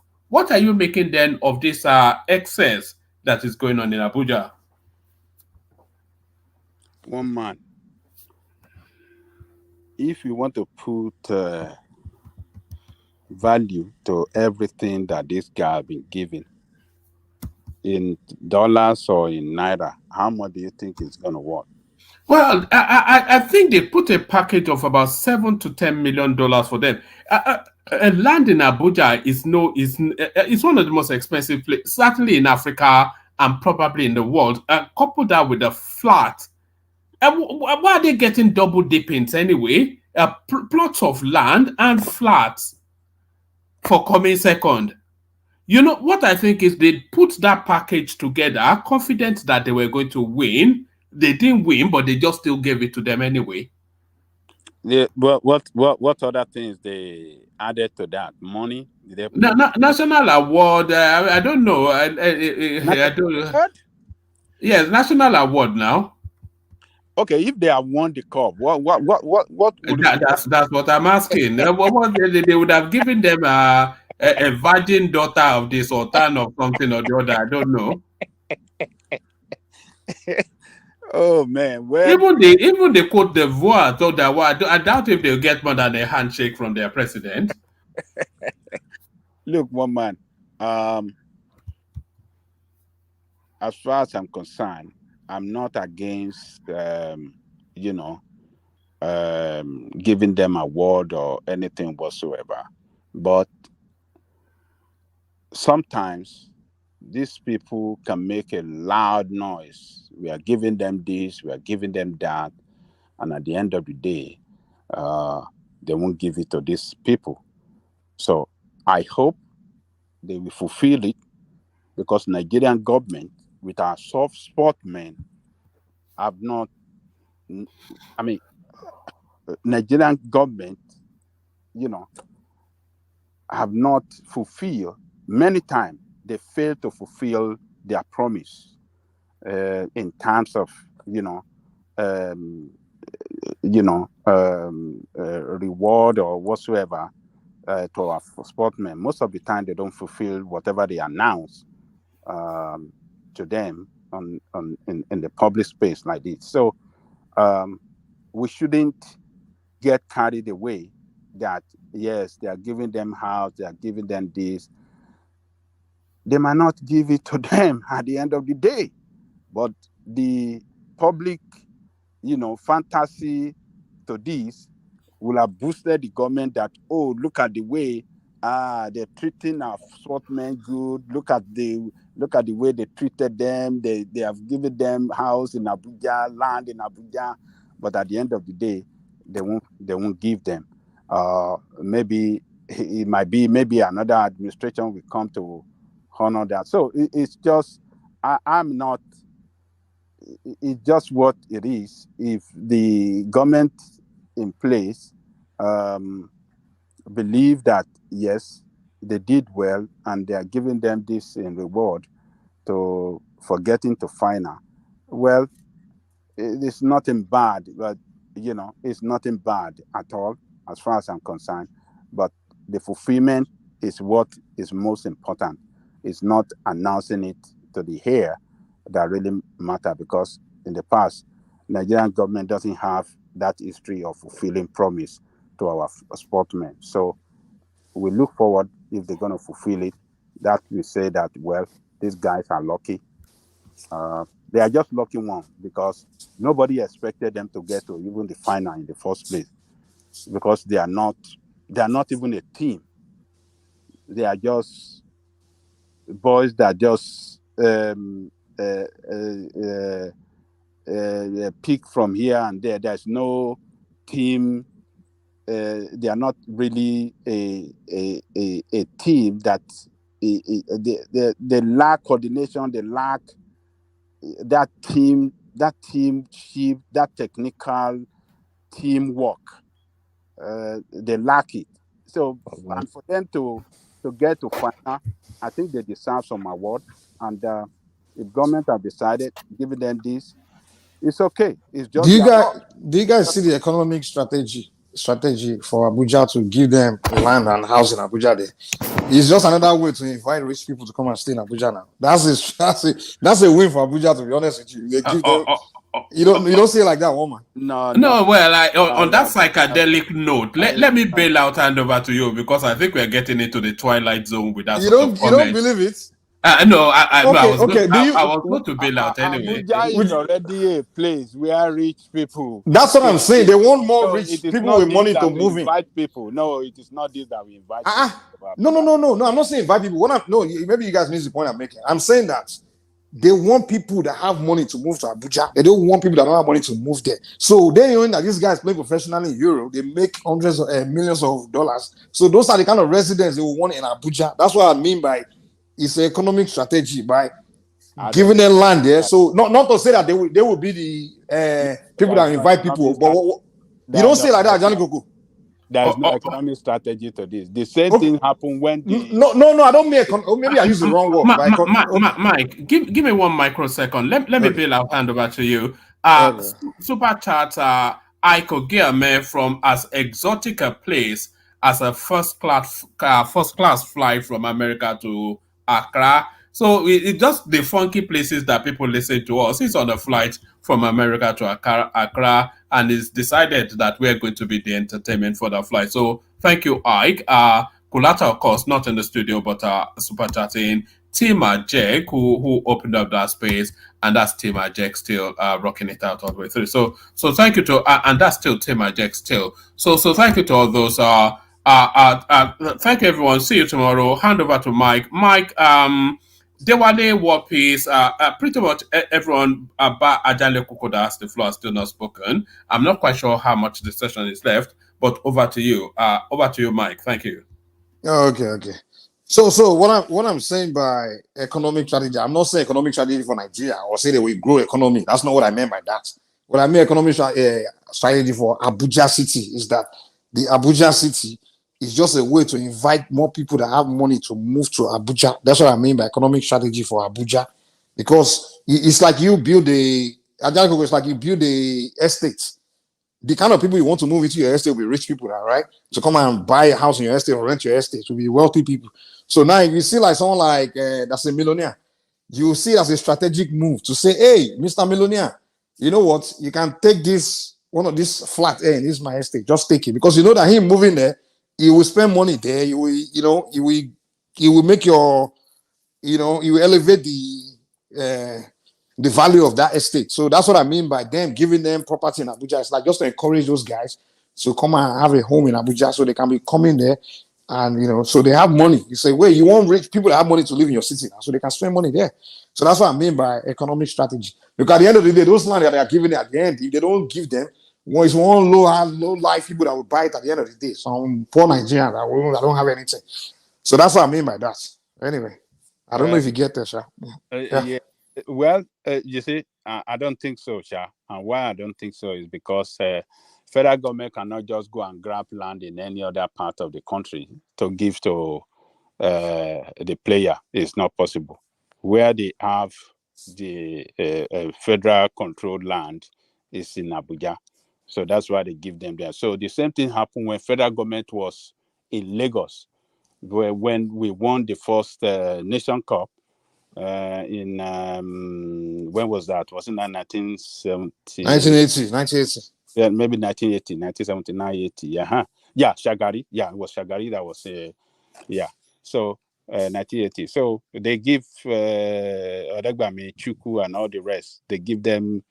I mean, I think it was Festac House. They give them in Lagos. So it's because of where the government have their own control, their own jurisdiction of land, and that is. I don't think it has anything to do with economic. But you see the benefits. But you see the benefit for Abuja City for having all those players there. Like having property. Yes, for those players. Oh yes, that's what I'm great coming reward, from. Though. It's a great reward. It's a great reward for Abuja now. That's what I mean by that. Those guys are already multi-billionaire right there. Exactly. In dollars. Exactly. When you have millionaires living in that city, in dollars, that's what I mean by it's economic strategy. Yes. Every city, we always want to encourage rich people to move there. Yeah. Land and flat. Oh God. So, That's what I mean by that economic strategy. Okay. If I was a governor of a state, I would want all those players to have a house in my state, in my city, in my understand now, because I know that that's money. That's wealthy. The land will be there anyway. What's you have to tell them to multi-billionaire because they enter final. No. Taking care of them. That's one thing rich people it is in America here. Cities, city government, they always want to encourage wealthy people to move to their city. They always want to encourage that because they know that those people have money. If they spend money in their city, the richer their city will become. That's the strategy. They always want to encourage rich people to move in. In fact, whenever a celebrity moves to a city, they always honor them, bring them out, trying to make them feel welcome. Because you need those kind of people around the city because they're the one that will spend money and put money into the economy of that space. So that's what I mean by it's an economic strategy, to make those guys come and live there. Those guys are lucky, sir, to be given this. How much is the land, Gonzales? How much is land in Nigeria, sir? Land. I mean, in Abuja, it costs so. Land costs in Abuja. It's not. It's not. If in Abuja, the land you see 10 million naira, 20 million naira. I mean, it's just in the millions of naira now. It's not in billions. For them, it's going to be in the heart of Abuja, Gogon, where it's very expensive, where people, the politicians, and all the rest live. It's not going to be in the bush.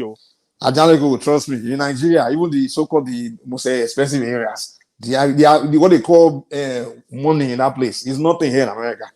I'm telling you, even in all those my mansion there, they say 80 million naira. They were shouting, that's $80,000 now. What's $80,000? $80,000 is nothing. In that kind of area in America, you're not paying less than 5 million. That close to the ocean. In America, which part of Lekki are you talking about that you're buying a house for 80 million naira?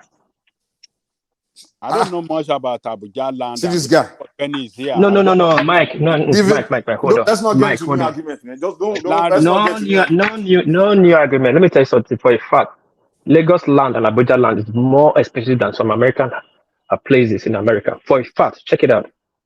more expensive than what? Yes, houses in Abuja in America.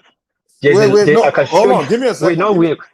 Give me a second. Don't start on blind argument here, okay? And all these kind of arguments. Mike, be respectful. Don't tell me. Don't tell me I'm I can send you document. You don't have that. I can send you document.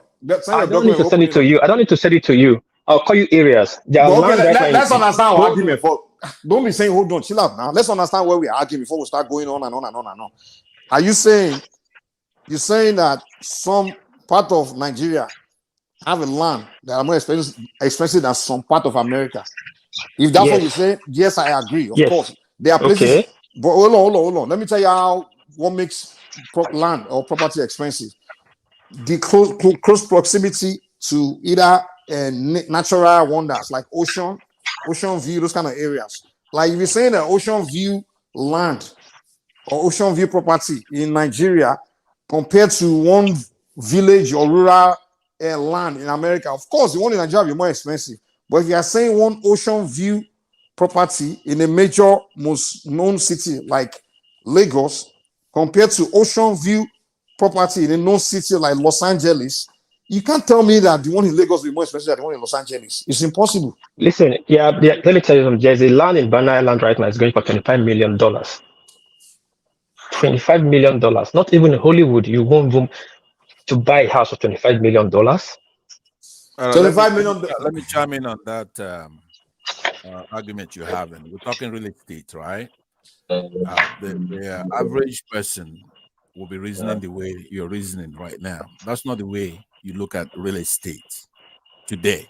You're looking at supply and demand for today's market. That's what you're doing. How much it is today. Now, in the United States here, which the Jewish community, they've seen road when it comes to real estate. You look at it 25 years from now, 50 years from now. Location is important, of course, which is one you're highlighting, right? The housing market, the neighborhood, improvement, amenities in the community, school system. Who's making that noise when I'm talking? So you have to. Simba, mute yourself. Calm down. I don't need to be shouting. It's not it's on purpose now. If you Simba, mute yourself. To be valuable, our school systems have to be very important. Education, all kinds of things. It's not just having a building next to the ocean. Now, War Peace is in Japan. They don't have any land over there. Family probably is being housed in one apartment or something like that. One room, actually, in Japan is very important because they don't have land. In Nigeria, there are so many things we should be talking about. Stop boasting about banalities. Right? Mike. All right, we get your point. Look, Ajani Kuku, the floor back to you, man. Continue your... you had the floor. Continue, I beg. You don't want me to land what I'm saying? You just landed your point now, didn't you? You don't want to hear what I'm saying, though? We heard what you said now. You just said it and said, I heard you. Then back to the person that had the floor. I know, but I had other things. I know the show became a panzer cooking show earlier, but come on, let's move on. Okay. Have you not received no cooking? Come on now. What did you just say? What did you say? Have you not? Let's move on.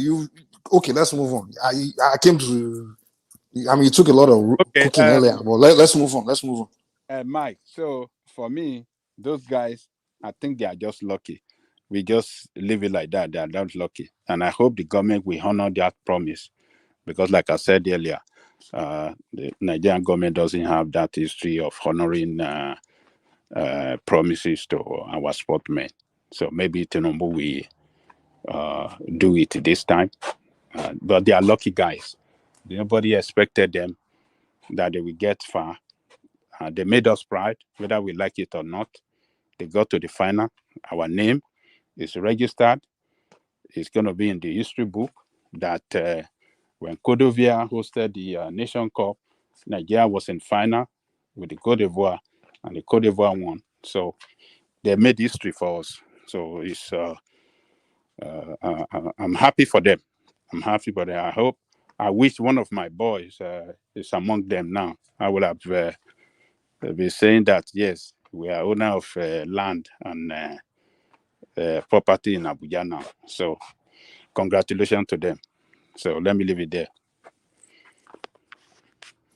All right. Yeah, I mean, to me, my own opinion about before I come to Diwali, I think Diwali will take the floor.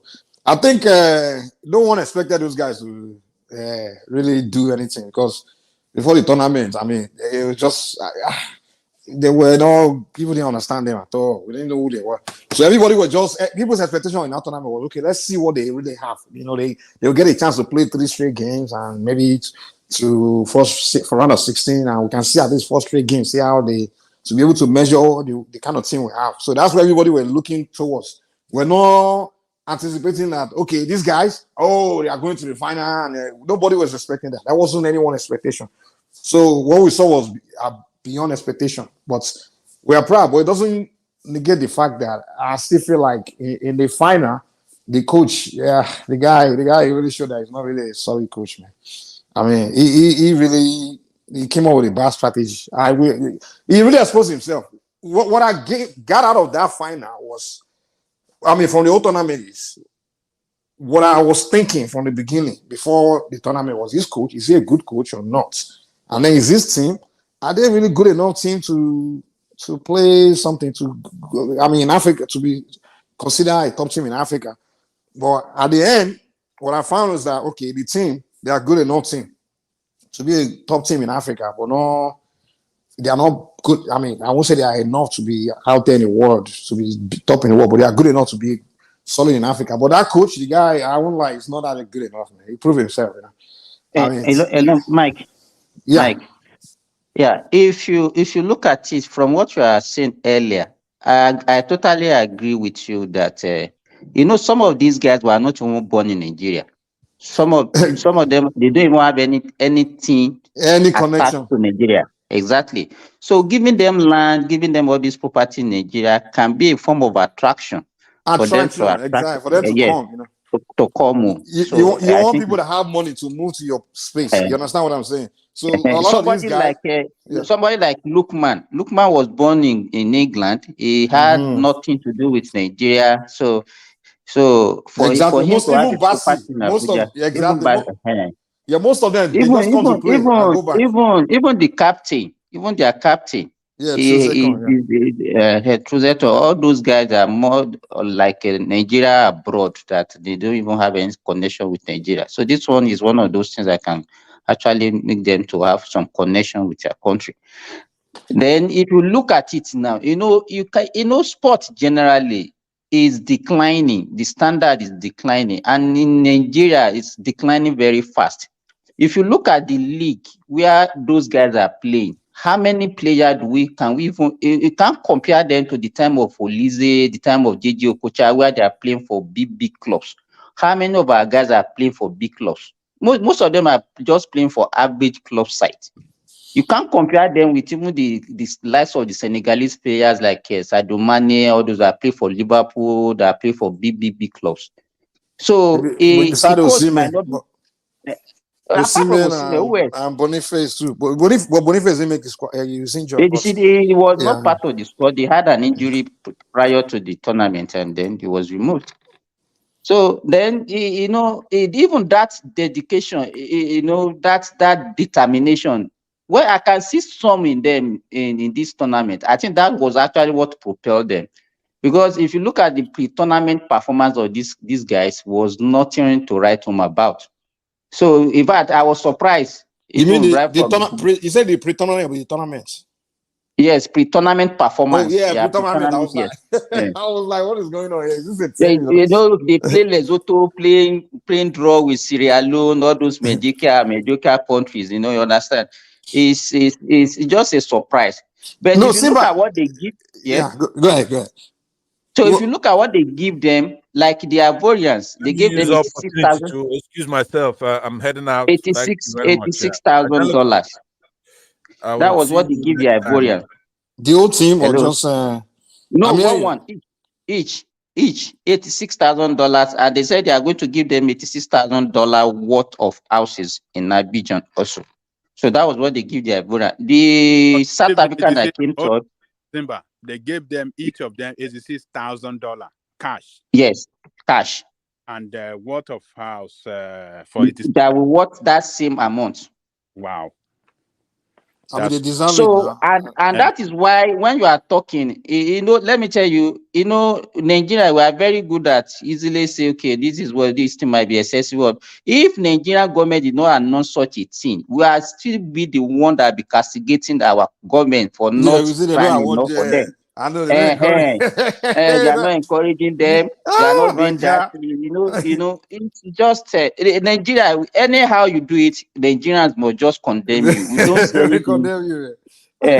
So Yeah, to me that's a positive move. Man. You have to award, and it's been so shameful that we don't have national award, and also all these. Every country have these athlete the award for their sports for their athletes once a year. Well, who's the English player of the year? Who's the Italian player of the year? Who's the they do it. But Nigeria, we don't have that. Who's the Nigerian athlete of the year kind of award? All those kind of things. Or anything. because Even we don't you don't develop your sport now. do you know that? Do you know that? Do you know that the 1994 Super Eagles? It was last year that they finally honored that squad. I think last year or 2 years ago, they finally honored that squad. Those guys now. You see what I'm talking? It's just like that. That is what I was talking about. That we don't have history of honoring the promise or promises to our sportsmen. This not it's not even a matter of promise. They never promised to honor them in the first place. They did. They just. I mean, like literally, they never even acknowledged them. it was that time of handshake. Now you remember that time of handshake? Handshake. Yeah. That was a time Nigeria. Yes, that was a tournament. Yeah. That what's the name of those junior? Yes, now it was a handshake. Handshake during is it not the Diagbon regime? No. During the Diagbon 1985, they were the first to win under 17. No, they gave them $5,000. People were even shouting that time. No, there's a difference between even this one. There's a difference between you give them. It was after that. I could remember it was during the military regime. I think it was a handshake that they gave them that time. Yeah, but maybe what I'm 1993 also.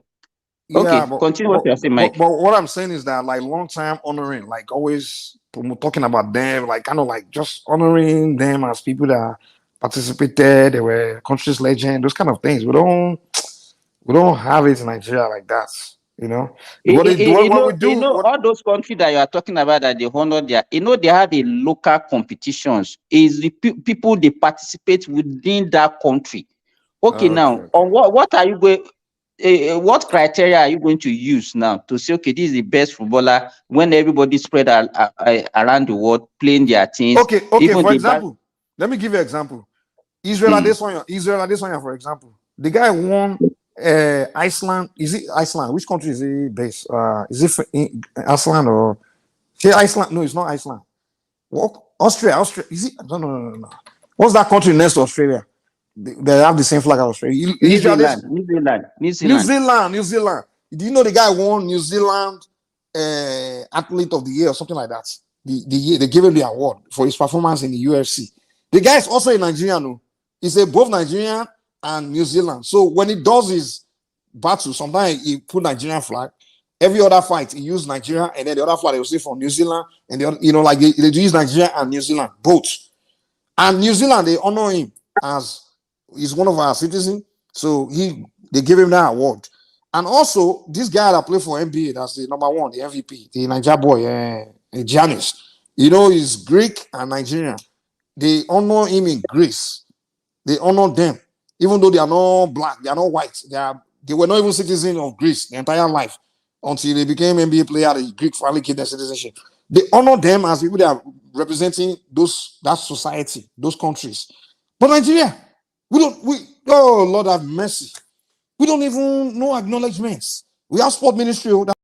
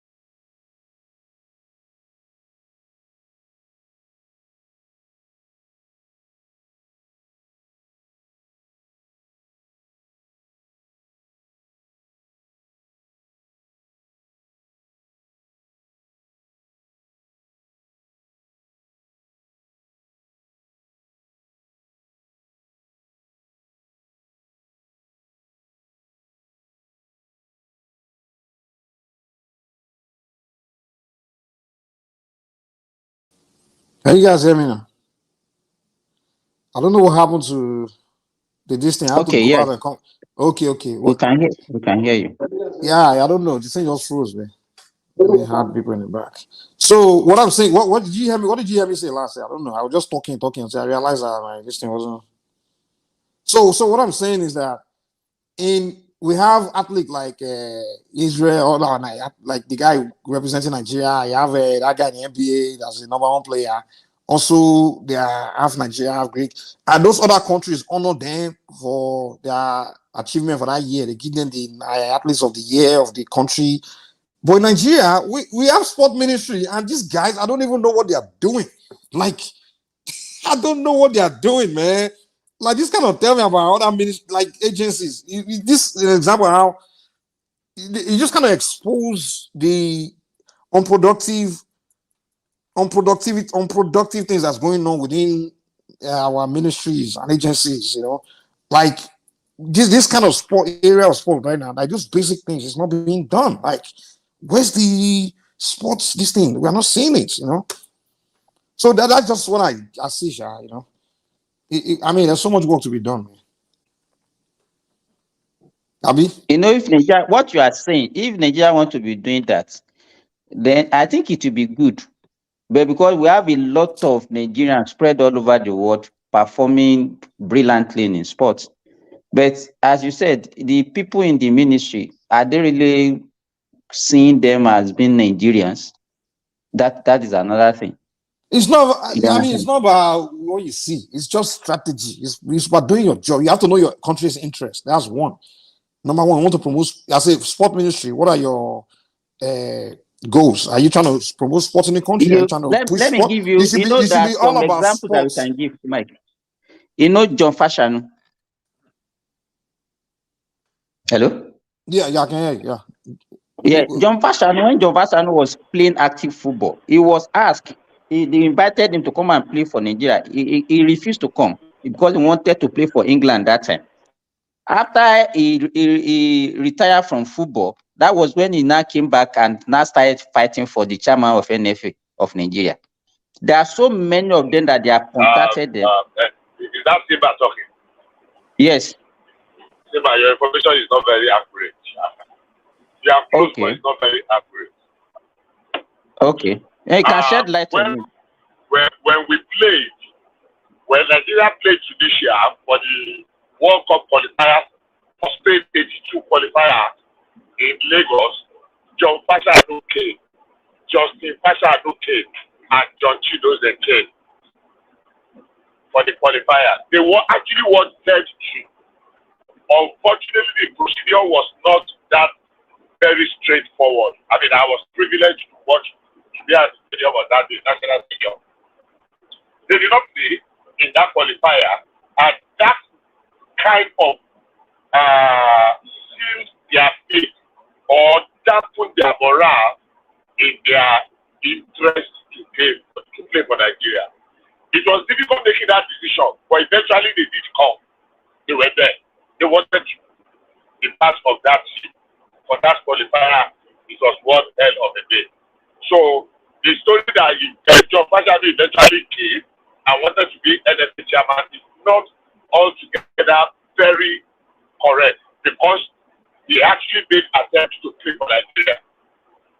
But for whatever reason, maybe he was not good enough. Maybe he was no longer in his prime. Yes. I watched one of his podcasts with Peter Said-Ida, where he mentioned that when he came, he was even asked for a bribe, and he felt like him being a struggling soccer player, that how could he be paying to be featured in for a country that he loved, and eventually it seems the team does not even like him, so and it doesn't fit in perfectly, so he felt that there's no point trying to act as if and Adewale, you believe that story at that time? You believe that story? I mean, during the Olise Because era let me and all tell you, that, you they know were why I'm bribing saying this, the coach Adewale. now. Let me tell you this. You know why I'm saying that? Because after their own, I remember in the late 80s, somebody like Folorunso Okenla, somebody like even Sam Okwaraji, they came on their own evolution. Nobody. Yes, in fact, follow Samuel Oparah. But if you honest to John Pachano and John Chidozie, Nigeria was not as very attractive as it was becoming post 84. Yeah, what brought us to limelight? You remember Odiye now, Godwin Odiye saga, when we wanted to go for World Cup in 1978 Argentina. So you remember the Tarila Okorowata. Tarila Okorowata.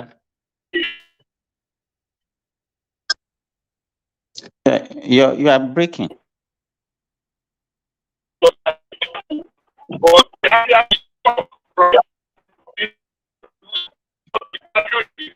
They asked who are the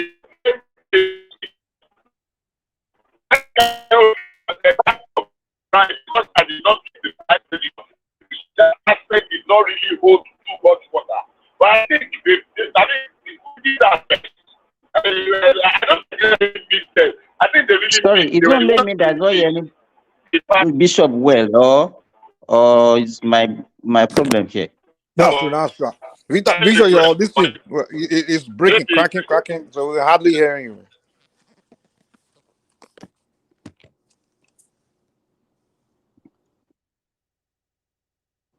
Yes, Mike. You remember we were on a panel and we were talking about this football stuff, and it's what unfortunate. Let me take an instance what ST0LE did when he came to Cameroon, when he became president of Cameroon. He started recognize the football league. He created he took what CAF was doing, like African Football of the Year CAF award, and he created something like that in Cameroon where they reward the best player of the league, the best performance team of the league, of the Cameroon Football League, like the leagues that they run, and all these things. And I think I remember you telling me that. Yeah. That's So what I remember. I told you. I said Cameroon in the next future they will be one of the very top football countries in Africa. Without moves, Samuel Eto'o is doing. Like he's literally building he's starting locally. He's taking it back to the local. So now he's taking it back to the days how they were discovering people like Rojamila and all those guys back. Remember those guys back in the the guy actually resigned. They didn't accept his resignation. But let me tell you, Mike, that time is even from now.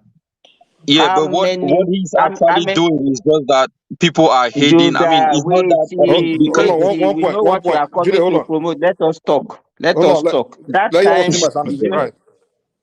time is even from now, unless he is able to bring a lot of money to the local league in Cameroon.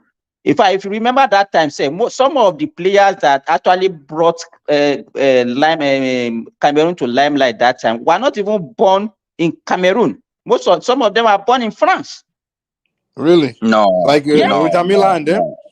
No, not Rojamila, but some of them are born in France. But they are top players. They are top players. Who are the top players then? But Those guys were they playing Cameroonian league? They were not playing Cameroonian league. That's what I'm trying to tell you. Now, money is not in Africa. You are confusing between two different times. Back then, it was mostly those guys were mostly born in Cameroon, but now I know these guys. You cannot say they're more than I do. All those Rukuba song, all those. No, they were born in Cameroon. We are talking about the Rojamila time. Yes, now. Even the president of George Weah, as we speak, used to play in Cameroon. Thomas. Yeah, I know George Weah played in Cameroon. He was discovered in Cameroon. I was playing in Cameroon. Yeah, he was discovered in Cameroon. So look, I know Nigeria and Cameroon. We had some good program back then in the 80s, 70s. Yeah. That's how we were able to produce. Those programs are not there. Okay, tell me the last time you see any Cameroonian team, even in the local in the African Championship. No, we are talking about back then. No, we are not talking about now, Simba. Now, what we are telling you now is that what we used to have back then died. So even in Nigeria, it died. So what Samuel Eto'o is trying to do now is revive it. He's trying to build the local this thing now. Let me tell you what I'm saying is that anything in sports now, sport is business. You understand? If it's good, how is he going to do it to bring money to make it competitive so that player can even say, okay, they want to come and play in Cameroonian league? That's what I'm No, saying. you are taking it a little bit too out of let me the tell point you are you. making. What we are saying, we Let me understand. We are not saying it's going to. Hold on, Jude, give me a second. We are not arguing here that it's going to build Cameroonian league to become something. That's not what we are saying. We are saying he's trying to start the program locally, like get it exactly. I going. mean, look. And from there, what's going to come out of it is you start discovering the talents locally. The same way you can't say the one we had in the 80s and that time was as good as the league they have in Europe. No, it wasn't a league that we didn't have like strong league like that. We just had program that were taken seriously, and then from there we started our hold on. Then let me Mike, land. are you And sure then it we was really discover. the program? Hold on now, No, Simba, just give hold me a on. second. Okay. Give me a point. So from there, that's where we're able to we create a platform for talented people to come in through, and then from there, all those talents were being discovered, and then eventually those talents went to Europe, but at least we discovered them. But today, you can be a talented person in Nigeria now or in Cameroon. You can't show there's no way to display your talents. So that's what Eto is trying to bring back. So that's the point me and Julia are trying to make to you. Yeah, right. Exactly. Another point that I was trying to make is that, I mean, I'm not trying to say this is Cameroon, but what I was saying is what this guy did was when he came into power, right? Guess what he did? He met all the team and he told them, look, this is the minimum wage of a football player playing in Cameroon. So a team cannot pay less than what that player is making. So this is the minimum wage. Either he make that minimum wage or he makes more than that. And that, for a start, at least all the teams are not complaining. Everything is going well. When he came into power, we have never heard that our national team, they have run out of money when they go to other countries to play. Before, ST0LE was even talking how they go and play Nations Cup all the way without even It getting happened in this paid. tournament. But You do that. Even your team, this tournament, they were not paid though. They were fighting over allowance too. You say no. You say no. It happened in this tournament. What are you talking about? What tournament are you talking about? This I just concluded Nations Cup. It No, happens. they got paid. They got paid, man. None of them have disagreed that they haven't got paid. Even they have not complained about food or anything. When it comes to that, ST0LE was a football player. He said he knows the problems that the football team is going through. The only problem that we are blaming ST0LE is too much interference. He doesn't give the coach his own, what the coach has to do. He wants to control the coaching side and he wants to control the whole football. That is the major issue. But when it comes to financial aspect, all the footballers are getting their money. They are getting paid on time. Everybody is having a good time with it. I just like what you are doing. You always protect your country. It's a good thing. I like No, I'm your not protecting. What patriotism. I'm saying is, at least we have Even if if you are going to do Okocha. it with lies, you do it. It's good. I No, like maybe it. if I like Okocha the also spirit. takes power in Nigeria like a football coach, he that has played football, So right? Simba, I mean, I gotta kind of agree with you in this, like kind of be on the side of Cameroon to some extent, because I've actually looked into it, and a lot of my Cameroonian people tell me what's going on. Actually, what Cameroon is doing, making someone like Eto minister of sport and things like that, is what Nigeria should be doing. Who should be minister of sport should be someone like former super good player like Kanu, Okocha, Shegun Degbami, one of those guys that they should be the NFL president or something like that. But what we always say in Nigeria is the NFL president with somebody that had never played anything for Nigeria before. Their family doesn't even understand the all value this of the me game. does not mean, let me tell you, being an ex-player does not mean make you a good administrator.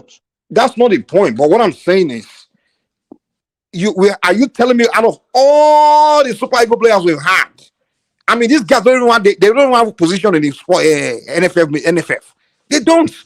You can't tell me that they know the game now. They play the game. I mean, you can't tell me this thing the is just saying administrative. Hold something. on. The administrative parts. Come on now, that's not this thing. Now. Of course, people. It's not like who's in charge. You can't tell me a coach is only in charge of the administration or these administrative issues. I mean, though you hire professionals for that, but when we're talking about the actual sports, the passion for the game, the vision, they've played. They have more experience in that area, in the area of the game. So they should be the one involved. They should have position in those ministries. I mean, NFF Was chairman he should be one was he ex Super speaking Eagle player, Keshi? not some guy that doesn't know anything. You can, and if what we are seeing being displayed by whoever is in this thing is making sense, I can say, okay, you have an argument. Well, I give you an example. They don't even do awards. So that tells you that we have incompetent people in NFF running NFF. So let the ex-players take over now, because those guys are played in Euro. They see how they award people. They have more experience. Abi, yeah. Let me buttress what you just said. Look, the base of any real development in Nigeria is our civil service. I'm sorry, maybe we have civil servants among us here. Those laws are a very extremely terrible laws. Anything you want to destroy just involve the civil servant. People think that politicians are worse, but honestly speaking, civil servants are worse. Look, the issue of sports in Nigeria, how did we get to where we are? There was a particular time that, I used to go to the stadium to go and watch my darling team shooting at far away, and you struggle to get a space. All of a sudden, Nigerians were involved in promoting European football. And you go to stadium, you can count how many persons. How did we get that through? They were funding for sports. Federal government was funding sports ministry. Even state government were sponsoring clubs and their ministries. But the monies were not getting to the real sports. 70% of the money was ending up for running administration. When the battle for NFA, which was supposed to be like in charge of our football association, became so politicized, and before we knew what was happening there, Nigerian league died in natural death. Clubs were not making enough earnings in their gate takings to even pay the salary of footballers. So footballers were looking for other things. It is not uncommon for you to see a footballer that says is a professional footballer, even when we started, come to go to and do some manual job first before he comes for training. Or come Bishop, for training. can you let me remind you of something? Can you let me remind you of something? Go ahead. Go ahead. Okay, you remember in the late 80s, during the time of Leventis, Nwanyawu, Yes, I know.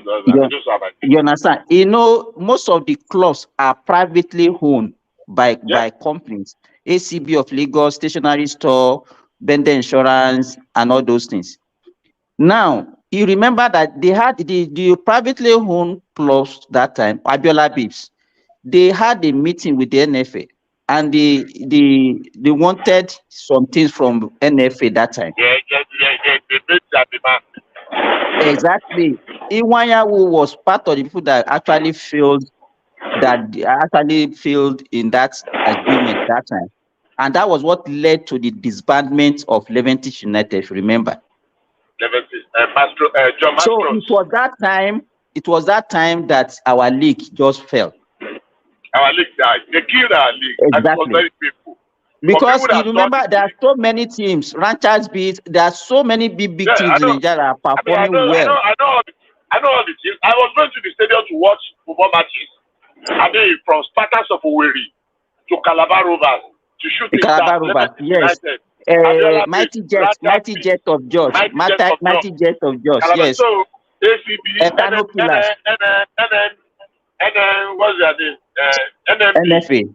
NNB, New Nigerian Bank of Benin, yes. Yes, New Nigerian Bank. Where Kemile Clement and the rest came from. The Keshi, what's this other guy's name? So, yeah, we were doing good. So, they killed. Look, there was something they used to say. I don't know anybody that will remember this. There was this thing that they popularized in the 80s then. One guy said, some people take football as a matter of life and death. I hate that attitude. It's far more worse than that. And we just discovered that Nigerians prefer. I don't have a favorite. I don't have any team in Europe. I don't support any team at all. Because let me tell you, let me tell you another thing. In that time, they started beaming English League to us. At that time, they don't even call it, because they have not started Premiership. They call it Big League. They call it Big League Soccer. That they be showing highlights every weekend.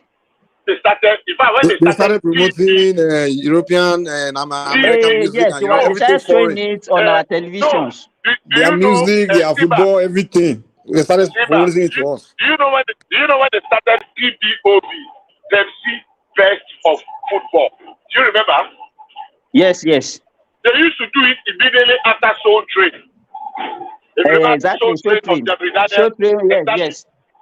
And gradually, people would prefer to go and watch matches in football viewing center rather than going to the stadium. And that's one of the reasons why I don't have any European team. Till today, I never supported any, not a single one. Not a single one. Because those were the things that killed our shooting stars, that killed water corporations, that killed. I was sympathetic and I liked Eyimba, the way they came. But apart from shooting stars, yeah, I love Leventis United because of how Eyimba came later. Now they were not even part of the team in Nigeria before now. They are just a young club. Eyimba came in 19. In the 90s, early 90s. Yeah, early 90s. I want to remember. But I mean, they won Champions League. Shooting stars lost. My biggest pain in football that made me to rethink was shooting stars lost to Zamalek. That was yeah. I remember that game. Atomo. It was in yes. I was there. I saw the match. I was there live. And that match was no. There was no need for us to lose that match. It was the conspiracy within the NFA. It was shooting stars that won the Winners' Cup in 1976 or 1976. No, they won it first, then Rangers won it the following year. So was it 75 shooting won it or 76? 76. So now the problem is shooting stars was the first team that won that continental. Is it that shooting stars that will now still win the first CAF Champions League? No, so it was actually was not. No, Nigeria never won. None of them won CAF Champions League. It was Winners' Cup that they won. No, you did not get what I'm saying. I'm saying it was shooting stars that won the Winners' Cup. Now, the opportunity presented itself when shooting stars. Okay, that final with Zamalek. That's what you are referring to. Yes. So the conspiracy is that the same team that won, and they are already bragging with it. So there was conspiracy against shooting stars not to win that match because there was no reason they did not bring that match to Ibadan. To Liberty Stadium. There was no reason whatsoever for them not to allow them to replace Felix Owolabi with what's this guy? Humphrey Double. They would have made that speech easily.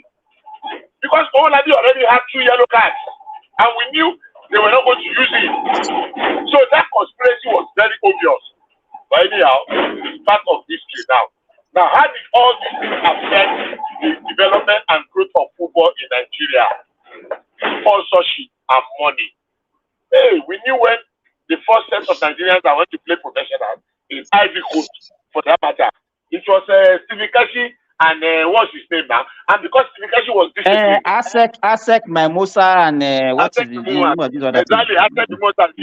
And it was because Kashi was disciplined because of some misbehavior. And everybody just open eyes to it and say, and we know the bad boys of Nigerian football there now. Etim Ese, Tadila Okorowanta, who again? This guy. What's this guy that played in under 20 when they went to Chile? Bishop, you cannot, if you cannot actually, if you want to say the real truth, you know there was this rivalry between the East and the West, the Rangers and Shooting Star that time. That was the main problem. That was what I was referring to with that Shooting Stars Koala now. That was what I was referring to. That rivalry was what I was referring to. Anyhow, so how do we move forward in Nigerian football? Football should be professionalized. Football should be able to fund itself. I mean, it cannot depend on state or federal government to be funding football. Let them get sponsorship from corporate bodies. Let them bring back like this. Look at Leventis United. Look at Adebayo Base, these salary stores. I remember when Iwayan bought Spartans of Owerri and named them, what's the name? He changed their name to something. What was the name he gave them? You know Spartans of Owerri? Yes, I know Spartak. I think immediately he changed it to Nwaya. We didn't give them any other name. Was it Iwayan? I thought they had one name before. No. It was Iwayan. It was Iwayan because they were also competing with the like of Leventis, Abiola Base, the Adebayo, the stationery store that time. Yes, it immediately changed their name to Iwayan. Because it was Iwayan that first gave a footballer that gave this sports brand. 505 Evolution. That gave him Evolution. Hey, that one young, is it the same one young today? That's the head of the same man. The same man. Yes. He bought Spartans of Owerri. Spartans of Owerri came to Ibadan one day to come and play in the league with Shooting Stars. First half, Shooting Stars was leading 3-0. I was right there in the stadium. And before you know what was happening, they equalized the 3 goals in the second half. I almost collapsed. Waiting. How? In a crucial match, 3-0 down, and then it was like, and Shooting Stars players know that they will never be able to leave that stadium. Guys, we stole them. Was it not Ibadan that they killed Igbenewale George? I don't know how many people remember Igbenewale George, the younger brother of Finidi George. Oh, I remember in 1998, around that time, 95, 96, maybe 97, around that time. Yeah? No, it cannot be 90, should be. I said around 1990, around 1996 or 95 or something like that, sir. I think. I don't think where they say was shot by police now, Abi. Finidi George, your younger brother. It was not police that shot you, and then forget police. No police killer. Now somebody killer, that people kill him. It's just the same thing that happened to Escobar. Oh. That happened to. Oh, wow. So what can we do to our football? Let's professionalize football. But Bishop, another thing that I can identify is the advent of private schools in Nigeria also. It kills sports. Yeah, that one should kill. No. Yes, because have you forgotten Principal Cup? That's what I'm saying. That's where I'm going now. It's having international sport, yeah. But I'm going to come and jack on me. Apart from that sport, Principal Cup football competition was something very in Ibadan. I had my Ibadan brought up, and yeah. And I did a bit of athletics. And I know that if football, if you remember the likes of Chidinimo, Mary Onyali, the S1 brothers, they were all identified from school sports, and they yes. Olapade Adeneko, yes. S1 brothers. I was a sprinter. I was 300 meters. Inter-house sports, we were raining everywhere in Ibadan. You know that time Super Eagles used to produce players every year. During the 90s, we were just producing players, especially attackers. We're seeing about this guy. Let's see, movie Paraku, Whistle Rumor. Another one will come every year. We are introducing let me tell you one thing, Mike. If you look at the 1980 team, it was predominantly 3 clubs that produced that team. It was Shooting Star, Rangers, and Bendage and Bender Insurance. 1980. Let me try and see the players. Can you remember the players? I can give you their names. Mudalawa from Shooting Star. Felix Owolabi from Shooting Star. Segun Odegban from Shooting Star. Beto Gedegbe from Shooting Star. There's this other guy. Then the last of Ademola Adesina, yes. Then now from Rangers, that's where you have the Christian Chukwu. There's somebody else again from Shooting Star. I'm trying to remember his name. Best Ogedegbe, the goalkeeper, is from there. I know. Okay, hold on. Christian Chukwu, Segun Odegban, Felix Owolabi, Kule Awesu. Actually, that one doesn't participate actively. I think he's on the substitute bench. You understand? So the last of Christian Chukwu, okay, Sima, Adele, Adoke, and Misimaka. Hold on. Because somebody did not play. Ahmed Musa did not play in any match in this Nations Cup. But he is getting the house, and he will not say because somebody did not play. He's a political appointee. No, it's a but political appointee. Kule Awesu participated now. I mean, you can't say that. Kule Awesu was there. I remember Kule Awesu very well. Okay, Sima, Adoke Abesimaka, David Adele, exactly. Okay, Sima. And this our young short man. Where is he now, sir? This number 10. What's his name now? This Igbo guy. What's his name now? Everybody is a coach. Not the coach. That's really number 10. Nigeria has ever, I mean, we can still produce that. That's really top number 10 like that. No, Okocha, I beg. Okocha, what's his name now? No, Okocha for where? Forget Okocha, I'm sorry. Okocha was an entertainer, was not a footballer. Yeah, Okocha was like, to be honest, if I name my top 5, Okocha will not be in top 5, but he's still a good entertainer, but he's not. Okocha was an entertainer. Yeah, I always speak of his Finidi, all those guys coming above Okocha. Yeah. In the days of September, what do you call it in Lagos? It was his brother that was actually the footballer. Emmanuel Okocha, that's true. Emmanuel, God bless you. It was Emmanuel that was the footballer in the days of September. Anybody that knows September in Akoka, Lagos. It was Emmanuel. It's just that the way God does his thing, you cannot question God. It was Emmanuel that was the lead. Okocha was just a ball juggler, not a purposeful footballer. But it was lucky. I'm not taking anything away from it. So, back to Simba. So, I agree with you. But there was one more team. There were 4 teams that dominated the national team there. Not 3. It was Bender Insurance, Rangers, Shooting, and one team in Lagos. Is this stationary store, BCB, or something like that? No, I think it's stationary stores. Okay, our 3 goalkeepers were from where? Ogedegbe is from Shooting Star. Okala is from Rangers. Emmanuel Okala is from Rangers. So the third keeper, from where? I can't remember. Maybe it's from Bender Insurance or something like that. I'm trying to. Oh my God, that is not a catch up. I can't remember them. And I met a number of them. I met them in one-on-one. I met them very well, either in Ibadan or going for stationary stores practice.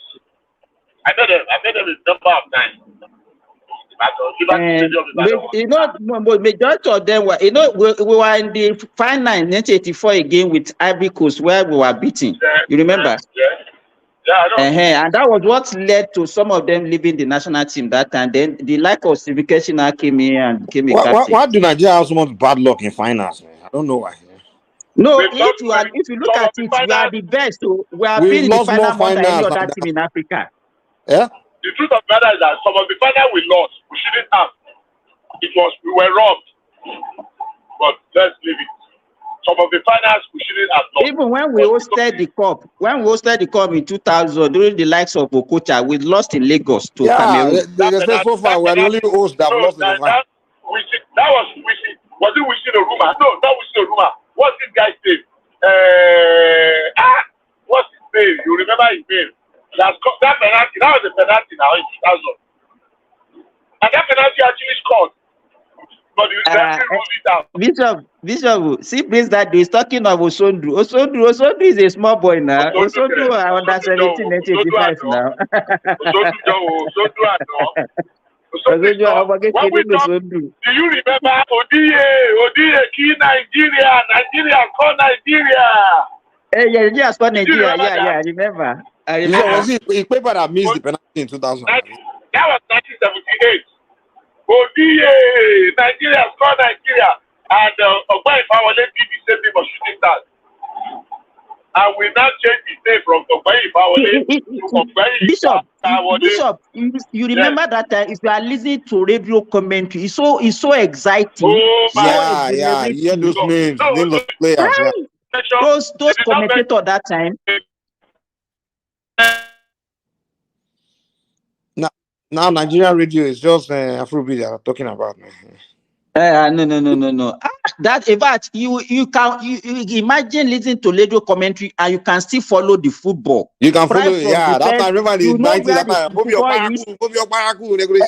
That's why you know their names. You know, it's not like some of these players. Not like you've seen them. Just hear their names often. When you are playing well, they keep saying your name over and over and over, and you won't know who that player. You won't know who that player look like, but you will know his name.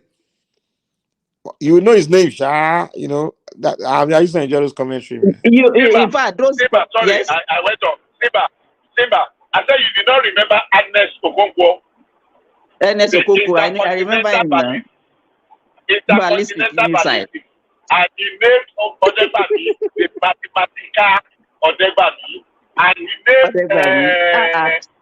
he named another guy. Was it ST0LE Clement? Yes, ST0LE Clement, yes. Every time I remember the Maradona of Nigeria, my heart breaks. But that was one Bishop, guy that was. You remember Dama Miracle? Remember Dama Miracle? Saudi 85. 89. It was 89, not 85. No, Saudi 89. Sorry, Saudi 89. Yeah. Versus the Soviet Union. Versus Soviet Union. Imeji Lawal. And this other guy, what is his name now? Johnny Ohehe, the free kick taker. Chris Ohehe. Christopher Wosu. Then Ohehe. No, Wosu is not in that team. Chris Ohehe is the one that used to take free kick that time.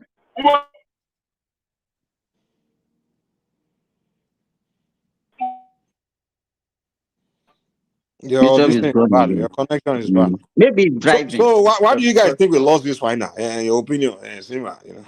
To me, if I can blame the coach and blame the players, none of them. I think it's the coach. Jude, are you there? Oh yeah, I'm here, man. Did you watch the final between Nigeria and Ivory Coast? Yeah, I watched the final, man. Well, what did you see? What did you see there? I just feel that Nigeria, most of them were tired, having played all the games, and they couldn't take it to when it came to the last game, which was the final. I feel like the determination, it's they not were, there. They were sitting back, exhausted. Yeah, you kind of maybe it could be that they were exhausted. I don't know, but yeah, exhausted. Even when this young guy that came through from Ivory Coast, or Adrianga, man, this guy was doing Passemande Jam, like doing a lot of passes inside you guys at defense line. I was like, if you look at this guy, even that our line did not perform well. Even that goal came from his side now. This is what I saw. The moment the game started, they all just went back, sitting back. Like it's like almost, how team play against Man City. When game started, you all sit back to defend against Man City. Yeah, I'm like, that's the first time I see them play like that. And the reason why that has been the strategy from the beginning of the tournament. No, it's not. The strategy has always been Simon, Lookman, and Osimhen just attacking the opponent, whereby the opponent are so busy defending those guys that our defenders are just relaxing to the point where our defenders like online not even be pushing up. You understand? Where you see online on their half on the opponent's crossing, you see Bassi pushing up. That's why our defense, the K1 is the best defense, because our offense give our defenders room to relax. You understand? That's been our strategy throughout the whole tournament. Our attackers. when your coach was playing Cameroon, he said they just need to score one and defend. So we obviously thought that the Nigerian, experiment was just to score and defend till the game's end. So that's why when they score against Ivory Coast, I kind of see that kind of defense. But once Ivory Coast scored, and then the Nigerian defense went loose, and a panicking was on the, and Ivory Coast No, put no, another one in. But they stuck to the same game. They were just defending the whole game, which didn't make any sense to me. And Ivory Coast was just to the point where Ivory Coast defenders was even in our own half, in front of our boxes team, passing the ball.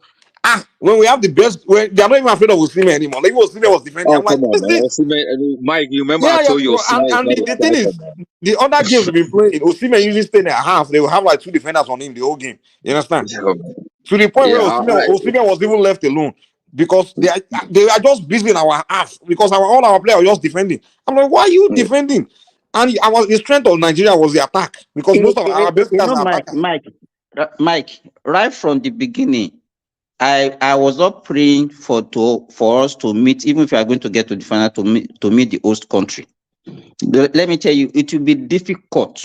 It will be very difficult for Nigeria to have won that game. The Ivorians, they were surprise finalists.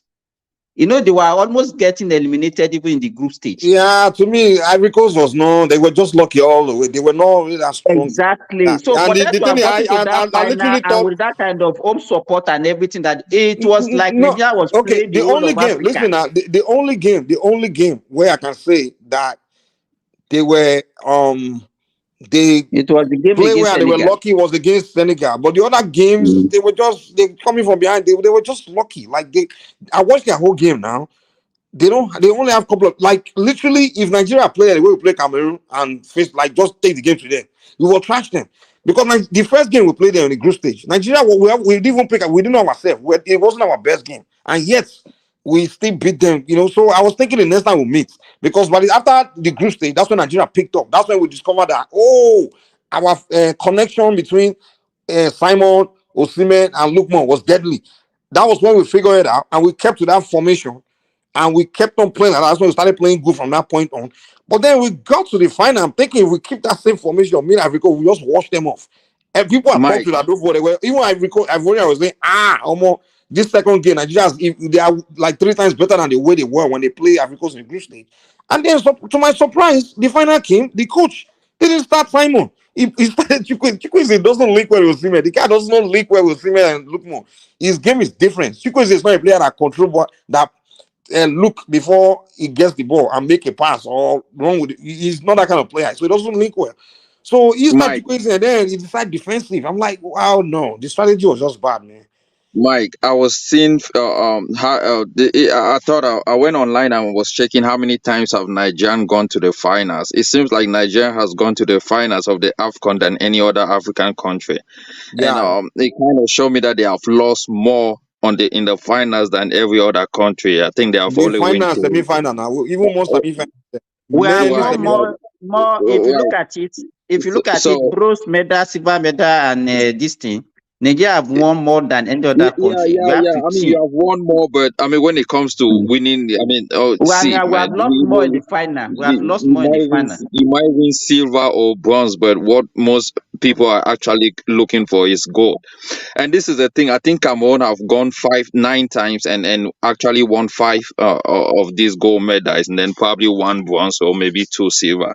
But look, man, Nigeria does not have that spirit of winning, especially when it comes to finals. I mean, you could check from past experience. It's not that they always get to the final. They just screw things up, man. Yeah, because it was their final to lose, man. To me, if they would have come out and play their game the same way they were playing, and they lose, I won't have problem. You understand? I won't have problem. Right. My only disappointment was just that you've been playing this one game that we're all enjoying. You played against Cameroon, you played against Angola, you attacked them, you played against South Africa. But then you got to the final, you started to do something else, and you just didn't show up. I'm like, oh, come on, man. See, let me tell you, if Cameroon will have make it to the final, I don't think Ivory, because There's no way when they we will go lose, to the man. final, Dude, it's a whole different level when one Cameroon thing I goes. respect about Cameroon, when it comes to that final, oh, well, they call to die there. You can win us in They the are group not living stage without quite that all team, right. man. Even the final game, the Cameroon lost. You watch that game, you know the battle to the end, man. You see Like, what we happened? We did it with Egypt in 2017. Egypt won us because in Ghana we went to the finals in 2008. We beat Ghana in the semi. Went to final with Egypt. Egypt won us because of what Gobert song did at the defense. They yeah, I won us remember 1-0. now. But Cameroon battled Yeah, them to the end, man. The Gobert sport just fell, exactly. you know. Yeah, I saw When the it game came to now. 2017, Egypt was leading us 1-0.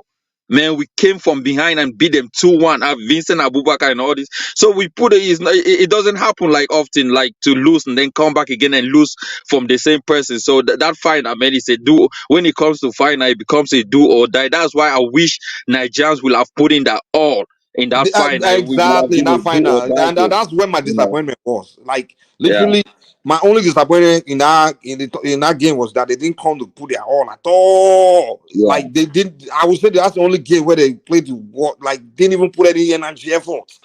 So that's my only disappointment. It's not that because they But that lost. was a good game, though. I did not see any cheating in that game. I did not see the blame game on say, oh, the referee did this. It was a good call. The I've seen referee, a yeah, lot the of referee good, was fair. Yeah. He yeah, didn't start giving cards. It was fair. He tried to be fair. yeah. Yeah. So So I mean, Nigeria, they didn't come out, man. Like they yeah, man, didn't. you guys will have been on the same level with Ghana. That's why Ghana are excited because you guys did not, Yeah, they took are all out happy. get to the same level with them. So it was, yeah, it's a little bit sad, but most of us, even us in Cameroon, were happy about Ivory Coast winning Nigeria, man, because the bully. I mean, I mean, me and you spoke before, on other panels, we're talking about, man, Nigeria winning is gonna cause havoc. In most partners, in the social media, Yeah, we're everywhere talking was trash. gonna I be, know. A lot of Nigerians are talking trash, man. I'm like, damn. I mean, like, Mike, you know that. it was the Ghanaian that started the whole trash talking because nobody was really going into the AFCON with thinking about other countries. The Ghanaians were the one that started that. They just from the group stage, they're talking about Nigeria. See, Nigeria is in their group. Like, the But even Ghanaians, this man. guy they call Pararan, this guy I follow this Nigerian guy Pararan News, man, Mog News. The guy was on it as well, man. Like, man, like you know him.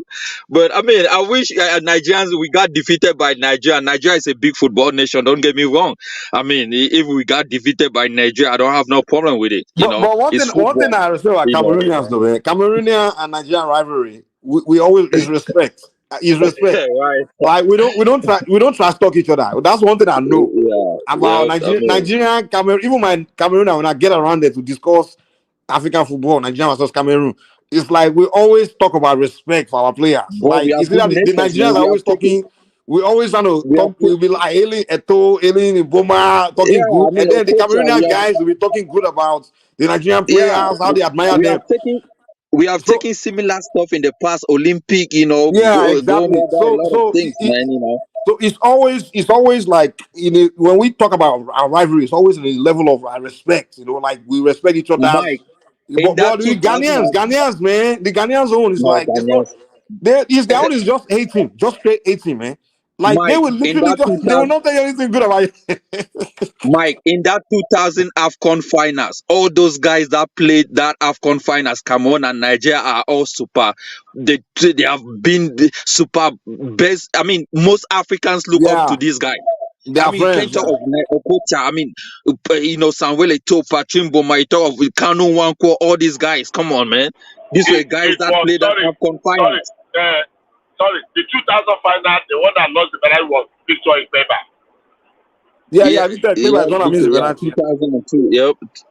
Yeah, that was 2002. So, yeah, man, it was crazy. And, man, during that period, we took it back to back Cameroon 2000 and 2002. Yeah, man, we were fire. We had players that were Mark Vivian, we go best song, all these Jeremy G-Tap, all these guys were at a bigger level, man. And yeah, man, it's all good, man. Soccer is what holds us in Africa, man. We hope that the next AFCON is coming. It's gonna be in Morocco. We want to see another new improvement. Nigeria is gonna be there, maybe Cameroon, and yeah, we see how that goes, man. Yeah, yeah. And then they I want Nigeria Cameroon football to come back, man. There's two countries in Africa that always, I mean, like, yo, man, we gotta take it back, man. We gotta get back, small countries were coming to talk like Gambia and all this. That's like, man, these guys, Dude, when man. I mean, Cameroon beat Gambia, dude, I was happy, dude. I was like, this little Gambia, who the hell are you, man? but Little the fact Gambia about challenging Nigeria is Cameroon. right. This is the thing, right? Even though Nigeria win Cameroon, right? The next game again about Cameroon and Nigeria, there is always skeptical. Just because Nigeria win Cameroon doesn't mean it happens often. There might be a change, or people Cameroon might come back. So it's not like, okay, we win Gambia, we know we're gonna win Gambia. But when it comes to Nigeria, Cameroon, it's like Cameroon winning Nigeria or Nigeria winning Cameroon. It's not like, oh, okay, we're still gonna win. No, man. It's There's always that always fear, fear. right? Every time we jam Cameroon, that name. There's always that level of sure these Why? guys, these jam body Man, boys. you remember you told me we're gonna do Jambody with South Africa the way Cameroon used to do Jambody. So Junior, Cameroon we're jam gonna body do football. Oh man, yeah, right, yeah. But you guys play South Africa though. That's why they calling the first call, and I mean, you guys won your penalty. That was a good game, man. Good game. You guys took it all the way to the finals. I wish you guys will have won, man. I mean, we'll have gotten no impact on Cameroon because we have 5 anyway. But I wish you guys would have won. And be on the same level with Ghana. But now Ghana keeps talking. The last time Ghana won their AFCON final was in 1984. I mean 1982. What they are bragging about the trophies they won when nobody was playing football in Nobody was even 1958 existing before during that. independence. Like It was only 4 teams competing during that period. when nobody was playing football, those are the trophies I'm proud about. I mean, it's rather unfortunate that they won their last AFCON 4 times in 1982, and Cameroon won their first AFCON in 1984. So Cameroon have come back, from 1984 have won 5, and they are still on the same level. So To me, Ghana have never been that country in Africa, football country that I always see as no, I don't even know that they are big good players. powerhouse. The only time they came up was during that World Cup in South Africa. That was it. I've never, That was the yeah, only time. Even I've with that, I never. can't really say it was more like I don't even know their big names. Like you talk about Nigeria or Cameroon. I mean, most of these guys used to look up to Nigeria and Cameroon footballers. You ask Josh Weah, he tell you how he look up to Cameroonians. These were people that give him room to play.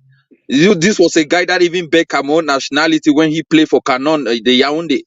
But I mean, he was shut down. So you guys should have given him, yeah, man. If Georgia was on your squad in like man. that But in the guess what? 90s or But something. because we had players during that time, you talk of Cyril Makanaki, Emmanuel Kunde, you talk of all these Roger Miller, Oman B, Kana B, all these guys were top notch.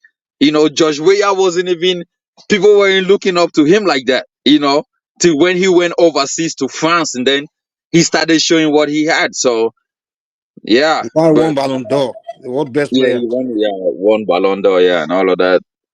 Yeah, that was one thing Samuel Eto'o missed, man. Samuel Eto'o, they gave him 3rd position during that period.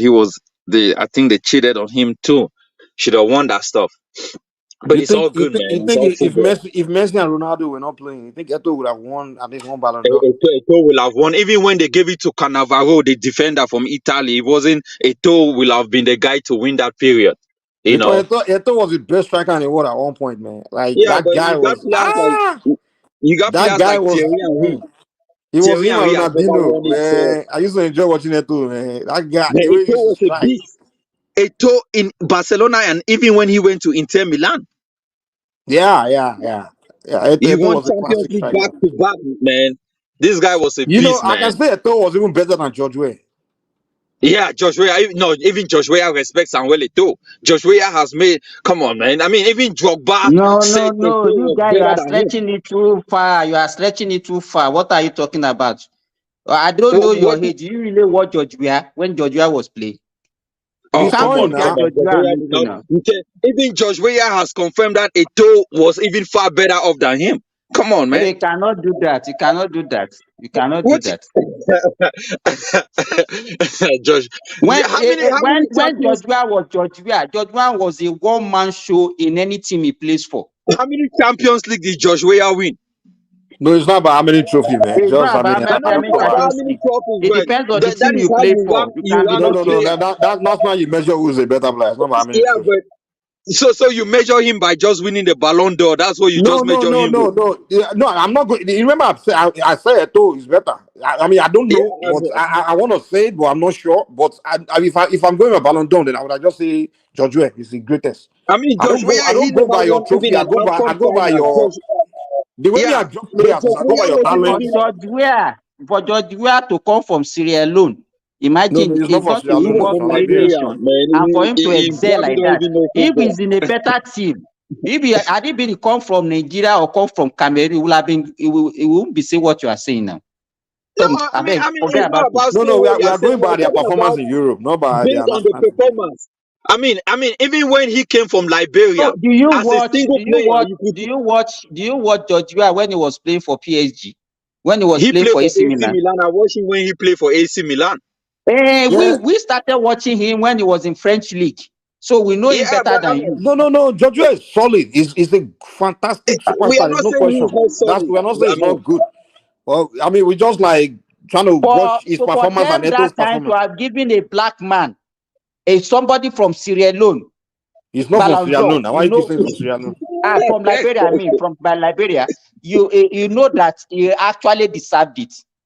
He deserves it. Now, no one is no, saying he doesn't I mean, deserve it. It seems like you're making different arguments here. I'm not making that. I cannot be comparing Sameto and George Weah in Why? any way. Well, In any why? Why way. not? Why not? To me, I will still pick George Weah over Sameto every But day. based what on did what he now? Yeah, I win? mean, you got That to is the give us question that your I'm asking. He's a better player. why. How is he better player? In what sense? Like, just give us your so that way I can see which angle you are looking at it. Well, which angle are you looking at it from your own side? No, you have to tell me. Is it in terms of dribbling? Is it in terms of passes? Is it in terms of In striking? terms You of got to. dribbling, in terms of goal scoring, in terms of everything, How many goals did he score? What do you say? How many goals did he score in his career? Let me tell you, some players started early. What actually Sameto, he played under 17, playing under, so he started early. Samuel Eto'o had a longevity. He has a long career. Yeah, I have to Exactly. say. So Yeah, you he has cannot a be long using career, that. but the question is, Somebody like Didier Drogba. Drogba also started late. It was late in his career that he okay, is became a good understand. Thierry Henry and Josh Weah, who is better?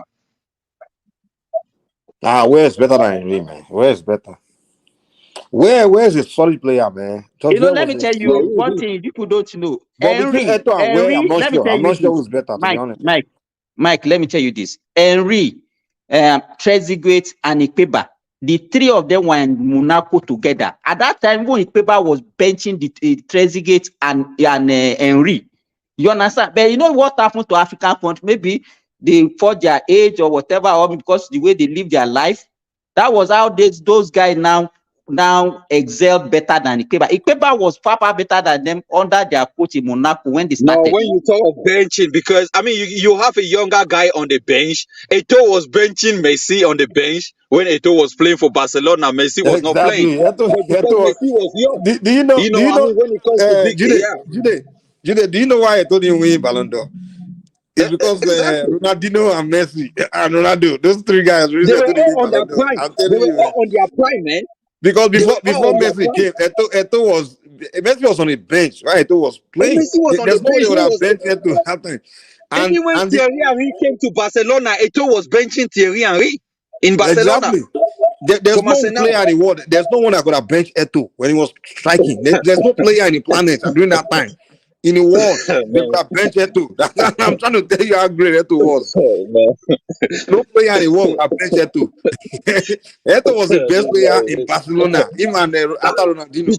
Pichichi. This man, come on, oh, man. Even when Guardiola came to Barcelona to coach, he wanted to get rid of players. He didn't like Eto'o and Ronaldinho. But he couldn't get rid of Eto'o. But he got rid of Ronaldinho. No, he got rid of him. That was when he moved to Inter Milan. No, he later got rid of him, but he couldn't initially. He couldn't get rid of him initially because even when Ronaldinho left, if Eto'o had gone with him, Eto'o was there's no still way they can playing. replace the striker. And when he got rid of Exactly. wait, hold on. Let me say this. When he got rid of Eto'o and brought in Ibrahimovic, he regrets it now. Because Ibrahimovic couldn't do Exactly. what Eto'o was doing. Because when Ronaldinho left, Barcelona was still winning under Eto'o. Exactly. The moment Eto'o left Barcelona, man, almost they struggled Man, for a even minute. when Eto'o went to Inter Milan with No, let Mourinho, me tell what are you They were saying? missing When he Eto'o left, the moment he left. they just lost that game with against Inter Milan. They were that time they were the best team in Europe till like yeah, 2012, they were the best team 2013. in Europe because Eto'o went to Inter. Yeah, Eto'o was there. Mourinho was the coach. You know, Eto'o transformed Inter. Everything. Even Eto'o wasn't even playing attack line. Eto'o was playing like a sideline, but Eto'o was still giving his all and all, man. With all that racist chant that he was getting, he was still putting in work. You know, man. Even Balotelli was scared of Samuel Eto'o when Eto'o was in Inter Milan. But I tell you, that why he's not a player. No, he's not a serious player. What are you talking about, Balotelli? Yeah, but I mean, let's give it to Africa, man. You know, there have been players, and we know, you know, I'm not bragging because I'm from Cameroon, but But man, Jude, Eto'o was a good now player. you are talking about all these guys. What happened now? What happened to African football now? Where are they? Where are the African players now? You don't have them Where are anymore. The they? guys that we used to look up to, like Sadio Mane, they are not. I mean, these are Mohamed Salah. They They are are not not. exactly. Man, You are getting my points now. There is a problem somewhere, fundamental problem. because So that time you can mention African players, nearly 10 all the African big teams players, in you talk Europe. of Kanute of Frederic Kanute of Mali, talk of Freddy Kanute Adebayo, of Samuel yes, Eto'o, that Malian Drogba, guy that plays for Malian, Sevilla. Freddy you have Kanute. Sevilla, you have Frederic Kanute. You understand? You have them in big team. AC Milan, Juventus, Chelsea, you know, You talk of everywhere. Alaji Diouf back then, you know, man, man, yeah, you know, these guys We were have lost playing. it. We just have average players, mediocres. Those are the players that Exactly. we have in Africa Even these now, days. when they say Osimhen win Ballon d'Or in Africa, I'm laughing, man. I mean, don't get me wrong, Osimhen is a good player, but I told Mike I wouldn't rank as Osimhen among the all and all best African player of all time. I wouldn't put Osimhen in the in the list of 10. I told Mike before, right, and I'm still saying that Osimhen. Nah, I mean he's a good player, but man, I mean Drogba, you cannot No, I compare won't put him in Drogba the with likes of Osimhen. Eto'o, Drogba right now. But he has potential. He has potential. There's I something mean, special about him. even He still has few yeah, years to go. He even still has some years to go. He's less than 25 I now. mean, but Most of what these guys, they are how prime. old Their is Osimhen? prime. How Hold on, old is hold on. Osimhen?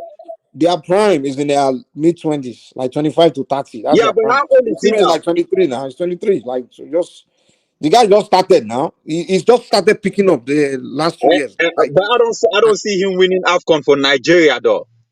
yeah, no. If Boniface come in, they become co-striker because in this tournament he was Yeah. the lone striker now. So we Kano don't did have not win any AFCON for Nigeria now. we don't Did Kano win any AFCON for Nigeria? oh no we don't have number 10 to feed him. Like we're lacking Yeah, that midfield. even So the guy was just struggling on his own. But if they put like a solid midfield there, what you mean struggling? Didn't I say Lukman was playing good with him? You know. yeah, Lukman was playing wing now. He was playing. We're playing one striker. So we have two good wingers, Lukman and Simon, but we don't have the middle central midfielders.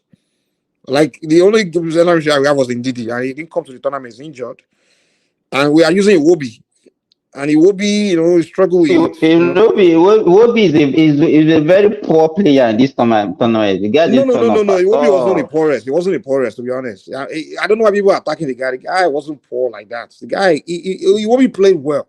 He played well. We won't say like he played like a superstar, like a top, but he played well. He did his best. In fact, among all he did better than Aribo and that one that caused that penalty, Yusuf guy. Although that Yusuf guy, the first game, the guy performed well, but later when they put him in, sub him in, the guy wasn't. I mean, he lost his form. But Iwobi among all the midfielders was the one that because Iwobi was making some good passes, man. He was kind of he was feeding. Some of the goals that we scored now, the chances that Iwobi started for Iwobi created those chances now. He started making those. The second goal, what's his name? It's called Lookman against Cameroon. It was Iwobi that connected that pass to this guy to cross it. So Iwobi was doing his job in the middle. So it wasn't like the Mike, top number 10, but he was doing his job. Mike, that is the first time I'm seeing Nigeria with a good goalkeeper, Wabali guy. That is the know, first right? time I'm seeing. That is the first, because I've never known Nigeria to produce goalkeepers. I've always known them to produce attackers and all of that. But that guy, man, you guys should keep that guy. I mean, he deserves a good Yeah, goalkeeper. the guy performed. He did well. He did well. Yeah.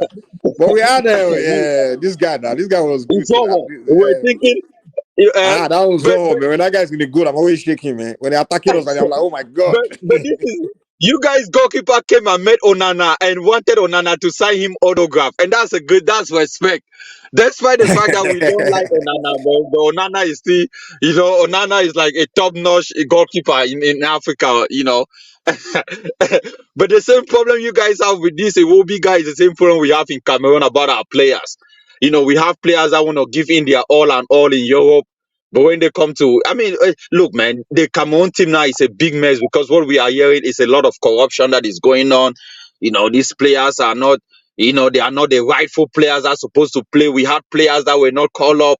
We have some that are injured, like this guy that played for Brentford, Buemo, Brian Buemo, he was injured as well. So, yeah, man, yeah, we just hope. We are Cameroonians, we are lions. We pick up, we come back and see how we have beaten countries in the past.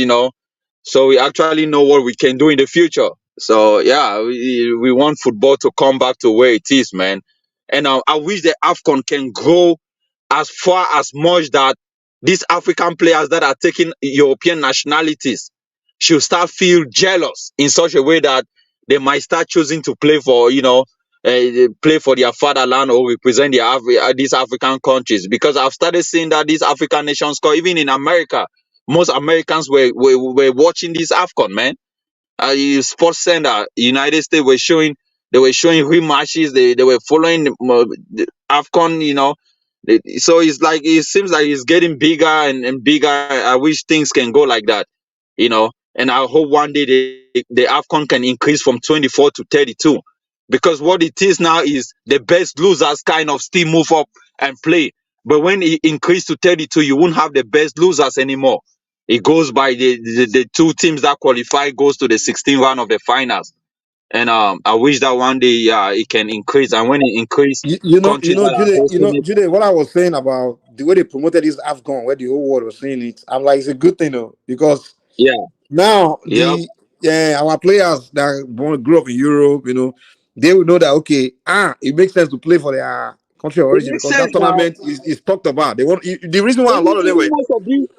Even most of these Africans that play for French national team, they don't want to play for them now. They don't want to play for them, Mbappe was following the Nations Cup because with a Cameroonian descent, people were following him on his Instagram and.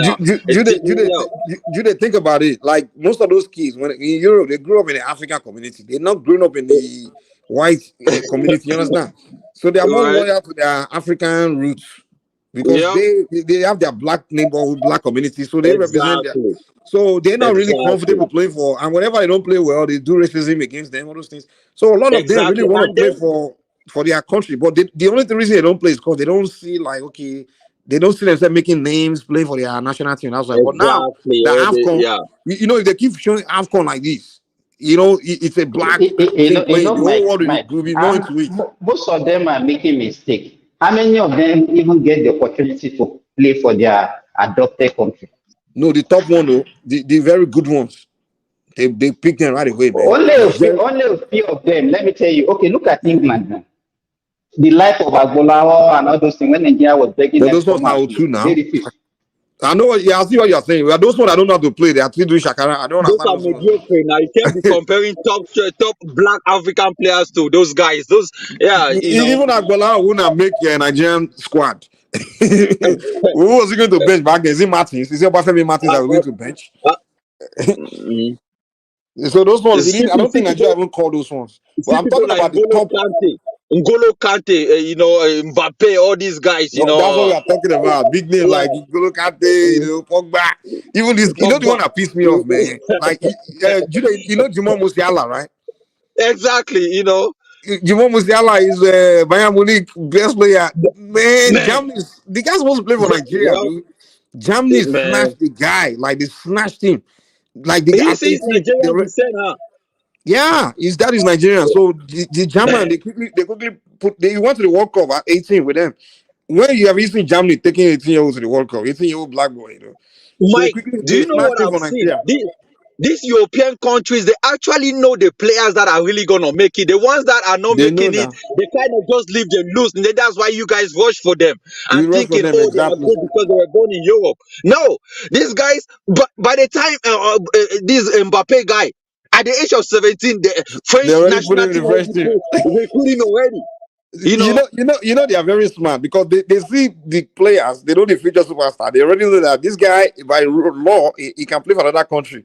So they quickly make their move to put him in their team real quick. Before even England did And it to Bukayo. that's the Bukayo same Saka, thing. they did it quick. Bukayo Saka, yeah, He's already playing on the Arsenal. English. He already playing on their senior Exactly. team at 18. He's Exactly. already, because they See, know Nigeria can snatch him. even Mbappe's junior brother has been called off already. 16, 17 years old. But he plays now for Paris Saint-Germain, PSG.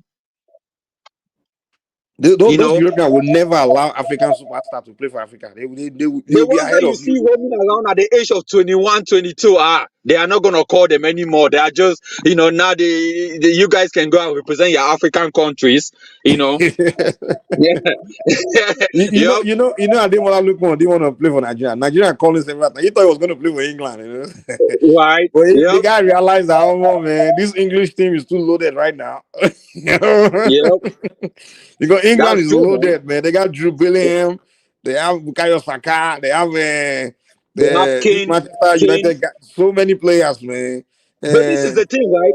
England has all the players, but when it comes to World Cup or big winning trophies, they get choked, as a national team.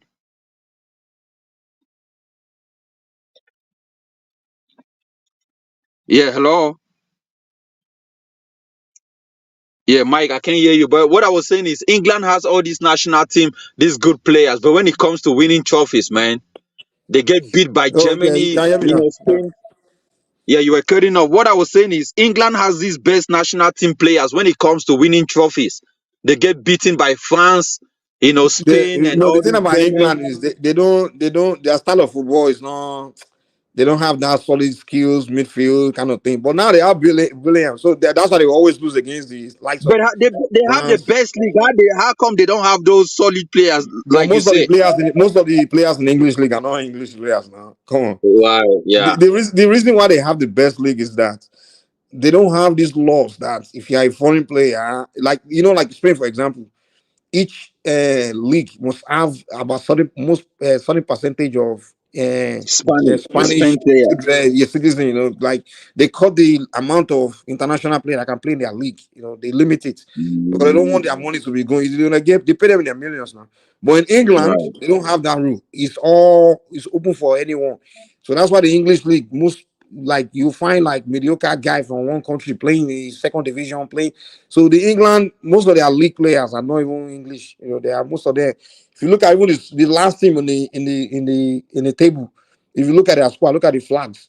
You see one almost different countries. Some squad, there's no single England flag. England, yeah. Like player there, You're right. Yeah, that's why England. Everybody watch English team because the whole world have a representative playing an English team. Mike, I was telling you that England, the whole England is not even up to a state in Nigeria. And Nigeria, with over a 200 and something million population, are watching English leagues. The England, Can you I imagine? mean, it's funny how England have more cities than even Nigeria as a country, and Nigeria is bigger than England. If Nigeria has a bigger league, man, Africans will be watching because the way we watch Nigerian movies and music. Nigeria, come on, man. You talk with cities like Calabar, like these guys were mentioning, the mighty, all these mighty jet of. You have cities cannot represent.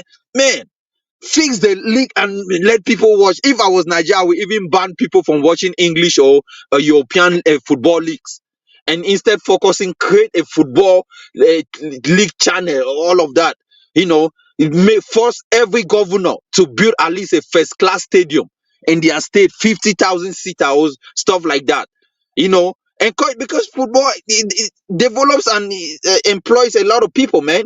Bring in coach, I mean, make Nigerians open football coaching schools and stuff like that, man. Like Mike, you were telling me about your dream, you know.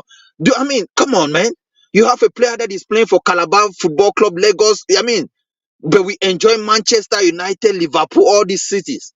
But you have the same thing that you can actually do as an English country in You Nigeria. know, the thing about Nigeria is they don't know their potential. Like others can see their potential. Like other people can looking from outside, they see their potential. So, but they don't see, especially those people on top. Like those guys, they don't know anything, man. Like I was saying earlier, we have like superstars of Nigerian descent in the world, in the UFC, in NBA. They don't even recognize them. Do you know, Jude? Do you know that this guy that played for in Milwaukee, the Nigerian guy? Giannis. Do you know the guy visited Nigeria? And really? And nobody, the government didn't even recognize him. They didn't even know he was there. They didn't even. I'm like, this is the biggest goddamn star in the world. The guy, I didn't even know he visited Nigeria. The guy didn't even make the news. He didn't even, he just went to his mom's village. He went around Lagos and he came back to America. I'm like, wow. And we have sport ministry. I'm like, oh my God. See, but I don't know. What can you say about this, man? And I saw that the same time when Joshua visited Nigeria, it wasn't even like a big news. Like it wasn't a big news, exactly. They didn't recognize them. No one even know because our politics. I mean, like I don't get it, man. Like we have an institution where everybody just there. No, they're not doing their job. But Mike, I wish because football is an entertainment industry. I wish you see how you have entertainment industry like music that identifies Nigeria. It's not the government that give award for best artist in Nigeria, right? Or best film. I wish there can be an entertainment industry that can come up and focus on sport in Nigeria that can be giving award. Because if you see Ballon d'Or is not a French company. It's not the French government. It's a private owned company that started Ballon d'Or, recognizing world footballers. Even FIFA wanted to take over the Ballon d'Or stuff, or FIFA decided to even create their own kind of Ballon d'Or, but it did not work. So they just allow. Hold on. Are you saying Ballon d'Or is not FIFA? It's not FIFA. No, it's not FIFA. It's a French company that decided to create their company and started awarding football players around the world. That was how it came about. Yeah, FIFA decided to even create their own FIFA football player, but it did not even work. So they just allow Ballon d'Or to go on with their stuff. But it's a private company owned by France or in France. So that's how it is. It's not the government. It's not even owned by FIFA. So yeah, man. So where's Michel Platini from? Michel Platini. Michel is a French guy, former player. He's like the French. He was Michel Platini and Sepp Blatter. They were running FIFA for a long time. No. Michel Platini is like the president of UEFA, like CAF president in Africa.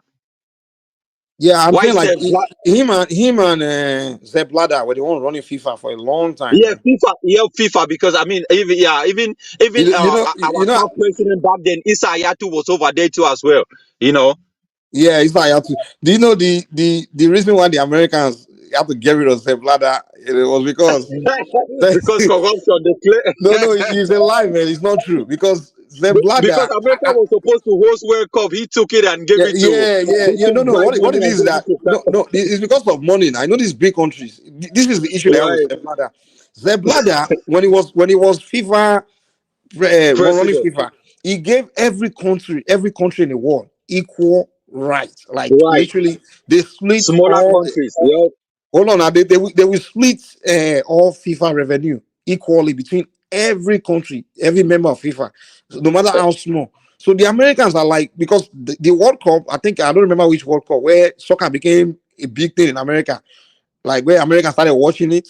And then the United States realized that most of the people, fans that were traveling, spending money, were from big countries, including America. So they're like, okay, so you're earning big revenue from us.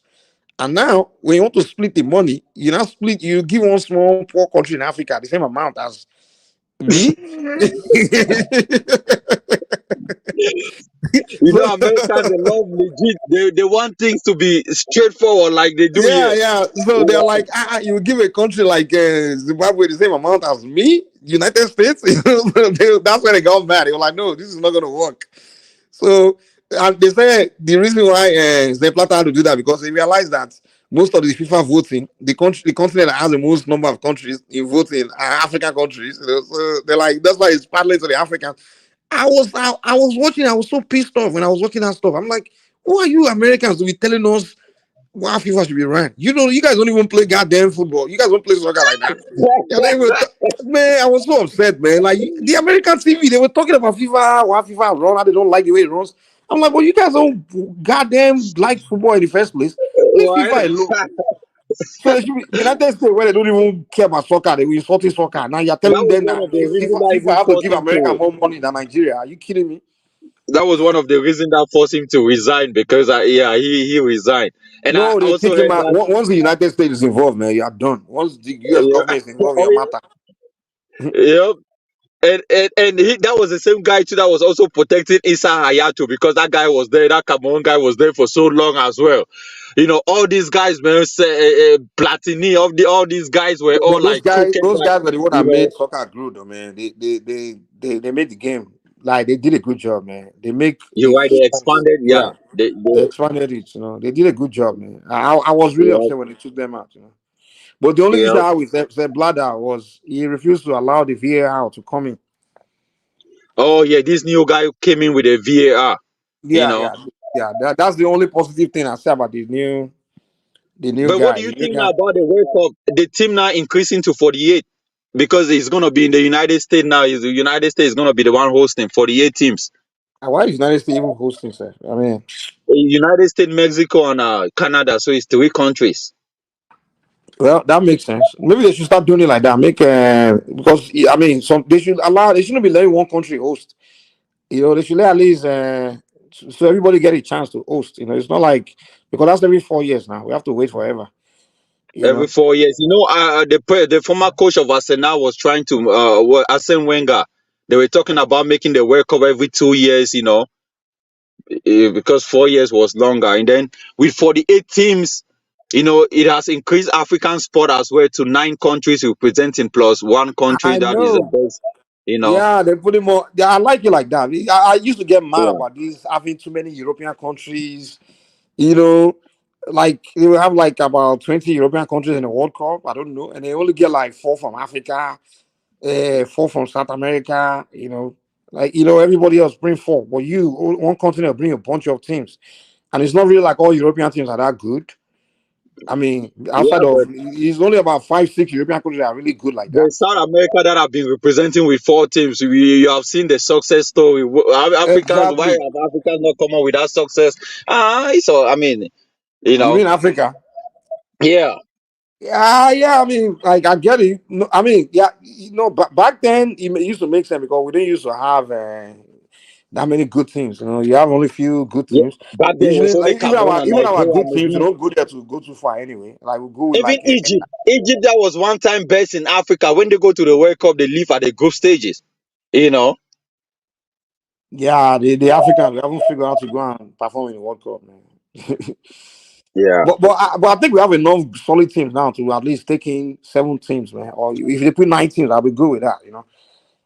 We have a yeah. lot of a lot of Africans that perform in the World Cup, man.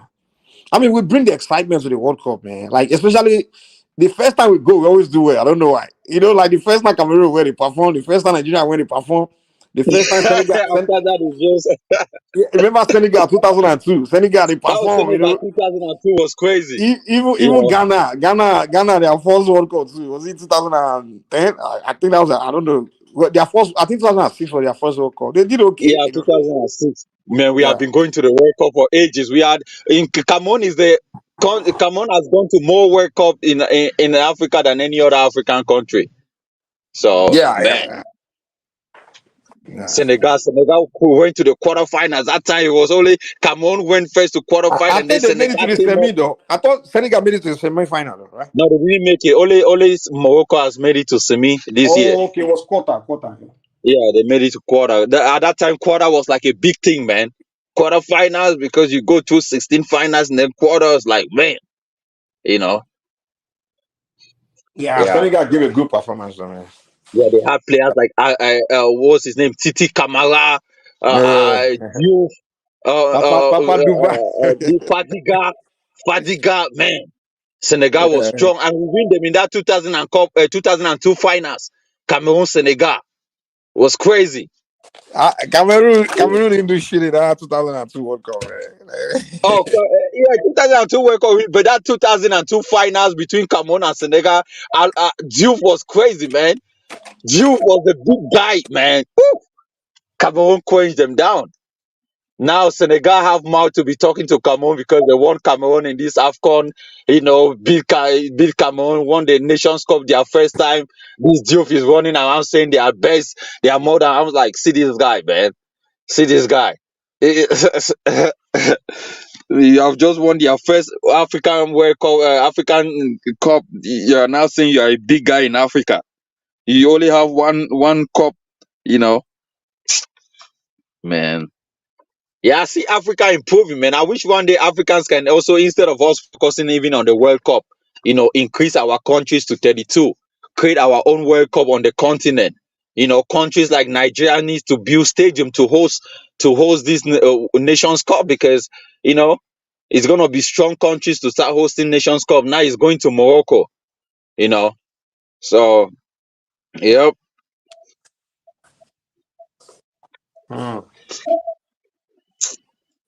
So what's going on, Mike? How's everything, man? How's the state, man? What's going on? Just the same old stuff, man. Nothing is happening. Yeah, it's the same old, man. Nigerian problems every day. You guys just do a lot of talking, no changes. I keep hearing this and that. Abure, this and that. Omefere, this and this. CNN Bank, this and this. I mean, there's All no. Nigerians do is talk, and when they are talking, they don't talk to the roots of their problem. They just want to talk for sake of entertainment. Now, Mike, I kind of now you are now, as I kind of see how you make it now, because it has always been the blame game, but you still do that blame game, but you do blame game only when it comes to Biafra or Igbo. You don't do blame game when they start blaming the Fulani. You start saying no, the Yoruba too are controlling the government, but when they go to Biafra now, you start blaming Biafra. It seems like you are now in connive with only the Fulani and the Yorubas.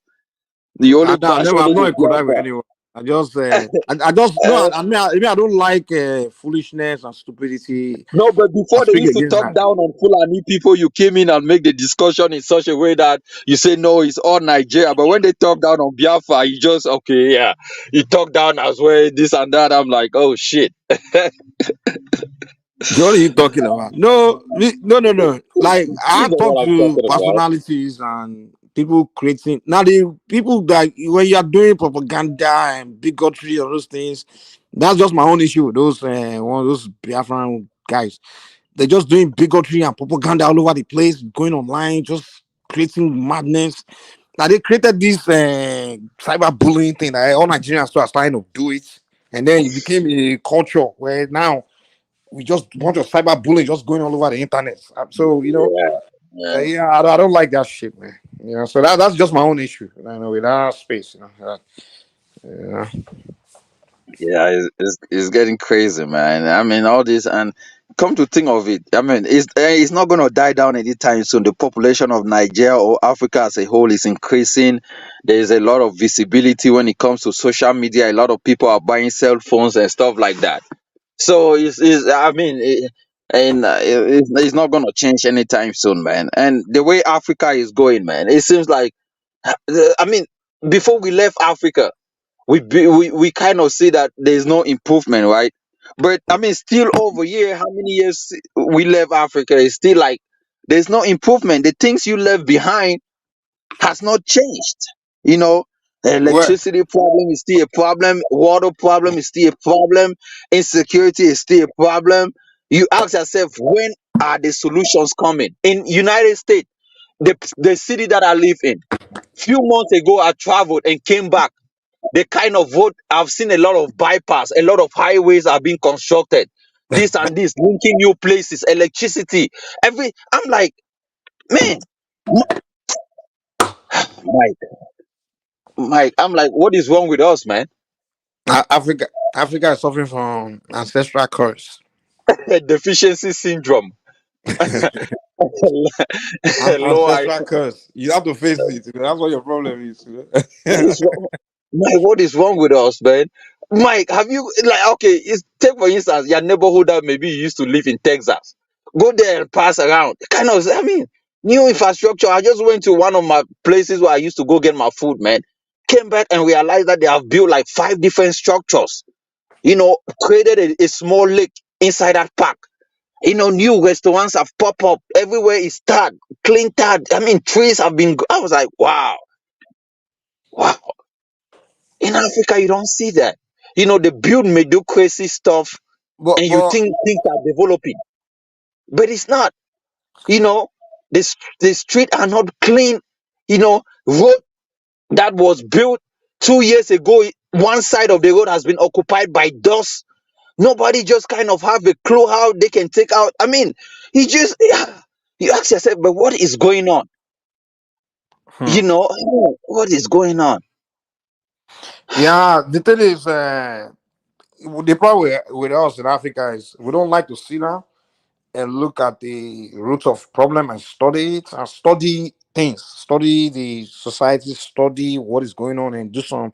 Invite some thinkers. It's not everyone as a thinker. That's what we don't understand. It's not everyone is a great thinker. Some people they're in a position of power, but you're not a natural born like great thinker. Rather than you looking into the society and looking for those people that are gifted with thinking, right? And just invite them to do the thinking for the and present, solution or findings and start going on the drawing board and then presenting what and what, a vision, a direction. They're not doing that. What you have is a person that finds himself in the position of the power. He wants to do the thinking for everybody. And you're not you understand what I'm saying? So he's not thinking well, so he's not getting it done. Even in America, the advanced country. Wait, let me say this: the advanced countries, the politicians are not the one doing the thinking. They leave the thinking to certain experts, right? Some people like that. They have them, they give it to them, like, okay, we're trying to find, we have a problem. Can you guys present solution? You remember when COVID came out? The government just called the scientists and they, hey, you guys do this thinking, come out with the findings. We give you guys 6 months to figure out vaccines or something out. And those people went to work with their brain. And then months later, they came out and started giving us solutions to the problem. But in Africa, the president wants to do the thinking, and you don't have brain. and that's why we blame even the president. Can you guys hear me? Let me just make, and that's why we blame the president more than we even blame our own stakeholders. Because me and you live in the state, we don't blame Biden for what is happening in my state. Come on, man. The road are not fixed. It's not gonna be Biden to come and fix my road or build houses or do that or no electricity or there's crime. No. We go after the company. You know the company that's in charge of electricity. You go after that company. You sue that company. Yeah. Even in my state, you don't even blame governor for not having electricity in your community. There's local government. There's the mayor. These are people that you look up to. There's that division of labor where everybody kind of know what they have to do. To serve Mike, that I'd like community. you to finish your point, if you don't mind. You talk about during COVID what the government and the private sector did, but you didn't talk about the money involved. You didn't talk about the billions of dollars that followed. Huh?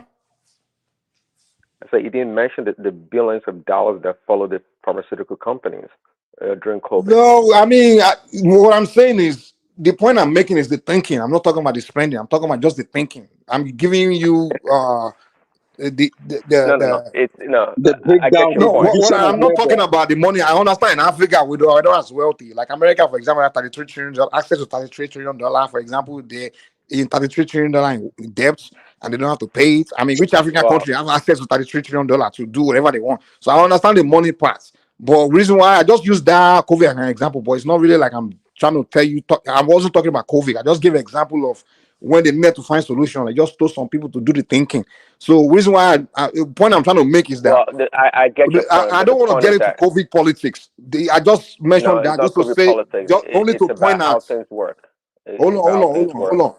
The fundamental way things work is what I'm trying to point out, meaning that the thinking for society is not done by politicians. The politicians will put the funding, but the thinking is done by professionals, people that have the capacity to do the thinking. So that's what I'm saying. Like in Africa, our Yeah, I politicians understand. don't go. Oh no, let me learn. Our politicians, they don't go into the population to find people that are gifted in thinking to make them do the thinking, and then they just put the money, the funding behind them, or whatever it is, the policies and everything behind them.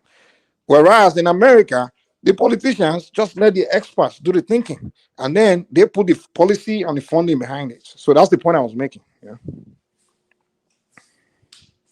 Mike, have Well, you asked people yourself? people people think all the time. So it's not about yeah, they think in Africa too. Trust me, everybody thinks in Nigeria, but But you need what the you say people money. think? What does that have to do with my Hold on. point, though? Huh? Well, the point is that you need money to bring this thinking to the forefront. To the forefront, okay. You have to fund the thinking, not But just you have to find the think. thinkers first, right? Well, the thinkers are plentiful. Do Trust you me, they are do plentiful. you do? Okay, if you are a government, okay, let's say you are the okay, let's No, say you are okay. the You talk. Let me talk. Let me land. okay. Go Let me ahead. just finish. My point here is that look, just like we always said, and I know I think you and Oriela had a strong opposition to government being involved with a lot of things. I agree with your point 100%.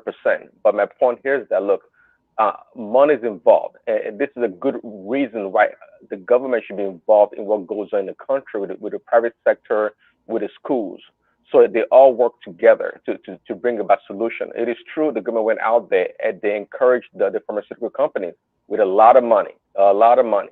So my point here is also we can't make excuses that well, we don't have money in Africa. Well, it's true to a certain extent, but When at the did same that say time, we don't have money? Oh no, ah, Lord, man. I didn't say you said that. You got to pay attention. I didn't say you. Okay, Well, okay, all right. generally, we talk about we don't have money in Africa. You said it yourself also. You say we wish we No, had no, $33 trillion or whatever.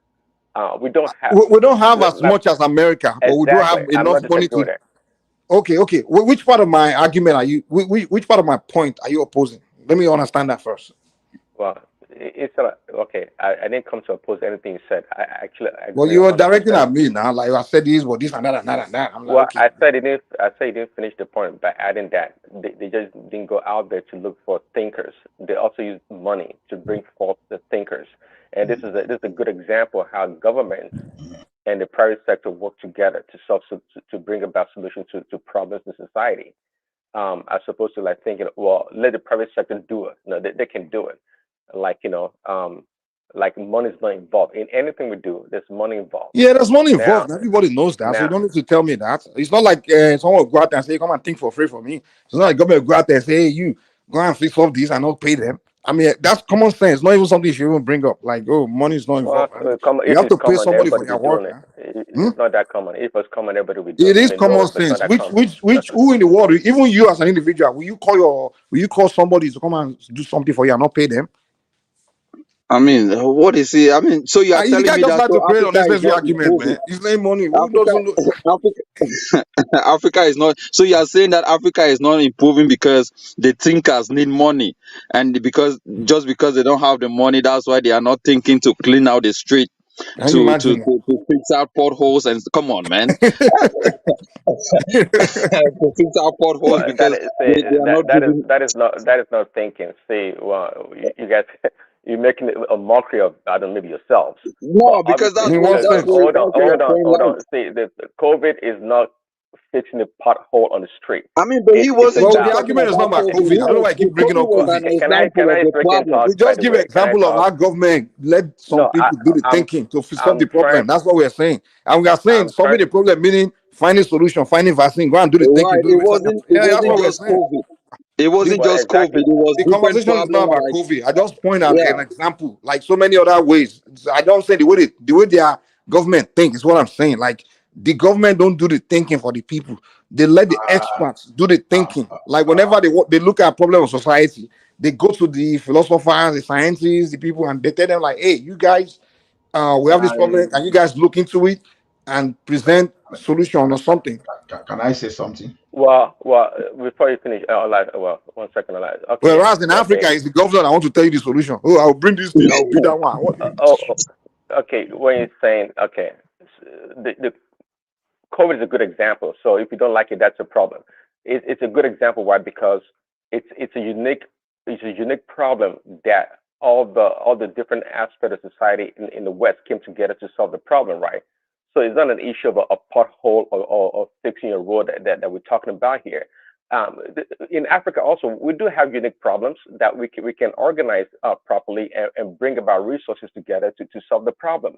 Um, so it is like, for example, you guys mentioned earlier about, I think it was Judy that said Nigeria, like almost 200 million people, and everybody looks towards the English Premier League, which is kind of an embarrassment. And they're trying to make an example also to look at the private Nollywood, for example, they're doing well.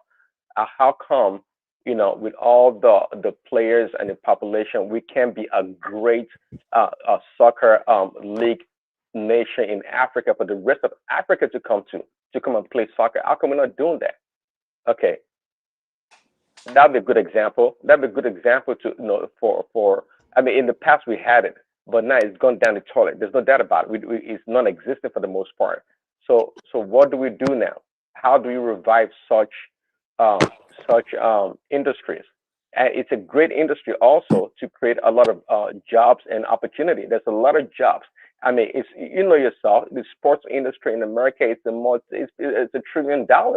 By the time you add the NBA, NFL, and NHL and all this, it's $1 trillion industry, and they got a lot of money. I know how much these guys are getting paid in basketball, $50 million a year, kind of a contract. I mean, so it's crazy. There's a lot of money to be made, a lot of money. Again, even though the government may not be in the business of sports, but they can still look and say, look, yeah, I mean, what am I talking about? For example, just like if the NBA wants to build what do you call it, a facility, an arena in a city, they always look towards the local government or the state government to fund the money. And trust me, they put forth a lot of money. Why did they do that? Because they know that a lot of jobs will be created, a lot of employment, a lot of opportunities, taxes will be paid, and it's so much stuff. So we don't think that far in many ways. So as much as soccer, I'm not sure how much the British or the Premiership is involved with the government, but it doesn't matter. It's us being able to look at our own unique situation and say, look, this is a good place for the government to put a lot of money to revive or to build Nigerian soccer league, football league, for example, to create an employment. And there's no doubt about it that when it comes to sports, youth and employment is at the core of it. You know that. So this is how we think in society. We don't do much of that. So but we can always complain we don't have money, but we have money for a lot of things. Sometimes it's just the misappropriation of funds and not being able to direct the funds to the right places. So I like to go ahead. My point is, we are not short of thinkers. I agree. When you think we're short of thinkers, then you are not really attacking the real problem. How do I know that? In any business, you have some that have low entry barrier, and you have some that have a very high level barrier. Now, someone that just started a barber shop, even though it may look like nothing, that person is not someone that lacks thinking, because at least he's able to figure out something that is going to feed him or his family. Even a roadside mechanic, even someone that is even hawking in the traffic, that person is not as if he's not thinking. He's only operating within his means, what he thinks is capacity. Now, when you want to build refinery, for example, not like Dangote now, that's another kettle of fish. If you want to build infrastructure like Dangote, that's another kettle of fish. So then we should not forget the fact that in this globalized world economy, that external forces have some kind of significant role too, you know, because when you are even trying to get yourself, but you have something distracting you, having influence from on you from the external places. So Africa, we're already lagging before we're already lagging, and some of this Western world they've been ahead of us. So catching up with them, we really take a special, it's going to take something like a very destructive tendency, and it simply means that it's either we have to cut ourselves off of the globalization for a while so that nothing comes. We have to have some kind of protectionist tendency just for us to survive. Then we can relaunch ourselves. What I think now. Do you think it will make sense for Africa to begin to think of a different way of advancing, maybe just a unique way of advancing, rather than just trying to advance the same direction as everyone else, saying, okay, we have to do their system, we have to follow them, we have to become where they are, trying to catch up with them. Or maybe it could be that maybe we can just start doing our own thinking, just looking at our society and just figuring a unique way to better ourselves or advance. For example, let me give you one sense. Maybe if you look at it from this angle, it may make more sense. Let's say the way technology was being done in the 50s, for example. Let's say when they were doing cell phone technology, right? It was more like landline. They believed like, oh, the way to create phone communication is to wire an entire place, right? Entire city or entire distance where wire has to be run across the place. Now, if let's say Africa just say, well, we too want to create a form of uh, phone communication, and we see what they are doing, the white in European countries are wiring, and then we decide to say, you know what, we don't have to think the way they are thinking. Maybe you can figure another way. It could be that maybe we would have been the first to discover the cell phone technology before them. You understand what I'm saying? Like maybe you got me. So yeah, like that's what I'm saying. So in a bigger scope, maybe the way the Europeans are advancing, meaning polluting the planet, just doing things. I mean, their form of energy destroy. Maybe we Africans just say, okay, we too want to make our life better. I want to start thinking of way to advance, but we don't have to look at them and trying to do it like just advance that way. Maybe we can just do our own unique thinking and just do things. Even the system we are practicing, maybe we can just look at ourselves and figure out a new system, another system for ourselves. You know something. That's what I think. I just think we're just doing too much follow and copy and paste. Before you answer the question, I was going to say, well, Mike wants us to start running before even crawling. That's a good point. But no, not necessarily running before crawling. No, it has nothing to do with it. Not following somebody doesn't mean you don't have to. Following somebody doesn't mean crawling. You can crawl different way. You don't have to crawl the way someone else. You don't have to follow them to crawl behind them. You're trying to make us run before we start crawling. No, it's not running. No, hold on. That's not you. You thinking another way. It's not you running. You still have to crawl and run. You still have to do the same thing. No, okay, I hear you. But my point here is that this so-called white people, they built on each and every layer of their technology or advancement. That's my point here. Okay. On what? Huh? On what? They built what? I didn't get on what? They built on every layer of their technology and advancement. So every stride they made, it came as a result of some really maybe crude or crass way of doing things. But my point is they improved on it gradually, and it took time. And to your point that you made, I actually totally understand your point. But for example, before when cell phone came about, actually, African countries were kind of more ahead in cell phone usage and penetration than the West. And the reason being because in the West, most of the countries like America was like lined. They have the infrastructure, what they call the legacy infrastructure in place. So the adoption for cell phone was quite low compared to Africa, right? Africa had what they call jump leap technology or adoption. Many African countries were not wired for landline, but when cell phone came, you know, a lot of people adopted cell phone right away. They adopted cell phone right away, but the infrastructure for landline was very poor or very minimal in most places. If you don't live in the big cities, definitely if you live in the rural areas or the villages, you get nothing. You get nothing. Only the big cities had like the landline kind of wired, and most places do not have any. So they did Yeah, jump leap technology, but it was not as a result of their own doing because they but I built never their said it was supply. a result of their own doing, though, man. I mean, I didn't say that. I'm talking. I'm just oh, talking. okay, I'm just okay. saying. I'm not blaming you for anything. Let me talk. I'm just No, talking. just I know, like So you're not talking to the points. It's like you're creating a whole different point. no, it's around what you're saying, but what you say. That's why I say you want us to start running before walking. I'm not sure how, unless you Okay, maybe okay. can Explain to me jump what you in. mean by you want us.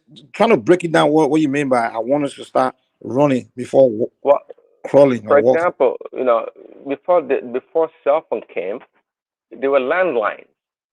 Okay, we had landlines before No, cell phone technology came about. Europeans. That's the way they went about their thinking. Okay, they wanted. Yeah. Okay, hold on. When they want to, when this before communicate, they thought when they think about communication, they say, okay, how can people communicate from far distance between each other?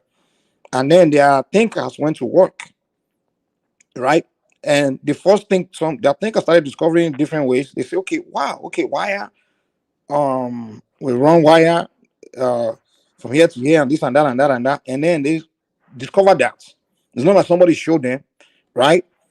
And they continue after that. They continue thinking of real way until they got to okay, electromagnetic field of the planet. They discovered that, and then they came up with cell phone. But what I'm telling you is that when in the beginning, when they thought of okay way of communication, let's go into thinking. Let's say if Africans at the same time also were saying, oh, we too want to start thinking of way of communicating, and they don't start looking at what the Europeans are thinking, and they just think on their own, right? They were not saying, "Oh, what are you thinking? Show me what you're thinking. Show me what you're finding." Hold on, give me a second. I'm saying there's a possibility that Uh, a African scientist that time may have quickly discovered the cell phone way of communication before the European. So that has nothing to do with walking or crawling. The human discovery is not a process of walking or crawling. okay. It's just The simply question, discovery. Mike. Hold on. Okay. Scientific discovery is not a process of walking or crawling. It's just you discover something from your thinking. You don't have to. It's not a process of thinking. Is Well, not a process of discovering this before that. You can discover something before. You can discover more advanced something before even less advanced something. Sometimes. okay. Well, okay. I guess my question to you is that let's use the cell phone for example. When the white man was trying to build a cell phone or build landline, what level of technology were the Africans? What were they doing there? It's irrelevant.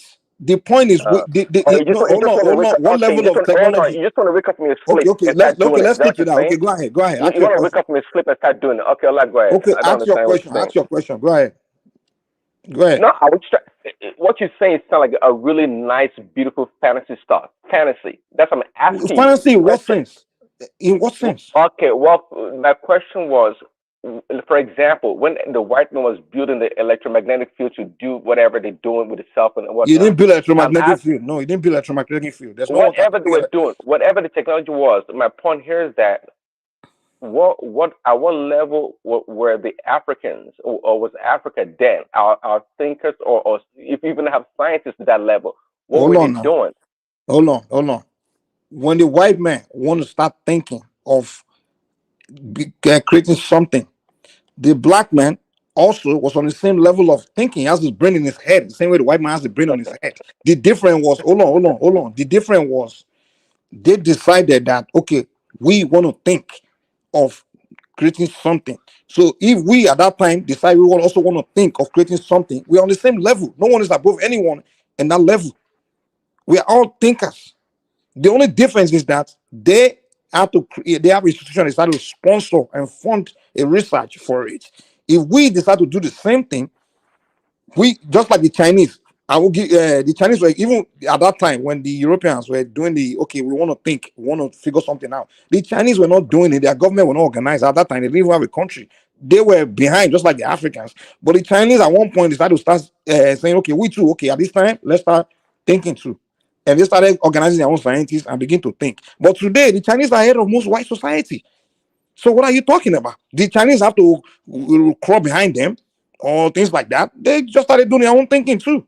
And today they're even more advanced than most. Even today, the Chinese are trying to do something. I hear you, Mike. They even get ahead of America in super hypersonic missile weapon. Even now, the Chinese do you know the Chinese are trying to create sun? It's fun. The Americans haven't even thought about. So this idea that we have to crawl behind white man, and if your argument is that if I'm presenting the argument that we don't have to think that direction, it means I'm saying we want to run before we crawl. So we have to follow them, Abi. That's the only way to crawl, Abi. But to your point, the Chinese also, most of the technology was built on the, you can say, on the back of the Western technology. And guess what? Just like you said, they're like advanced in many ways. No. Prince Daddy. Before the Western world destroyed Chinese economy, the Chinese were ahead of the Western world in terms of technology. We are talking of weapon. Maybe America is the most advanced in the world. But when you talk of other technology, even before the United Kingdom, they went through the Iron Revolution.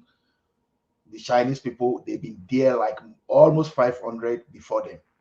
The problem with the Chinese people, I'm sorry. You made the argument before, but when we see many societies, even what you call backward or archaic societies, they had a level of technology. Even Africa also, we had a level of technology. So let's break it down by timeline and the kind of technology you're talking about. It is true the Chinese, they invented a lot of things. They did.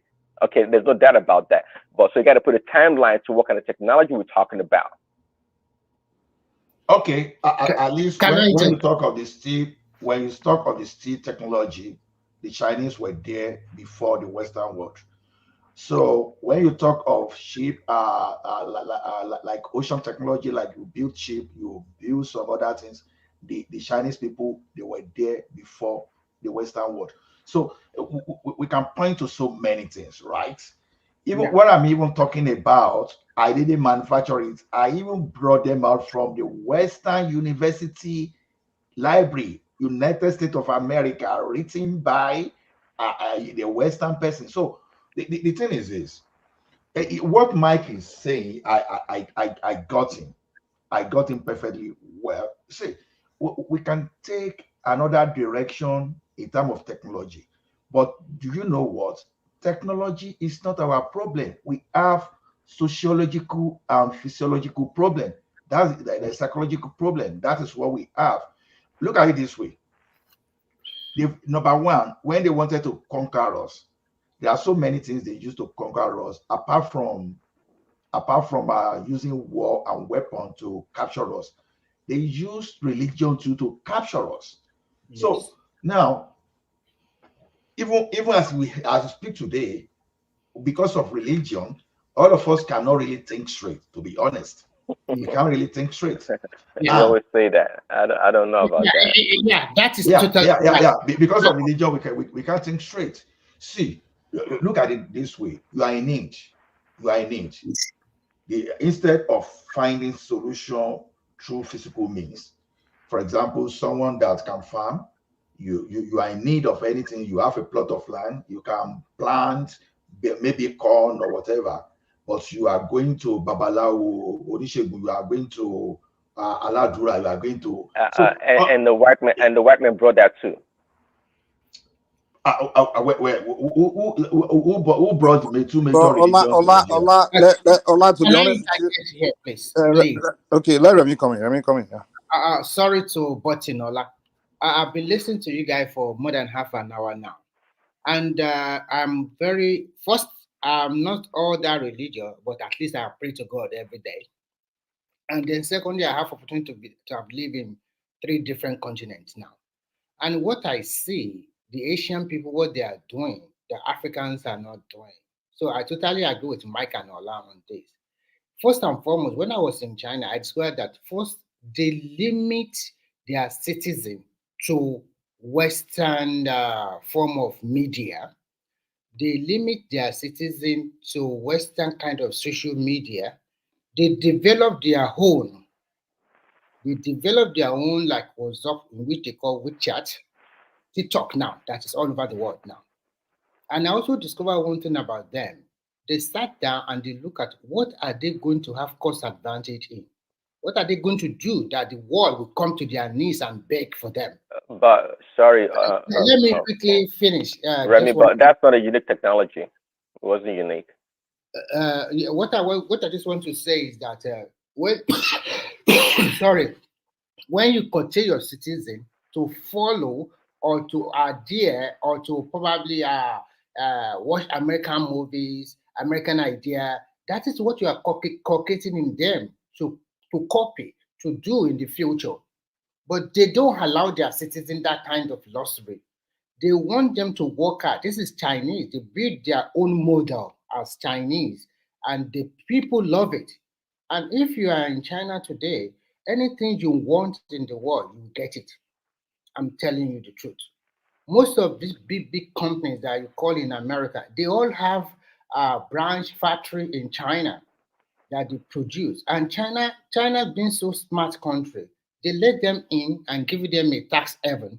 And after some years, they copy some of their styles, and now they are competing directly with them. They have also kicked a lot of them out again, and now they have taken over from the Western world.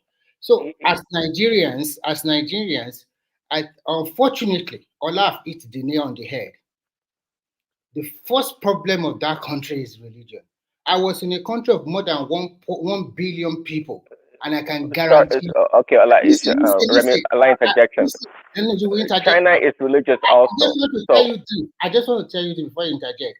In a country of over 1 billion people, I can tell you more than 900 million of them, they don't worship any religion. They believe in what their hard work. Go there and work, and you will reap the benefit of your hard work. They don't go to mosques, they don't go to church, they don't go to even the Buddhists, they don't go nowhere. They just believe in their ability, what they can do. And this has really helped that nation. But just like Ola said, in Nigeria, if you have a little problem, then the notion is that somebody is doing me, go and meet that pastor, go and meet that alpha. It's so stupid that they also put it in our constitution that if you want to referee, you can bring a pastor or an imam to be your referee. All of this thing is not good for the country. So look at where it is now. Now today, we have churches and mosques all over the place where we're supposed to have factory. The factory. Okay, Remy, continue with this after the question too. But Ola was trying to blame, maybe Mike also blamed. No, it was Ola trying to blame the white man for bringing religion. But if that was the case, how come the religion that the white man brought to Africa is not creating problems for them, rather to the Africans that he brought the religion to? It's a tool they use. They know what they are doing. They are not practicing religion as we are so dogmatically doing in Africa. It's a tool to control you. And no. But see, you can't have your cake and eat it. No. The white man brought religion, but are you telling me that the way we practice religion in Africa is the same way they do in the white man's land? Is that what you're saying? No, that's what I think. Let me give me a second. What I think is they brought it to divert the way you're thinking. You understand? In a way where you don't think, for example, when you don't see your God as you don't see that knowledge that's coming from outside, those kind of things. So the way you start to look at things is the damage that it creates to you. It's not something of your own. It's something that was given to you. So the way you begin to look at things, for example, if you say the white man's religion, a white man wakes up and he sees Christ is in his image, the way they describe God to him, all those things. And then you come to Africa, and then you growing up, you're seeing God in another man's image. Your God and personal savior, the picture they put in a wall. If you go to an African house, they put picture of Jesus in a wall. It's one white man like that. So that kind of thing can affect your psychology. It can affect your self-esteem.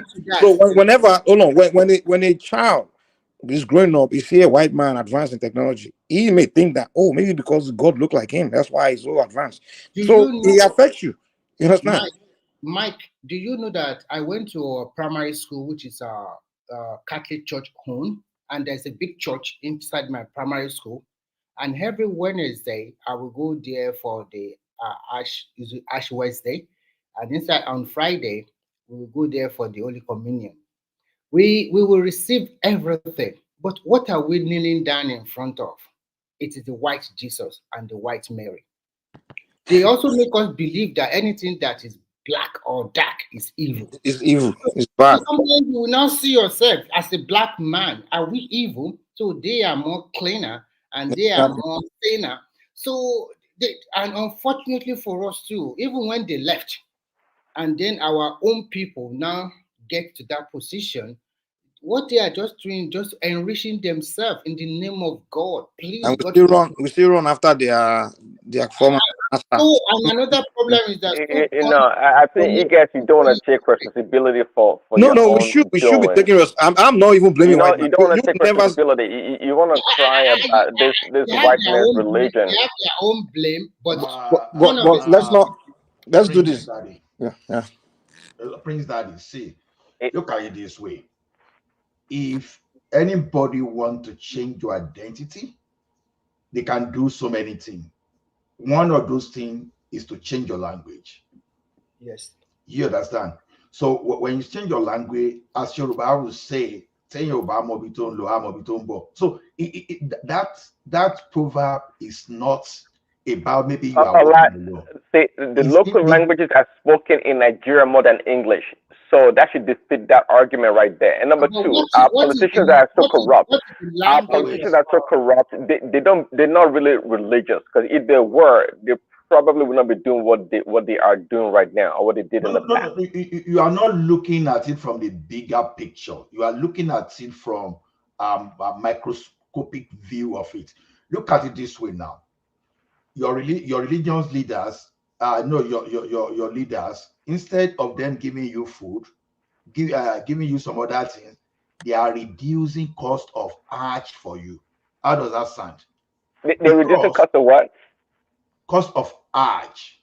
Cost of arch is like a travel. Okay. Yeah, okay. And cost of traveling to Jerusalem. You understand? And meanwhile, you have insecurity in the land. You have hunger in the land, but they are giving you something to divert your attention, to make you think the other way around. See, it's difficult to explain how that thing has. So when you answer that question, you gotta answer. Hold on, guys. Once you answer that question, you have to balance the equation in the sense that how come if when many Africans travel overseas where they have all the amenities and all the good stuff, everything working well, they become de-Christianized or they become irreligious? No, because the system there does not allow that. But allow what? Religion? Free time. Look at it this way. Look at it this way now. If you are too religious in the Western world, then you may become homeless, because number one, nobody is going to pay your bill. So nobody will teach you to even ask for a shift on Christmas Day or on New Year Day. It's what I've known before, while I was with Walmart. People were begging to work on Christmas Day, Christmas Eve, even New Year.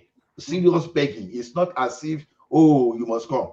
People were lobbying. So the thing is, but when you come to our environment, we take religiously what we are supposed to do. Say, Olorun Ashe. You understand? Someone will be cheating you. Feel it for long. Someone will be doing the wrong thing. Your way for long. You understand? You are supposed to carry your cutlass and hold to do this. No, don't think of tomorrow. Do this. See, what I'm saying is this. When you look at our Yoruba culture, when you look at this, Yoruba will say, Ishe Agbe, Ishe Lewa. That is to say, farming is our major occupation. And whosoever will not work, we never feed. But this day, what do we have? We've changed those orientation entirely. everything that is of our value, we've changed, we've delegated it, we've thrown all those things away. So now, why am I saying this? Okay. Quick interjection. Say you guys want to pretend like the Africans are less greedy than the rest of the world. I don't think so. The reason why people go to church or they pursue religion as they do in Africa and Nigeria. No, I didn't say church specifically. Religion. Don't forget I'm a Christian and I don't believe. Oh, I said religion generally. I don't believe that Christianity is a religion. That's the difference now. I don't believe that Christianity is a religion. I just want you to know that. So I just want to say this. Do you know what? I know exactly what I'm talking about. What they did? Do you know what they did in China that also always amazed me or marvel me?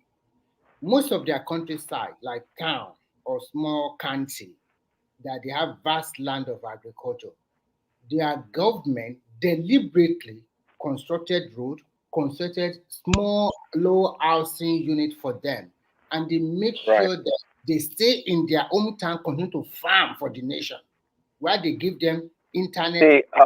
See, Remy, when it comes to China, no, I mean they deliberately kept them there. But if in Nigeria they will say, no, I'm going to Lagos to look for greener pasture, I have to live there. Nobody wants to farm it. So Remy, allow me. So you talk about China. You talk about China a lot, and the point here is that when it comes to China, you're talking about a leadership of people that deliberately organize the society and they have a vision for what they want to accomplish. It has nothing to do with them being religious or not. They have a plan. No. What I'm trying to say here, Prince, that is this. I think most of our problem, like Mike said, we copy it in anything white. What they did for themselves is that they come out with their own form of democracy that works for their people. What I'm trying to say is that the democracy we copy totally from the Western world does not suit the country 100%. Just like you copied their religion. Let me line my point. Let me line this point. See, I'm glad you made that point, Remy. Just like you copied that democracy or the system of governance, the same way you copied their religion and abused their religion. See, you guys are abusers. It's your problem. As much as you want to blame the white man or the West, I disagree. I don't think they're blaming them. They are telling you that it's our problem. They're not saying. When you talk about you pray to a white Jesus and all this stuff, it's like you don't want to take responsibility. Give me a second, Prince Daddy, give me a second. They are not saying that it's the white man's fault that an adult black man in Africa is sitting down praising the white man. What they are saying is that the people that are sitting down there praising the white man is there. They need to stop. So they're telling them to take responsibility. They're not telling the white man to come and stop the people to stop doing that. That's not what they're saying here. So nobody's sitting here blaming white man for the problem of the Africans. That's what you need to get. No one is blaming. They're just saying the Africans need to think. They need to wake up and start using their own head. That it doesn't make sense to keep doing what you're doing. That's what they're just saying. Yeah, Mike, but okay, I'm glad you made that point. So, but who is stopping them from doing whatever they want to do to improve themselves? Okay, now here's the deal. Here's the deal now. That's why Remy is bringing the point that the Chinese people, the Chinese government, the Chinese leaders, first of all, they cut their people from consuming too much Western stuff on news, and then they design valuation of the farm and things like that to keep them working and concentrated, so you don't have time for those kind of things. Now, here's the deal. Here's where I have to come with you. I agree with you in a sense. Is that in a society, majority of the populations of every society are not going to be thinkers. They are followers. That's the way nature designed population. Most people are not real thinkers. They're just waiting for someone to tell them what to do. That's why when white people came, they told them, okay, do this, they follow my region, they follow. But there are always that minority of people that are just natural born thinkers. No matter what you tell them to do, they will think before they do it. And even if you trick them to start doing it, it's just a matter of time before they think, start realizing that, I think this guy's misled me, or let me find my way back, So there are those kind of people that exist among population. Now, what the Chinese got right and all these advanced countries is that their system recognize that these few percentage of our population that are natural thinkers, they are the one we have to always bring to the table to figure the way we should do things, the way we should think. And then what they figure out is what they now impose on the rest of the population to follow. So the Chinese, will bring their great thinkers to say, come, look at our society. What do you think we should not do? What do you think we should do? And look at our problem. How do you think we should go about it? What do we do? And when they come, figure out what it is, and they draft the solution, and then they will now create the law for the population to follow in order to control how they do things. Like in Nigeria, for example, if our leaders, which politicians realize that, hey, we need to go into our society, find these people that are brilliant, they are just natural born thinkers, they are gifted in the brain, they know how to think. Let's bring them and tell them to study our society and tell us what our problems are and tell us which way to start thinking to, or to start doing things to go forward. And if the people now say, listen, first thing, you have to religionize your population. That's one thing. So your people can focus on hard work and condition your people to understand that hard work is the way, not praying 24/7. Right? Those thinkers presented to the government. And now the government will say, okay, now how do we go about it? Because they will say, okay, first of all, maybe you make law that churches should be paying 80% tax, so that way pastors will run out of business. Or you use 80% tax. okay. something else. Something I'm just saying, like you got to strategize a way to now condition the people to stop doing that what they are doing. That's the point I'm trying to make. So, or you say you create a TV, you concentrate a media outlet where people will consume, and to educate them on what they are doing, and to understand that this thing you are doing is not the way. The thinkers are the one that will now direct their people, is the point I'm trying to make. So that's what the Chinese are doing, which Remy is giving. Remy is telling you that the Chinese government designed a way where they control their population to do things the right way, to focus on hard work and not religion. So that's the point I'm making. The keyword Mike is saying is control. You have to control now. Even America, they still find ways to control us now. I don't disagree with you, Mike. The Americans also use propaganda to control the population. Am I lying? I don't disagree with you. I don't disagree with you. Because I know you don't want to believe that religion is our problem. Now, look at it this way. Now, this is in context now, right? I'm not speaking generally in the context of what we are talking about, because I'm ashamed tomorrow based on the context. Now, look at America. America, their way of life, their religion, even before they started allow immigrants, is almost homogeneous in some that they are mostly Christian. When you look at United Kingdom too, when you look at all those Western countries, you will see their religion is almost homogeneous in nature. They're almost like, at least majority of them, they belong. But when you come to a place like Nigeria, it's another thing entirely. You understand? It's not the same. And within the religion too, you know, there's a supremacy battle. Oh, ours is this, yours is that. Now, not only that, now we now have a group. We now have a group that doesn't want to even embrace education. All they want to is to embrace some kind of religion that will make them poor, that will not give them skill, that will not even let them think that all you ask are the day when you are born, once you are 3 or 4, you start learning, it's all about heaven. You don't even want to think of even how you are going to survive on this earth. Because right from the beginning, they've already turned you to what we call, okay, I will speak. No point of not even speaking. Almanjiri, for example. I'm not saying they are the only problem. The Southwest too, they have their own. Almanjiri, you are not learning carpentry. You are not learning. You are not learning mainstream. You are not learning any of that thing. All you want to do is to learn about religious, and just your purpose is all about religious. Nothing in this life. And at the end of the day, when that type of religion, when you are unable to take care of yourself, that's when you have the kind of weapon, the kind of tools for insecurity as we speak today. You understand? I'm not saying the Southwest, I'm not saying the South don't have they have their own too. Everybody has their own. If they go for those Almanjiris opportunity to learn work, would they reject it to learn trade? Good question. They don't even want them to learn it. That's the problem. Okay, so quickly. So you're not talking about religion. Just like Remy was talking about. It's about because it seems you don't want to understand that foreign religions are our problem because they indoctrinate us. Let's rephrase that quickly. Hold on. Like, the practice the practitioner or the practice of foreign religion in our country is the problem, not the religion itself, if you ask me. No, see. I agree with your I agree with your semantics. I agree with your semantics. But look at this way. Jonathan, during his time, built Almajiri School. Ask, what did those people do? What did their leader do? Their leaders, because they don't want those people to be enlightened, they don't follow up. So that they will remain ignorant and they can be used as political weapon. Meanwhile, these were the people that were supposed to be earning something like a cotton farming, Columbites, and all those hide and skin that we used to have those days. But no, they don't want. Almajiri is just like a refinery, the same difference.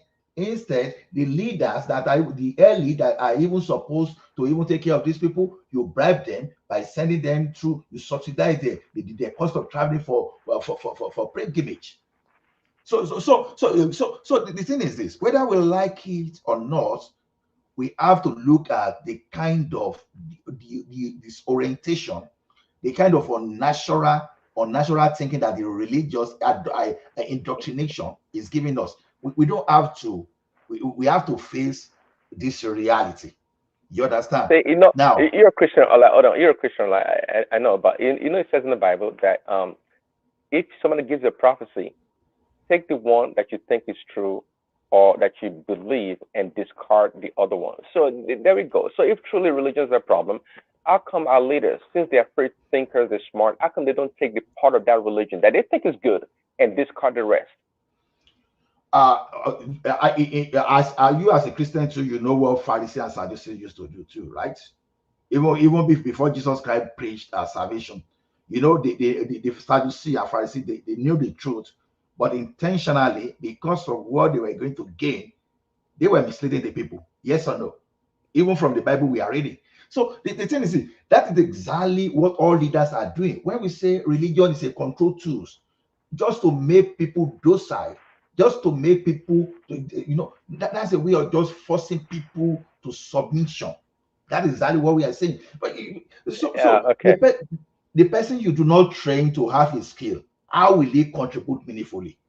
Aggression at the end of the day is what you can find. Just imagine, I'm telling you this thing for free, and when Nigeria used to be Nigeria, those areas that you see banditry raining today, they were the one producing our shoes.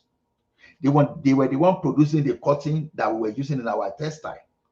They were producing our granules, because Nigeria used to export a lot of granite oil those days too.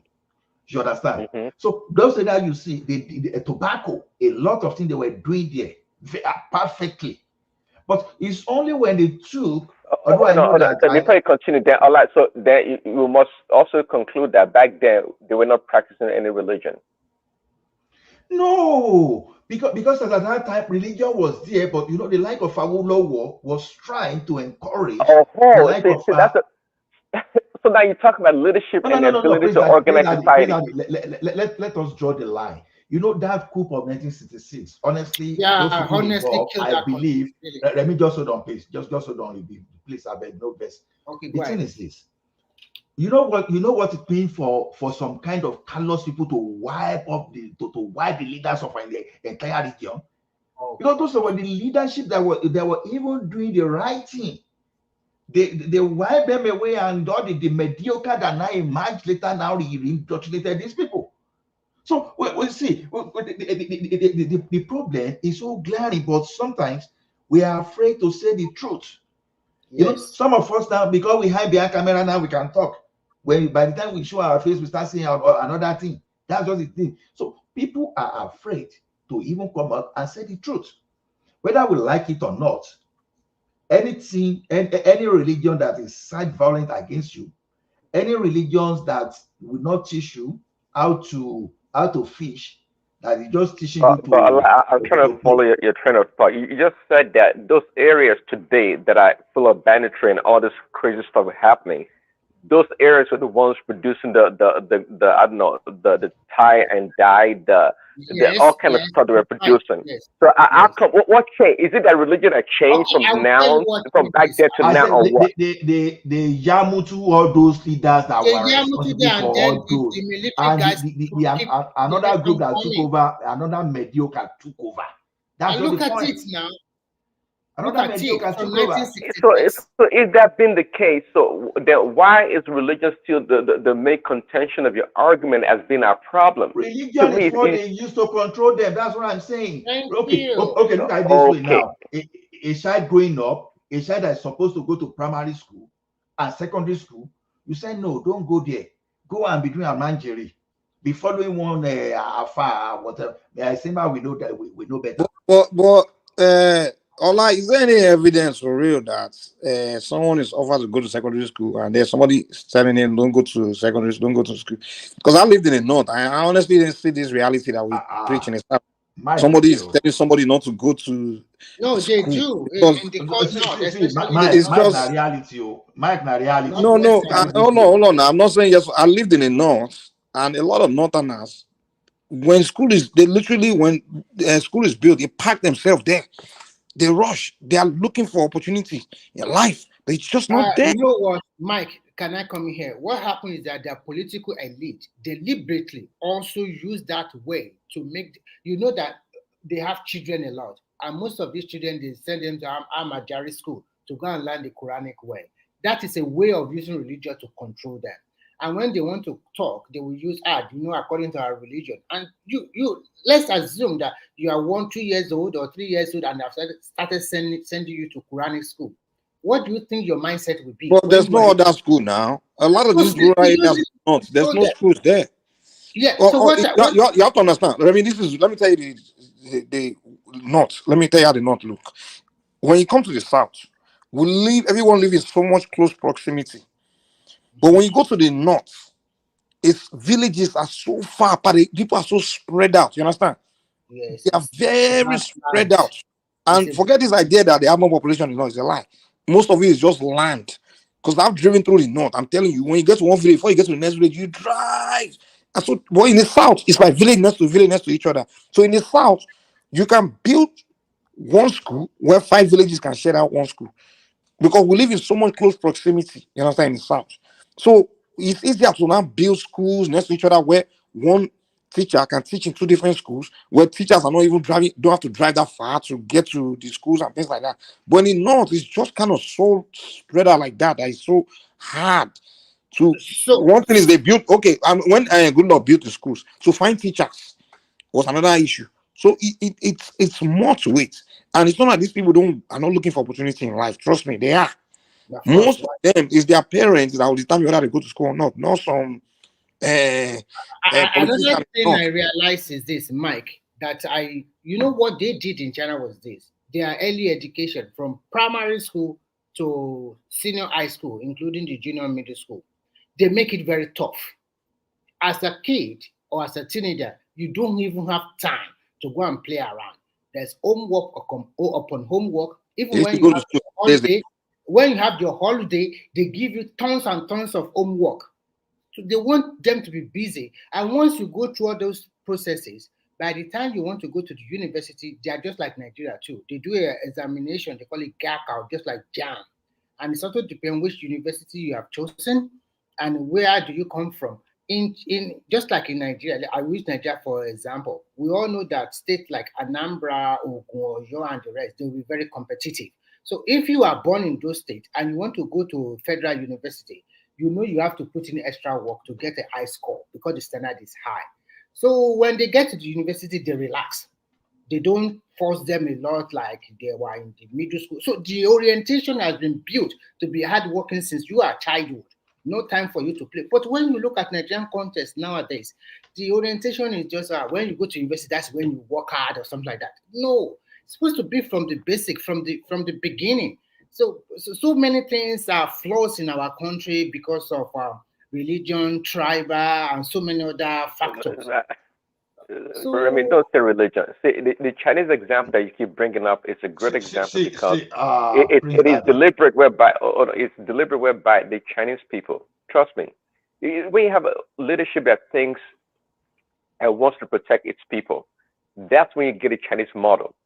Although some people do complain about it being authoritarian yeah, you are right. They complain, but it's working for yes, them. of course it's working, and one second, I it's want to working, of course, draw. and I agree that one second, it's working. And you got to keep in mind also, see, the margin of error for China as a country it's quite slim compared to Nigeria and many other countries. Why? Because we have 1.4 billion people counting. Do you 1.4 know billion people counting. this is Anything. a country, oh my God.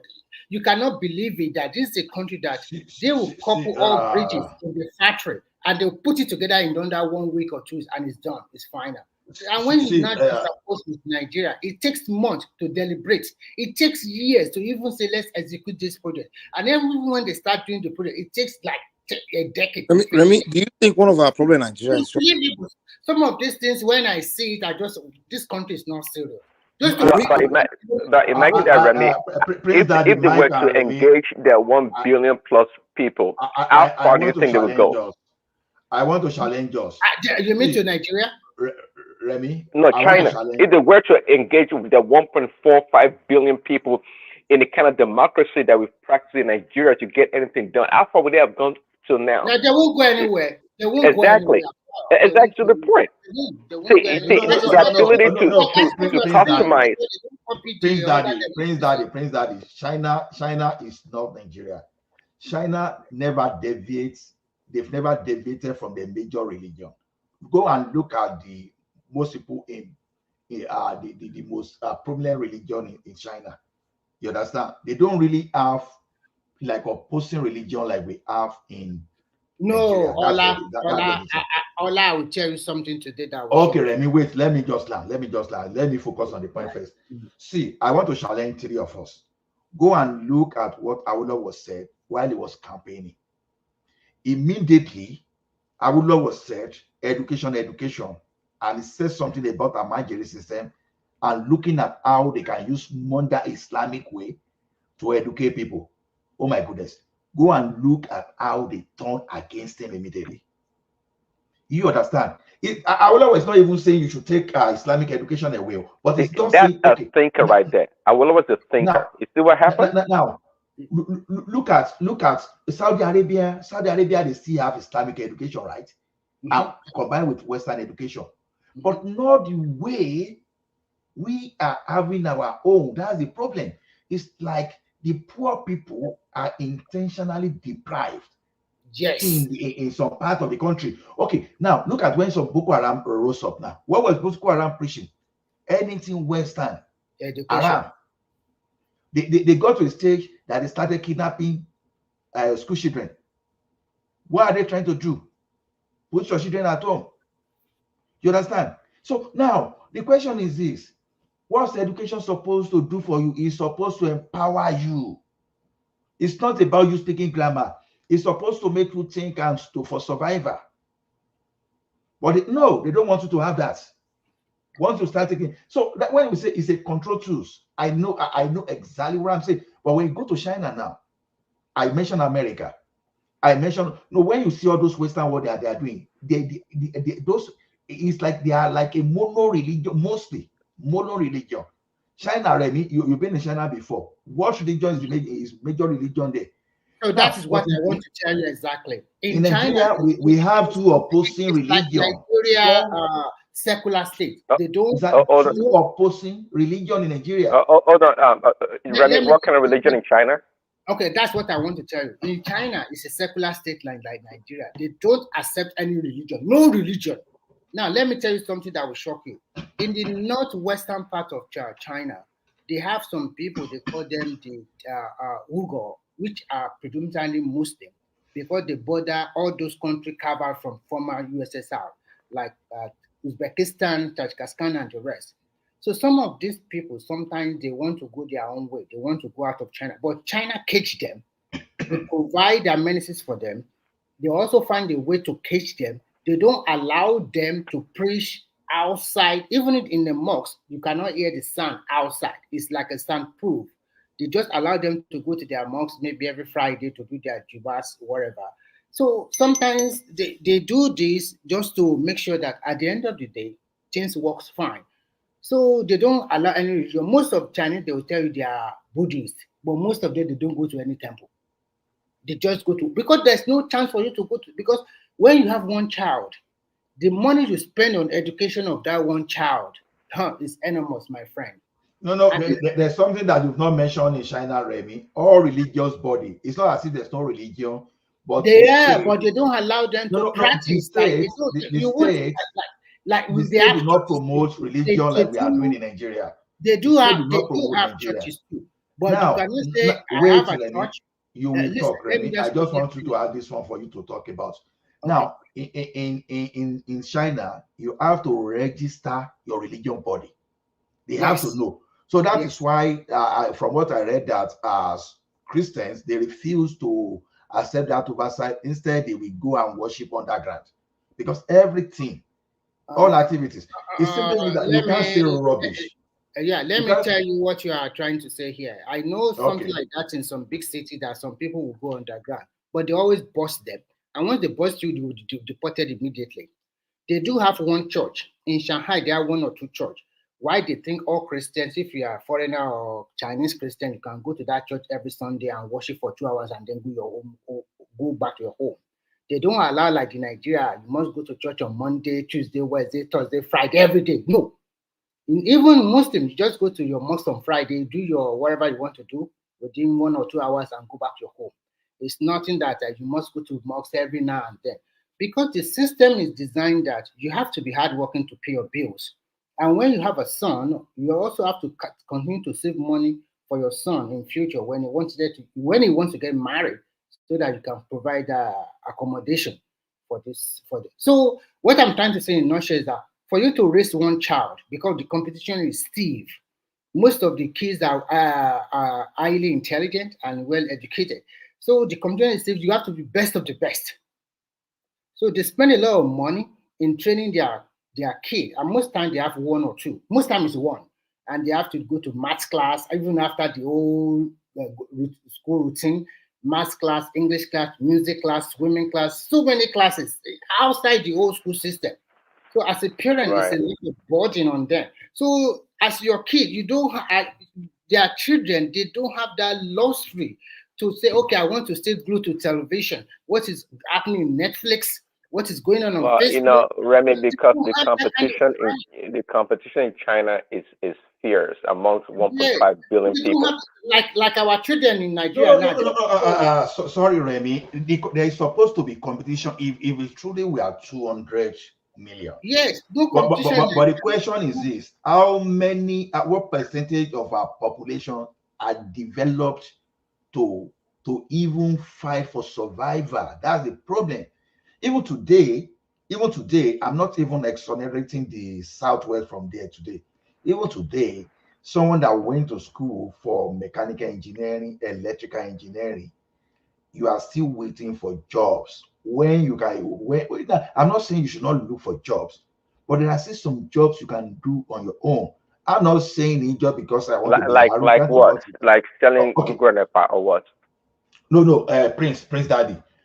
Before I finished my electrical and electronics engineering, I was already helping people with wiring. I was already wiring 3-phase motor. You understand? Well, that was before. Now they've graduated and there's no job. You don't understand. The skills are there, but people don't want to do that. Just because they change people's orientation. It's not different than America and the West. Most people graduate also. They want to work. They want to work for somebody and get paid. Most people graduate around looking for work. My quick question to what Remy said. So the people in Nigeria that go to church on Sunday, Monday, Tuesday, Wednesday, Thursday, Friday, is it because they love God so much? Is that the reason why?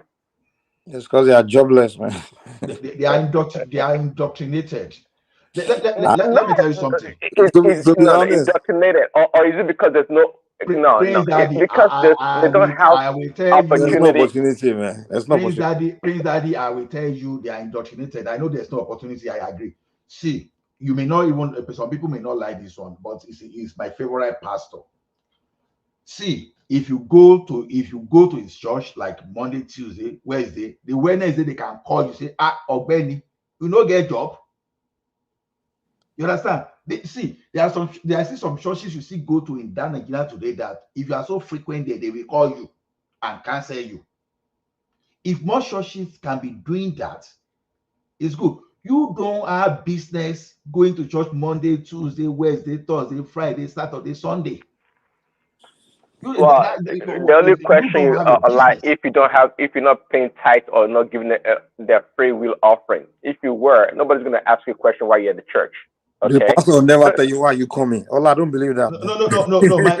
No, Mike. I'm not saying all of them. If you're giving money, they don't care. Maybe it's not giving money. Maybe it's the one that come and coming for church food. Maybe it's the one that's coming for church food. You know, or maybe it's the one that's begging pastor for work or for money. And pastor is like, okay, you don't get job. Come, why you coming? This church I'm even talking about. If your tithe was 10,000 before, if you pay 100,000, you will have to fill a form. Where? In Nigeria? No, but I know if once I mention the name now, I know many people. Wait, are you saying the pastor will be questioning why are you paying so much tithe? Is that what you're telling us? I know, yeah. I know some will ask you. Yeah. Why are you paying so much tithe? Why they will ask you where you getting your money from? Which pastor? Come on, man, stop it, man. Even if you pay tithe, why do you have to put your money on the envelope or who cares if you put a million naira in the basket? Nobody, if you don't put your name, I think track you down. How they gonna track you down? No. Let me tell you one thing. Okay, let me tell you one thing. Citadel, for example, now they have a way of tracking what you bring on because they take online offering. So when you what's the purpose of them tracking it? I'm trying to know. No, churches tracking it tracks now because they use online, they use mobile payments. That is fine. They can track you obviously if you do online. Why are they trying to know why that person is paying that much money? What are they trying to figure out? Is it to figure that paying too much? No, it's just the principle. Maybe it's just the principle of that church. To achieve what? For what purpose? That's what I'm trying to ask. It's not for what purpose. I'm trying to know why. I'm trying to see what you think. No, that's part of what Christianity is supposed to be. To what? To find out who's paying too much or what? No. Mike, look at this way. I'm just go straight to it. I'm giving you an example now. Let me explain to you. You don't need to give examples. I don't know what purpose. Wait now. That's what I'm trying to tell you. This is what I'm trying to tell you. Now, Mike is paying $1,000 as tithe every month now. All of a sudden, Mike, you are now paying 10,000. This church will ask you, trust me. They will ask you why are you paying 10,000? Yeah, they will ask you. They will ask you. Isn't that inclusive? Okay, wait. In what sense will they ask you? Hold on. I'm trying to know exactly where you're coming from. In what sense will they ask you? And for what purpose will they ask you? Because some churches are tracking their members. To report tracking to the government? Them for what? Tracking them for what? Tracking what? What are they tracking about them? Because some churches are really teaching their members morality. They want to know if they stole the money. Yeah. They want to know where they're making the money. Come on, man. It sounds like Abure. I don't know about that. Can you believe this? No, telling us. Pray daddy, look at my chart. Pastors want to make sure they are not collecting stolen goods. Nigerian pastors do it in American churches. You know why? Because at the end of the year, they have to give you a statement for your tax purposes. If you want to file or deduct whatever. That's the only reason. That's the only reason. But they're not in Nigeria. Why are they doing it? What's the purpose of that? Pastors. There's no pastor in this world that's interested in where you make the money you're giving them. They are not interested in Mike, I know exactly what I'm talking about. Believe me. I'm not kidding. Which pastor is that to Allah? Maybe we should not give him an award. Don't worry. The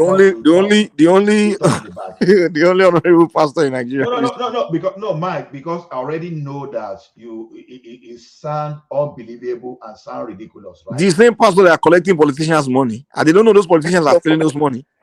Let me tell you, the reason why they do it is more so to track that. This pastor, If you're not paying, if listen, like they're doing it, if you're not paying your tithe, they can know where to go after you. They can know where to Online is trying track to you if tell you're us not that paying your tithe. Nigerian pastors are making Not sure because you're overpaying. they don't collect corrupt money. When most Yeah, Nigerians, right. we know most Nigerians have money. We know how they come on now. Okay. No. Okay. Anyway, that's a diversion. Anyway, let's go back to the main topic. So, Prince Daddy, at least you've understood how religion can be the problem now because it's a No, country. I don't understand. I don't understand. You I still don't really don't understand. understand. You I still don't don't. understand No. when Boko Haram is telling you that Western education is sin, and they themselves they are carrying AK-47, they are carrying Western Is weapons. Boko Haram a religious organization? Is that what you're saying? That's how they appear. That's what they call themselves. Well, That's what they anybody, call I can themselves. call myself a doctor or whatever. I can call myself whatever I want to call myself too. Because they have that label or they've been tagged that way doesn't mean that they truly represent what represent the Islamic religion or the Muslim. I got your point, but religion they are using the basis of religions to indoctrinate people to resist things. When they are telling you No, that anything, okay, wait now. When they are like telling you that it's anything just a Western, tool. You said it earlier. Hold on, like you said it earlier. All these areas that this crazy religion, banditry and terrorism is going on. okay, Prince Daddy, Used to be a Prince fertile Daddy, ground. Hold Prince on, it used to be Daddy, a fertile ground for development and production and beautiful things in Nigeria. But Prince today Daddy, it's turned. wait, Prince Daddy. No, don't put my word in another context. The thing is this: which religion is associated with holy jihad? Which Islamic religion is religion. associated with jihad? Islamic religion. So what are we talking about? See, there are some well documented facts. I'm not the one saying this. I'm borrowing from well documented facts. Go and see how Boko Have you? Haram started. I know you live in Canada. Have you heard this saying that I think Barack Obama used it to kind of mock the white people by saying they cling to their guns and religion. You heard that? Okay. And the reason why he said it because when a lot of what you call it the outsourcing and the killing of manufacturing jobs in America began like 20, 30 years ago. It really affected the what you call the rural America or those cities and those cities where they have a lot of manufacturing and blue collar jobs. A lot of them went that society or that community crumbled.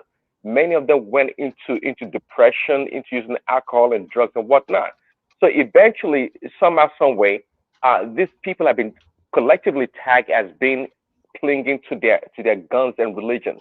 So the point here is that look, in any society whereby opportunities are not available or things break down, well, people are more likely to be attracted to their religion, and this is where you get religious abuses, right? So it's not different from this Almajiri people or the Boko Haram people you're talking about. They're politicians just like everywhere across the country. They bastardize their communities by their selfishness and their wicked ways. They didn't really help their own people, and they don't have that many opportunities around them. And the only thing they have to cling on is their religion.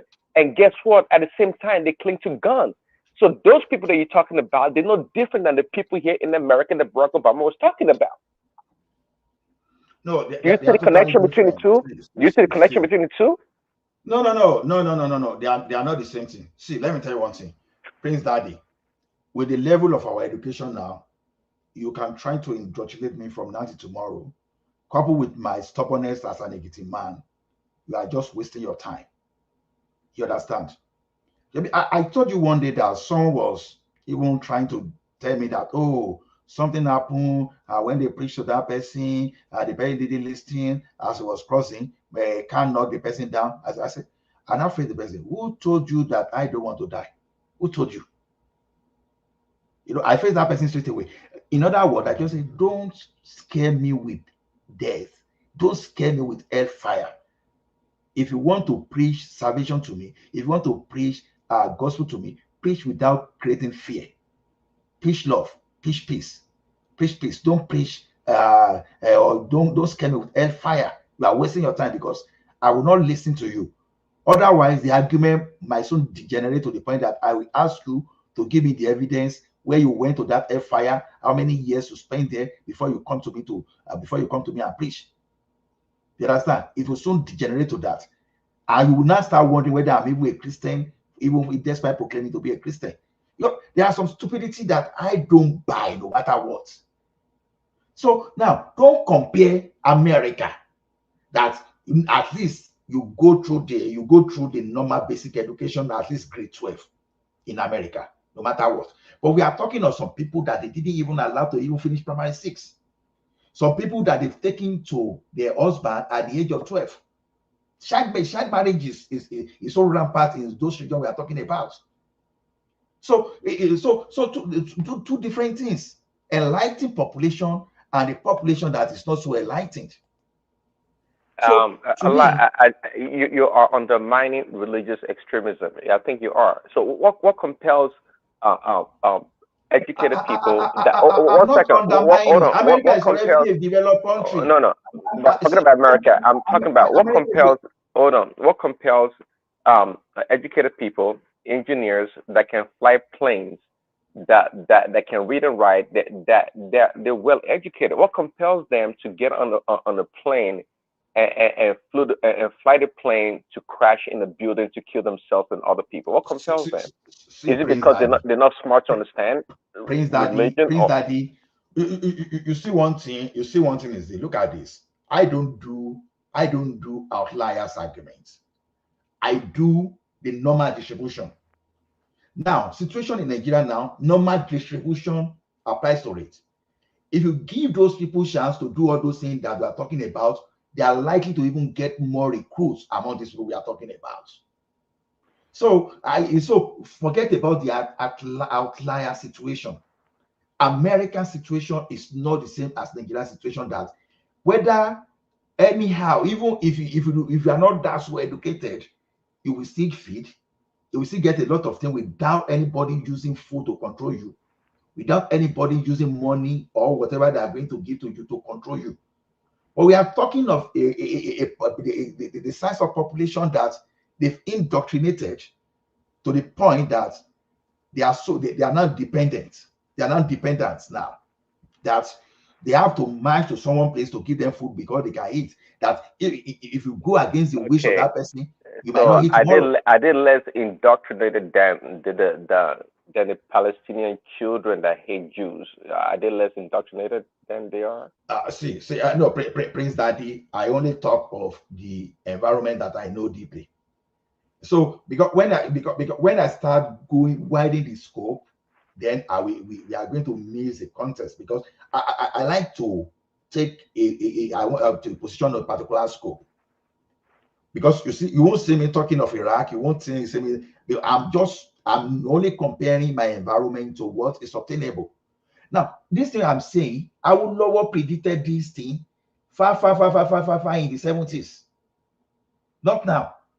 That is why that anybody that follows Awolowo very well, we know that all we are discussing today, some people were just saying that Awolowo was lying there.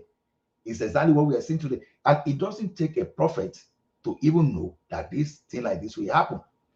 Prince Daddy, as you are today, if you find yourself in Lagos, in Nigeria, can someone come and recruit you into banditry? It's not going to happen. Look at the bandit they are capturing, for example. How many of them look rich to you? So some people probably are sponsoring those guys and they are obeying. But Mike, Remy, Simba, all of us here, we won't go. It will take some kind of mental illness for us to get back to that place. Wait. Hold on. You're saying banditry, they can't recruit anyone from Lagos. It's only religious people they can recruit into banditry. No, Mike, don't get me wrong. I said people like Mike, people like Babati, people like Simba, people like no, you know. Hold on. Yeah, I understand. Let's go here. Let me understand what last say. Babati, hold on, please. I'm making an analogy that because you are already you are an independent person because of the level of your education. Nobody's striking for So No, no, no, no. everybody, hold No, on now, hold on. So everybody in South is educated. So the uneducated person, are you saying everyone in Lagos is educated? Like I'm us? not saying 100%, but I'm just talking of the. See, this is what No, I what? say. Wait, hold on, don't run. What you say is that they can't come to Lagos and come and recruit so anybody for banditry. It's only in I the north. said if Prince Daddy As found if every. himself in the. Hmm? I said if Prince Daddy found himself in Lagos today, Mhm. if Prince Daddy, I still know that there are Agbero on the street of Lagos now. So what are we talking about? Agbero is a problem what of about an Agberoism and educated other ways, and the problem of Nigerian youth Lagos. without opportunity? You So don't think they can get into banditry? So what I'm saying is this. What I'm saying, when Prince Daddy was making reference to educated person that will see enter, that will see control aircraft, that will see commit that crime against humanity. That's what I'm saying. But I now came back and I said, no, don't take outlier. Don't use outlier to join majority. That is what I'm now saying. Okay, look at all of us educated people here now. Nobody will probably come and try that rubbish with us because we are educated Are you enough to saying know people are not even educated in the north? There are a lot of people, Northerners are educated. I don't know why people always think everyone. don't go outlier. I'm just What do you mean talking as outlier? You saying it's only tiny percentage of them are educated? so that's not what I'm No, saying. That's not Mike, what I'm try saying. and understand what Ola is saying now. Try and understand that he's telling you the root cause of all these things. All the what? Illiteracy is part of it.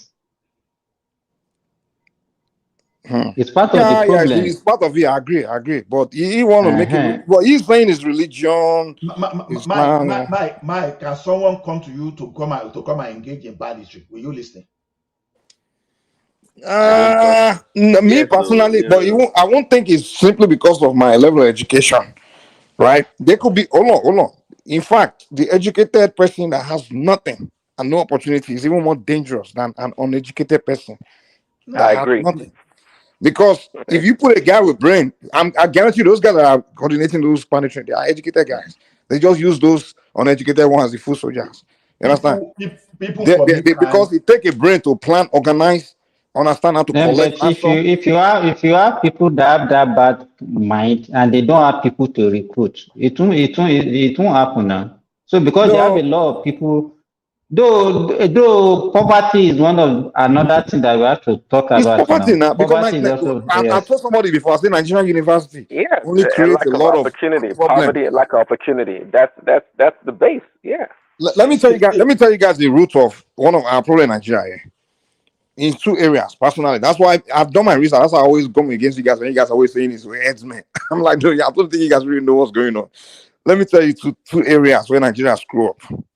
One is from our education institution, and two is from our military. Let me tell you, and I will touch on both. In the educational part, we produce so many graduates, we educated so many people, and there's no job for them. So now they are now on street people with brain. That's why we have so many scammers.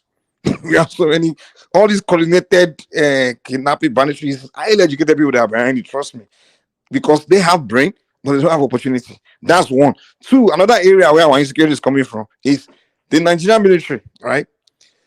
They train soldiers. They turn people into soldiers, and then some of them they let them just walk away after all those military training. And in the military, they train you to become a killer for one. They train you to become this person that's heartless, right? Now, in America, in all this Western world, when you are leaving the military, there's something called transition program. And two, they follow up with you in your life. They call you a veteran. You sign up as a veteran, and they follow up with you in your life to make sure you don't use that your military training to go and become a problem in society. Because they know they train you to think certain way, to see, to handle weapons, to know, to just look at life in a way. And again, to take a human life is not a problem for you anymore because they've conditioned you. That's what they do. The military is about. They condition you to become that person. So in America, when you are leaving the military, like when I was leaving the military, we have to go to a transition program where we go. They kind of like condition your mind to start think like a civilian and see things in a different way again. And also they test you for all kinds of things like PTSD, all those things, and then they sign you up as a veteran. So whenever they tell you have any issue, You call this veterans line, all those things, they follow up with you because they know you're not just an ordinary person again. You can just become something else in the civilian world. But in the Nigerian military, many of our soldiers, and Nigerian military is very harsh. They train them, and some of them just walk away, and they don't even follow up with them. They don't have their record. And many of them, especially this Boko Haram situation, a lot of soldiers literally just walk away from the battlefront. Some of them walk away with their weapons. Many of them. I've seen video of a Nigerian soldier on the battlefront that was saying, you are giving me AK-47 and I have to face these guys. They're coming with 3 times bigger weapons. They know they quit the military and they were walking home. They did a video now with their guns. They walk away. And Nigerian, they don't have a way of tracking people. If people just disappear, they might disappear. Maybe those guys joined the military from Kaduna and now they disappear, living in Benue now with their AK-47 and rifles. And they've been trained to use these weapons. They understand to use weapons very well. So these are where our problems are coming from, but we don't know. We don't understand it. We created our Nigerian government institution, created many of our problems. Mike, see, yeah, that's part of the problem you just mentioned. But you know, one thing is this: for security to be effective, for even the security men to be effective too, you must find a way to reduce the number of potential criminals right from the roots. Right from the root simply means that, I give you an example. Anytime there's a recession in the Western world, crime rate grows. Anytime there's recession, you will see crime rate will just surge immediately. But once government start acting and start giving palliative and start trying to bring people back to support people, the things start going down. Now the question is this: we have population from the beginning that you didn't teach anything skill. All you teach them is and Jana. That's everything you teach them. They cannot, like I said, they can't even do carpentry, they can't even do anything. So there are many. But if some of those people, if you give them the right training, you know, when you say education My friend, even listen, in Nigeria, if you teach, you do even have the economy. Even if you teach people all these skills, everything concept, it's good to get it, but in some areas we even have the economy. Let's say, for example, wait. You go to hold on. You go to one poor community, then somewhere in the north, right? You teach this guy carpentry. There's nobody here that have money to buy furniture or anything. So he has the skills, but the market is not there. So that alone, we don't even, you understand? So that's why I always emphasize that, listen, agriculture is the thing, man. If you want to teach all these things, agriculture is the skills everyone should learn. Because that one, you know for a fact, everybody will eat. But all the other skills, they are good, but I'm just telling you that will not completely solve the problem at all. Anytime I have extra time, I will pull some kind of simulation, some kind of exercise, some kind of modeling. I will simulate something for you, and you'll be shocked. See, the question is this: the productivity of Ola, did you disagree with what Mike just said? Of course, I disagree with him. How? Why? Okay, look at it this way. Now, he said if you even learn the skill, the jobs are not. No, I don't disagree with agriculture. Sorry, let me just clear that one. Even the job that I mentioned, the jobs are not there. Yes. Look at it this way. I said this thing on several occasions that the job we are supposed to be doing in Nigeria, go to those people in the real estate today. They are bringing people from the neighboring country. Even if they are small, capture those ones first of all. So now, when you because you don't have skills, that is why you are importing skills from the foreign, from the foreigners. So then another thing is this: when you have skill and the little skill that you have within the country, they are making money there. They have money to spend on the economy too. So because they are making money, they will now be a potential problem in the sense that in positive way. Allah is telling us that the foreigners are taking our jobs. Mike, why do you like diversity? You're talking to the wrong person. Mike does not believe in illegal immigration, so you're not going to win the argument. Don't mind Mike. I'm even trying to see. Everybody's going. Okay, look at the way it works. Now, before the worker salary reduced because of inflation, I used to make an example. When I work in a bank, they used to pay what we call cola. Many of us, when we go to what's this Oregon this thing now? We normally go to a place like Oregon there. So when we spend the money there, for example, we spend the money in the joints. What are we creating? we are helping another business to employ another people. Now, if you train carpenter, you train bricklayer, these people, they don't have money to spend before. All of a sudden, they are earning money that foreigners are supposed to be earning. Now, don't forget that foreigners are earning money and they are taking the money to their country. But these people, they are earning the money in Nigeria and the money is with them. What they want to do, all of a sudden, they want to buy clothes, they want to buy plates, they want to buy some things. What are they creating? They are finding a way to place demands on some products within the economy for other people to think and produce locally to join that economy. That's how economy work. So it's not as if, okay, because these people are carpenter today. Carpenter want to patronize tailor. Carpenter want to patronize barber. They want to patronize abattoir. They want to patronize poultry. So that's the way the thing keep on going in macro chain. So that's why that's when people say medium and low medium scale, small to medium scale are the backbone of any economy. That is exactly what they're doing. So as you are doing it small, you are creating market too for another small business too, and the thing will be going around in cycle like that. That's how it works. So if you train them, they will find a way. It's just like when some people graduated from school now, they created. Okay, hold on. So, are you encouraging what, illegal immigration or foreigners to come take jobs in Nigeria? Is that what you're advocating? Are you asking me or you're asking Mike? You. I'm saying you should train our people so that we don't need to import foreigners to come and take our local job. It's just because our people, they don't have the skill, that's why you are bringing foreigners. Okay, imagine you are building, you are building in Banana Island, Lekki, and this Eco-Atlantic, and people from Cotonou, people from Ghana, and people from Adiwon, they are now doing the plastering, they are now doing the thing for you. Whereas you have some people around Mowe that the only thing they do is to collect money from you when you are bringing your tip of sharp sand or granite. So, but the question is, how come the local people, the indigenous people, are not doing those kind of jobs? Because they're like low skilled jobs for the most part.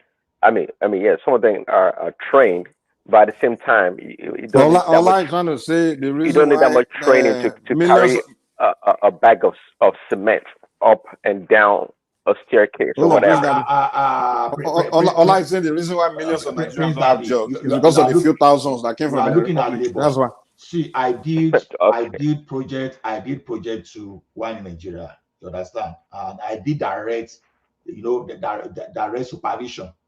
My project direct supervision. The person that did my tiling, not from Nigeria, and I will tell you why.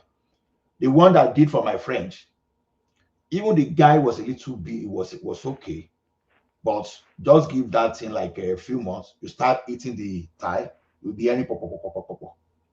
So are you saying the quality of job was better with the foreigners, the foreign workers? That's exactly what I'm talking about. And I can also say that you pay them less than you would pay the Nigerian worker. Yes or no? No, not necessarily. To be honest, not necessarily. Yeah, even all those foreign, because you see one thing with that foreigner. Let me tell you what I did when I was doing my project. Now, when I wanted to do my foundation, for example, a Nigerian contractor will tell you, if the rain start now, if they stay just 30 blocks, they close for that day. So they want contract. I'm just giving an example now. Oh, how much are you going to dig the floor and just put blinding? Oh, we are going to take 600. Okay, put your bill of quantity. They can't. Okay, I called someone from Republic of Benin. Okay, bro, how do you manage your job today? He said, we set 100 blocks a day. And 100 blocks, we collect this amount. Our labor, we collect this amount. It's 100 blocks. But okay, if I set 300 a day, that will not concern you because I can set 300. So that means that you are going to pay per 100. So they were doing the bill of quantity themselves. And you know what these people did? They will even put lines. They always come with this line, rope. They will put it to make sure that when they are doing your job for you, there's no bend. And the way they are going to post men there, you understand, even the following day, they will inspect whether what they've done is okay. They will make sure that they did everything so that we won't even see crack. They pay attention to every detail. Every little detail, they pay attention. See, bro, I gave a local bricklayer to do plastering for me. But when I brought these people, the first thing they do was just to put lines from the beginning to the end to up, just to make sure that everything's straight. By the time they remove that, you say, did they use frame to what he's saying? So Benin Republic Oh, people are more one productive second. than Nigerians. Is what I'm Oh, learning hold here on. today. Actually, I was going to have Mike jump in because I think Mike, I think you work with also foreign workers, and I think you said before that they tend to do more of a better job than maybe local That's not true. African. You never said that. That you Hold say on, I this an is what I African, say. an Hold African on, hold American. on. Okay. In America, the Mexican, they are coming from third world country. So of course, when they come here, it's different. They're coming to earn big money and they're here illegally. So the system here cannot allow them to earn what they want to earn. But in the case of Nigeria, the Benin Republic people coming in, there's no system telling them they can't earn this, they can't earn that, or something like that. And they are not coming from like a country that just like way 10 times poorer than Nigeria, anything like that. So it's not the same case with the Mexicans coming to America. It's two different things. When a Benin Republic person gets to Nigeria, it's no different between him and another poor Nigerian. There's no you need some paperwork to get a job. You need to have social security to get a job. So now they are like in a position where they are not bidding for less pay. You understand, or something like that. It's the same pay that the Nigerian will request, the same pay you will request. So there's no kinikon government. You can't work. It's illegal to hire you. There's none of that shit in this situation. So what Allah is telling us is just ridiculous that every Benin Republic people, because what I can get out of it is that Benin Republic people are more productive than Nigerian. That's what he's telling me here. And to say that the problem why we don't have jobs is because those people come in. What's the population of Nigeria's population of Benin Republic? How many people from Benin Republic are living in Nigeria? Is it few thousands? They are the reason why millions of Nigerians don't have jobs. I don't even understand. So to say our problem is these foreigners coming, it just doesn't make. I'm sorry, you're sounding like South Africans, man. So when you just condemn and discard everything, is there any identification of problem you are ever going to take? Because every identification of problem backed with facts, even published in the dailies, you just discard without even knowing, without even trying to find out the facts. Well, I can agree with all that. Hold on, I can agree in the sense that. Wait, do you see what you do, Mike? If you are leading a team, things one two things will happen. Have you ever heard about the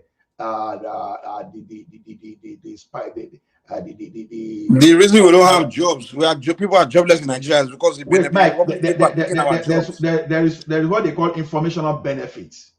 When you're in a team and someone is suggesting what you know that is factual to you, and everything you discard and you don't take, and you at the same time you will CDB want to talk next time that Nigerians don't think. And we are I did my thorough thinking. If you get rid of all this Benin Republic and all the foreigners in Nigeria, there will be jobs for the Nigerians. That's not the point. You are not looking at the bigger picture. You are trying to go through too micro. No. The problem is in this area of let's say the area of what you call this, I don't know, the kind of jobs Allah is talking about. Well, yeah, the population of Benin it can be compared to Nigeria, but nonetheless, they tend to dominate in this field, on this area. Dominate and where? Doing maybe in bricklaying or carpentry, for example. Bricklaying, plastering. So they are more people from Benin Republic. Come on, man. No, they are overrepresented in that area. Okay, and coupled to the fact that Nigerians also may not be participating in that area as much. We don't have that many workers in that area. So even with that small population, they are capable of displacing Nigerian workers. Praise Daddy, let me shock you. You know, I have electrical background. So a friend of mine too is electrical background. We both work with NEPA, but this guy now later went to power field. So what this guy does is both commercial and industrial installation and domestic installations. Now, there's a guy that did my first wiring. This guy went to Polytechnic. naturally, you would think someone that is that educated should know how to wire house properly, right? When this guy did my wiring, that my friend just look at that job because a professional, he didn't condemn me. He said, it's okay. But immediately you find someone from the Republic of Benin say, oh, God, if there is fault, if this wire met, everything we burn, how are you going to isolate fault? He said, Oga, you should have spent more on pipes so that every ring circle that has problem, you will be able to isolate. But this one now, just put the wire together. Once there's a problem at the point, it becomes very difficult just to isolate. That's someone from the Republic of Benin that did. Probably the guy had just sitting and engaged, talking to someone that had a shandy. How do you explain that? Now, that my friend that didn't want to say anything, he knew. That guy was saying, because he said naturally, when you want to do that thing, you should have first of all you dig and you earth even from the foundation, not when you've already done your German floor and you are doing all those stuff. So all those details we don't pay attention to. This guy pay attention. And why is it they pay attention? It's either the technical school function properly or the apprenticeship system, they have some way of transferring proper information, skill to those people. But our technical school, they are not as good as they used to be because my uncle was a beneficiary of that technical school because even despite becoming a teacher, he was proud of himself to be an industrial welder with Ajakuta because if these people will weld for you those days, you will know the difference between the roadside welder and that and this my late uncle I'm talking about. So I know exactly what I'm talking about because I have friends that are architects.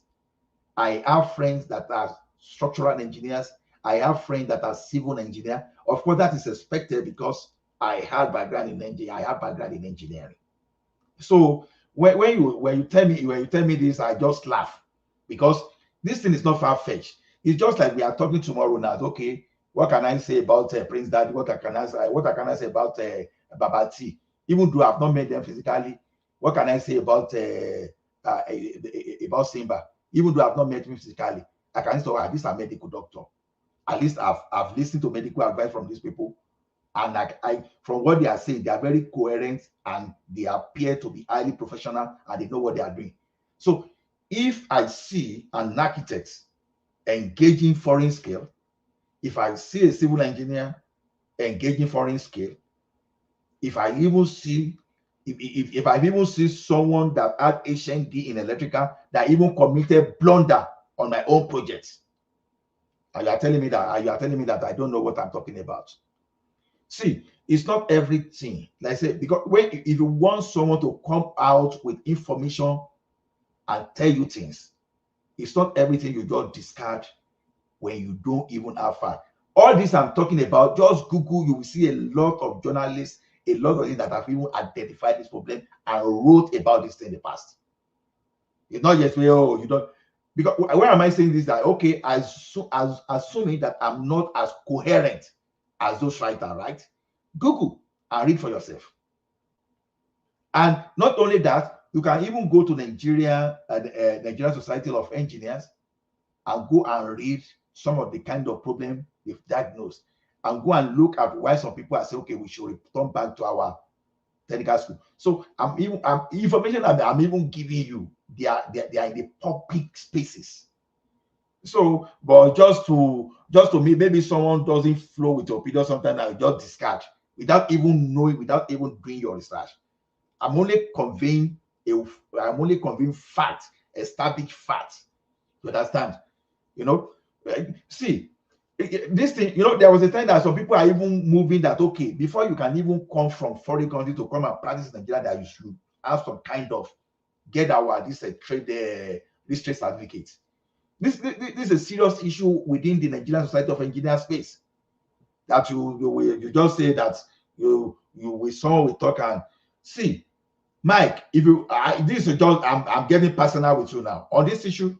When you are leading a team And if they are subjecting things and you just discard, there's what they call informational benefit. You lose it a lot because some people will know, they will decide not to talk. And they just allow you. Because those are the things as a manager.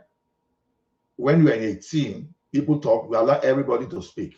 And you don't try to shut anybody down so that there won't be this there won't be this something like they call spiral of despair, or what did they call it?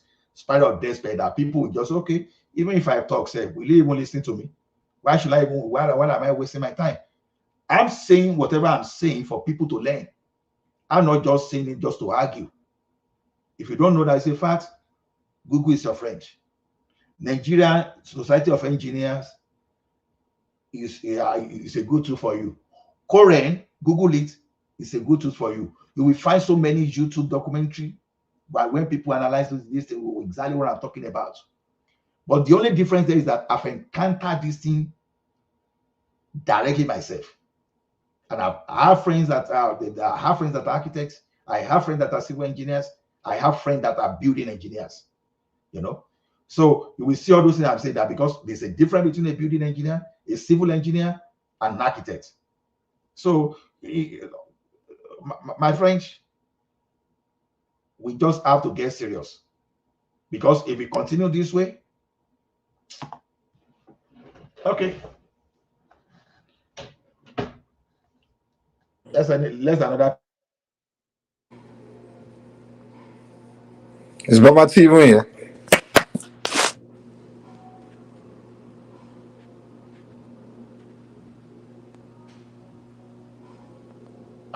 Everybody don't tire. I mean, maybe we go back. Baba T didn't even say any word at all since he came on. I've been expecting Baba T and his gang. I don't know where Mr. Trump is now. Maybe he's on the phone. I was on the phone just 3 minutes. I just got off the phone. Someone called me. So I'm expecting Mr. Trump to be here too. I don't know why people are not here today.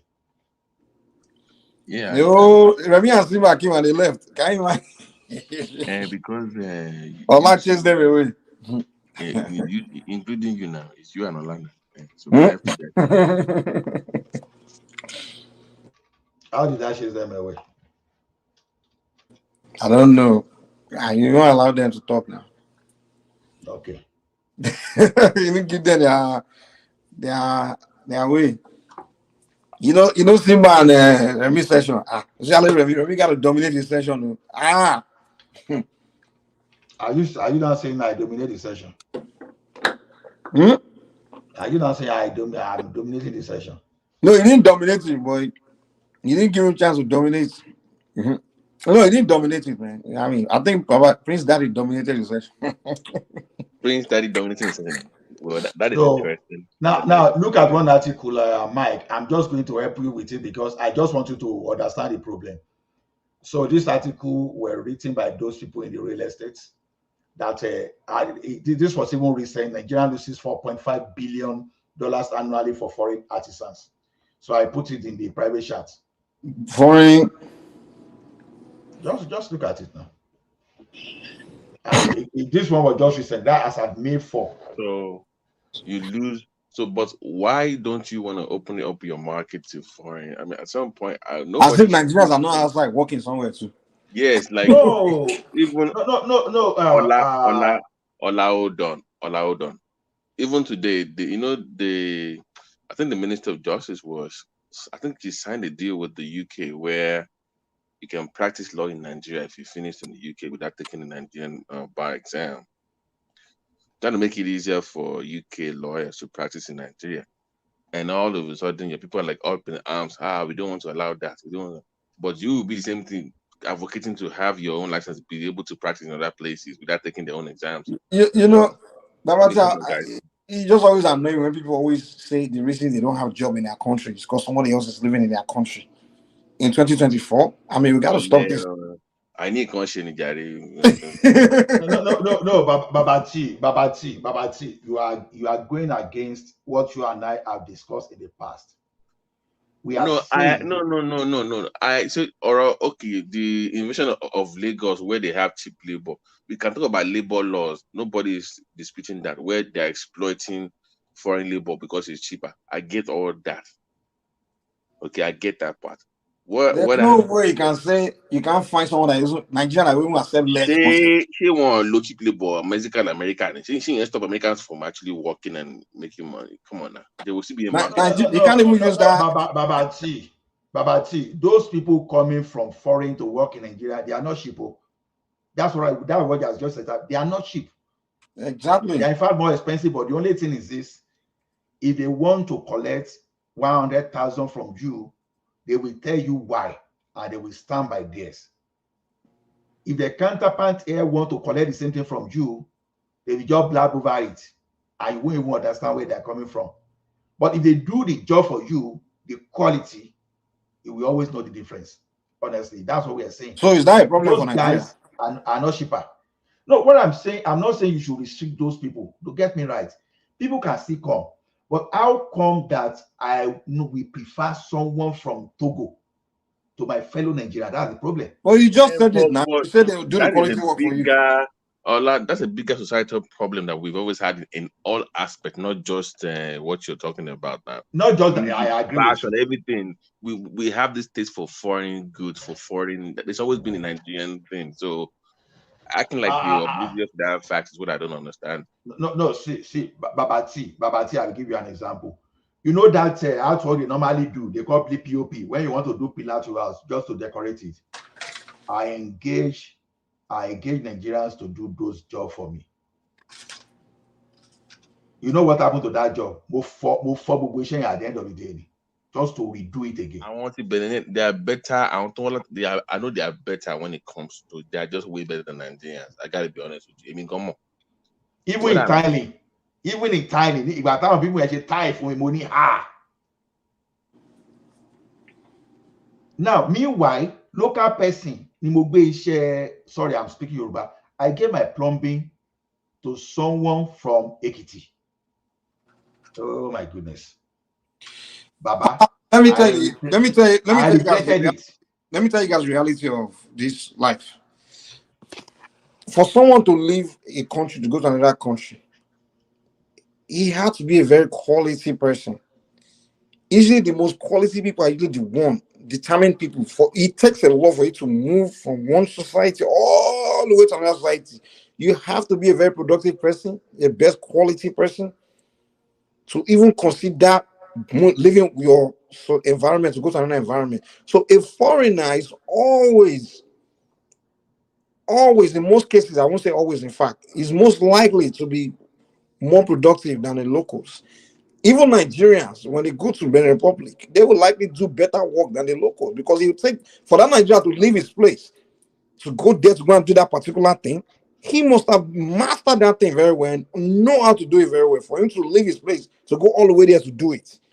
Because if he's not good enough in doing that thing, he wouldn't have even left his place in his country in the first place, because he knows he's not good at it. For you to leave a place to go somewhere else, you know you are very good at that thing, and you know when you go to that place, you're going to cash out. That's true, but that's true. But that's why I'm saying this thing is a skill level, because you won't do more than what you know now. Okay, while in Nigeria, in reality, I love V6 engine.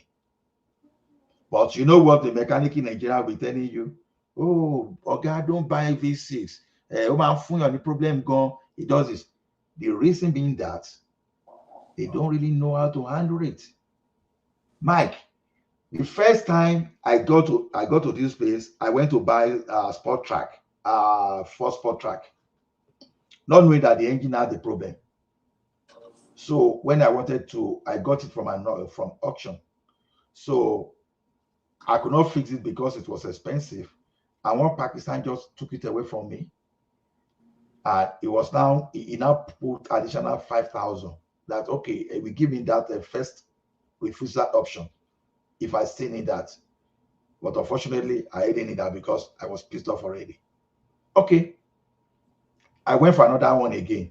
We went for under Odyssey. In fact, it got to a stage when you start that thing, Fifi, you understand the smoke will be everywhere. I took it to the mechanical workshop. They were charging me $8,000, $9,000. I just went online. I come see that even small boys, high school boys, They were fixing their engine on their own. I was just new in the country that time that I was wasting money. You know what I did? When I now look at that thing, I went to Enterprise.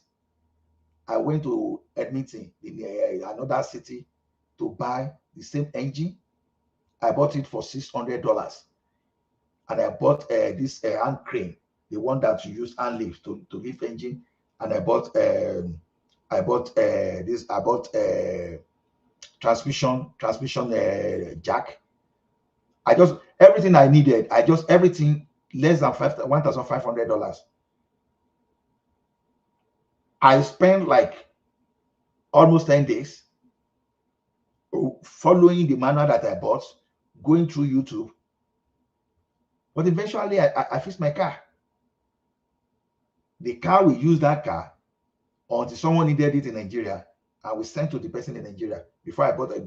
But because we later bought new cars. So the thing is, I was able to get materials to work on that in myself, and it was okay. But while back in Nigeria, we say, this is engine, all those stories. They don't have the skill, and I cannot blame them. Look at a lady in Nigeria that was using tire to do furniture. This lady sat on her own, went on research, and get all those stuff. And some of those mechanics you find at Ladipo, do you know what they do? Some of them, they bought manual from the OEM. Some of them, they've downloaded content from YouTube. They watch how to do all those things. That is why when people are changing engine for you, how to do changing transmission, that is why they are better than some of your mechanic in this inside the town that they don't even know how to handle all those stuff. Okay, so what am I saying? So is your point that should Nigerians then improve their services or just bar people from coming in and maintain status quo? Because that's competition right there, right? Even exactly. If you go online, if you look at Lagos, for instance, the amount of other African countries that have big businesses in Lagos, it's a lot of them. I didn't even know. There are people that are from other African countries that are making big bucks in Lagos, setting up businesses. Babaji, my boss, because there was a time I was servicing ATM. The guy came from Zimbabwe. So, and the guy, you know how the guy was thinking that time. He said, okay, if I could make it in Zimbabwe, if I could make it in South Africa, he said, okay, in Zimbabwe, probably we have about 60 million cooks, because he jokes a lot. He said Nigeria is supposed to have like about 180 million cooks. So it's a bigger market. So I can easily make money in Nigeria. Babati, this guy made over 10 billion naira in sales in Nigeria. Now, when he made, I'm talking of when money was still money, not this year. I'm talking of around 2004, 2005. This guy made over 10 billion naira. And we are here in Nigeria, we don't even know what to do. We didn't even know what to do. This guy competed with Nigerians. But you know what this guy did? He spent money on training us. He spent, let me not exaggerate. This guy, because he trained eight of us. Do you know how much this guy spent on training us? About 100,000 euros. About 100,000 euros. And meanwhile, we have some other company in Nigeria that were performing the same services. Immediately that guy brought those trainers like this. He don't go publish them for paper. See strategy.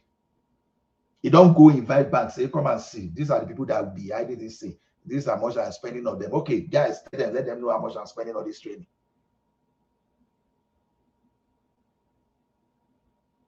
So that is it. See, for you to be able to compete, you have to up your skills.